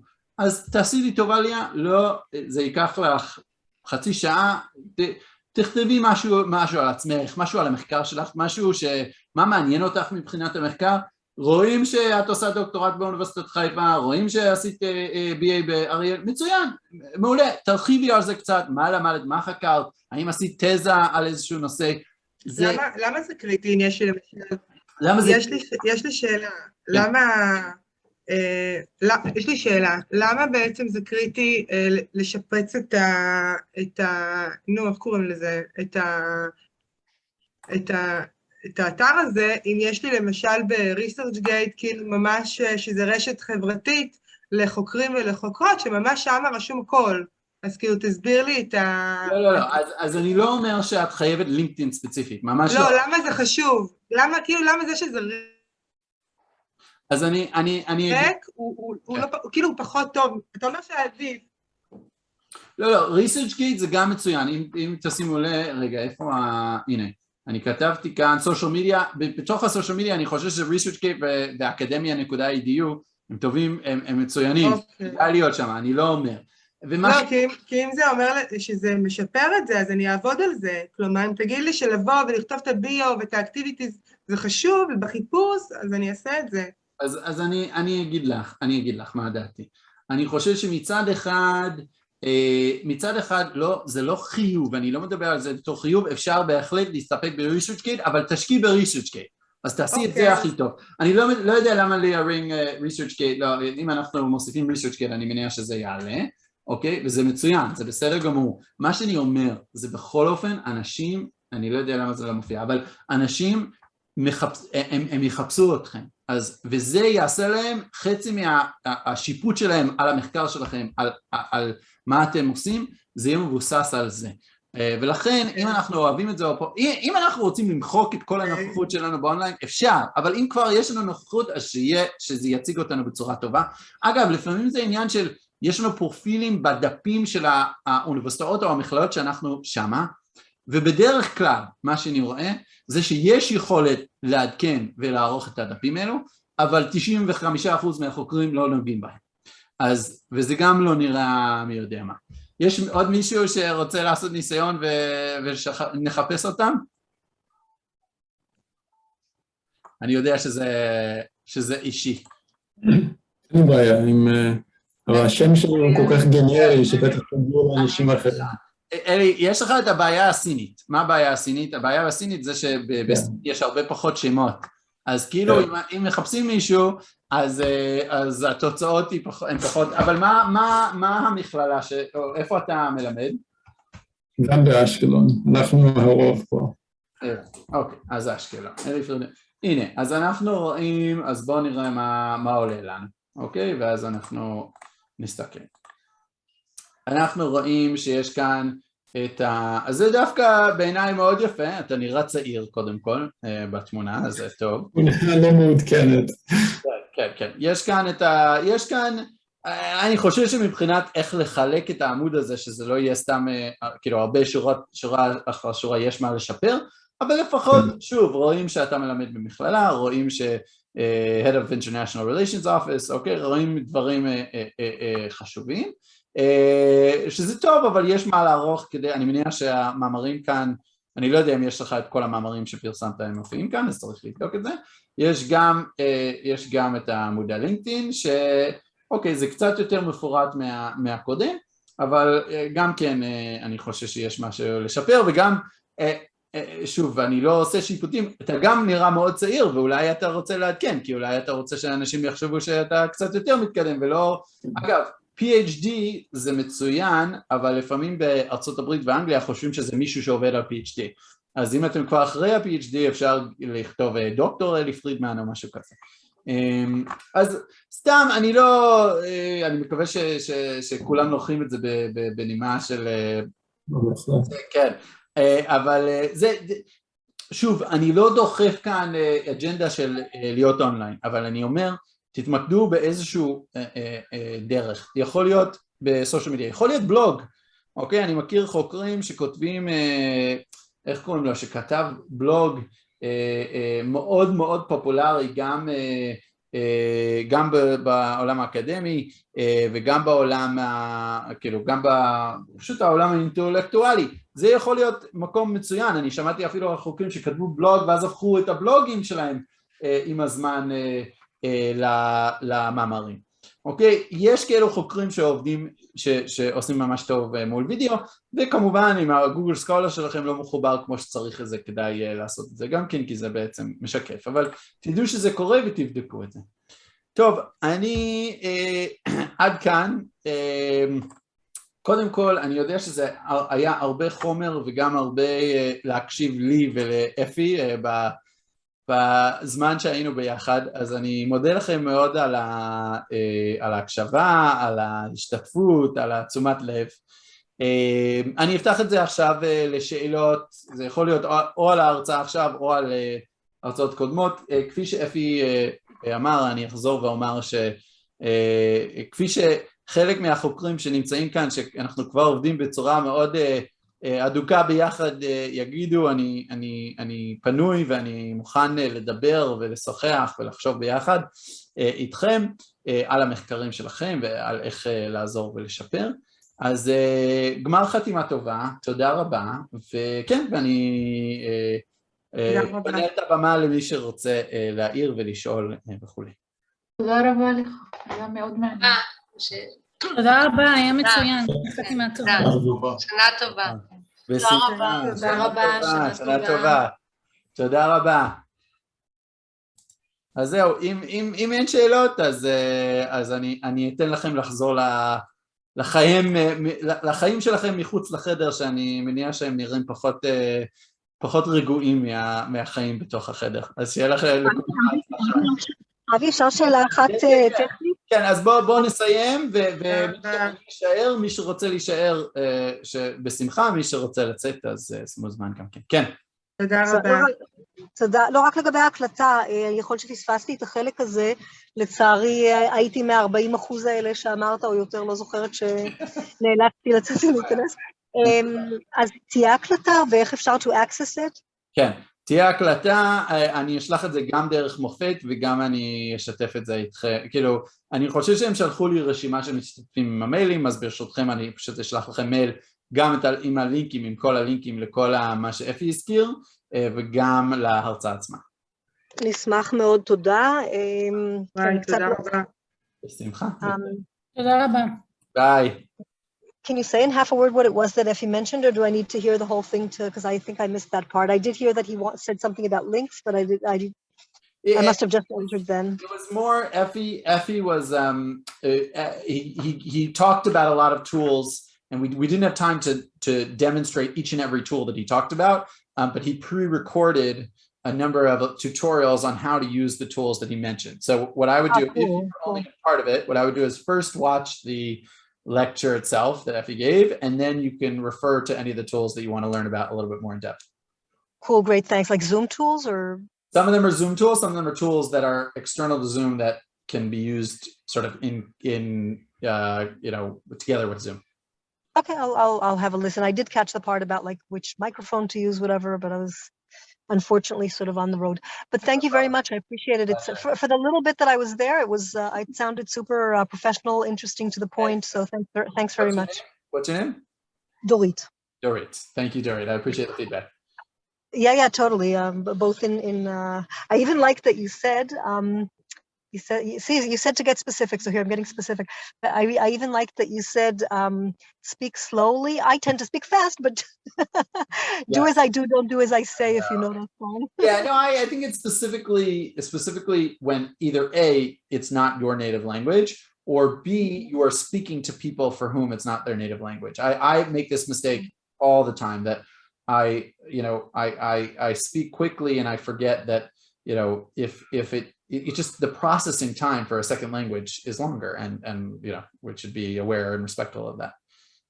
Yeah, well, I think in addition, if I may, I also tend to speak quickly, but like now, if you notice, I slow myself down sometimes intentionally. I like consciously remind myself, and then I take a breath and I speak more slowly, and it's both something that in another workshop that I did on public speaking, whatever, that they discussed all kinds of. I mean, they got even more serious about it because they come from the acting perspective. So they talked about, you know, how a pause in the right place can give time to digest.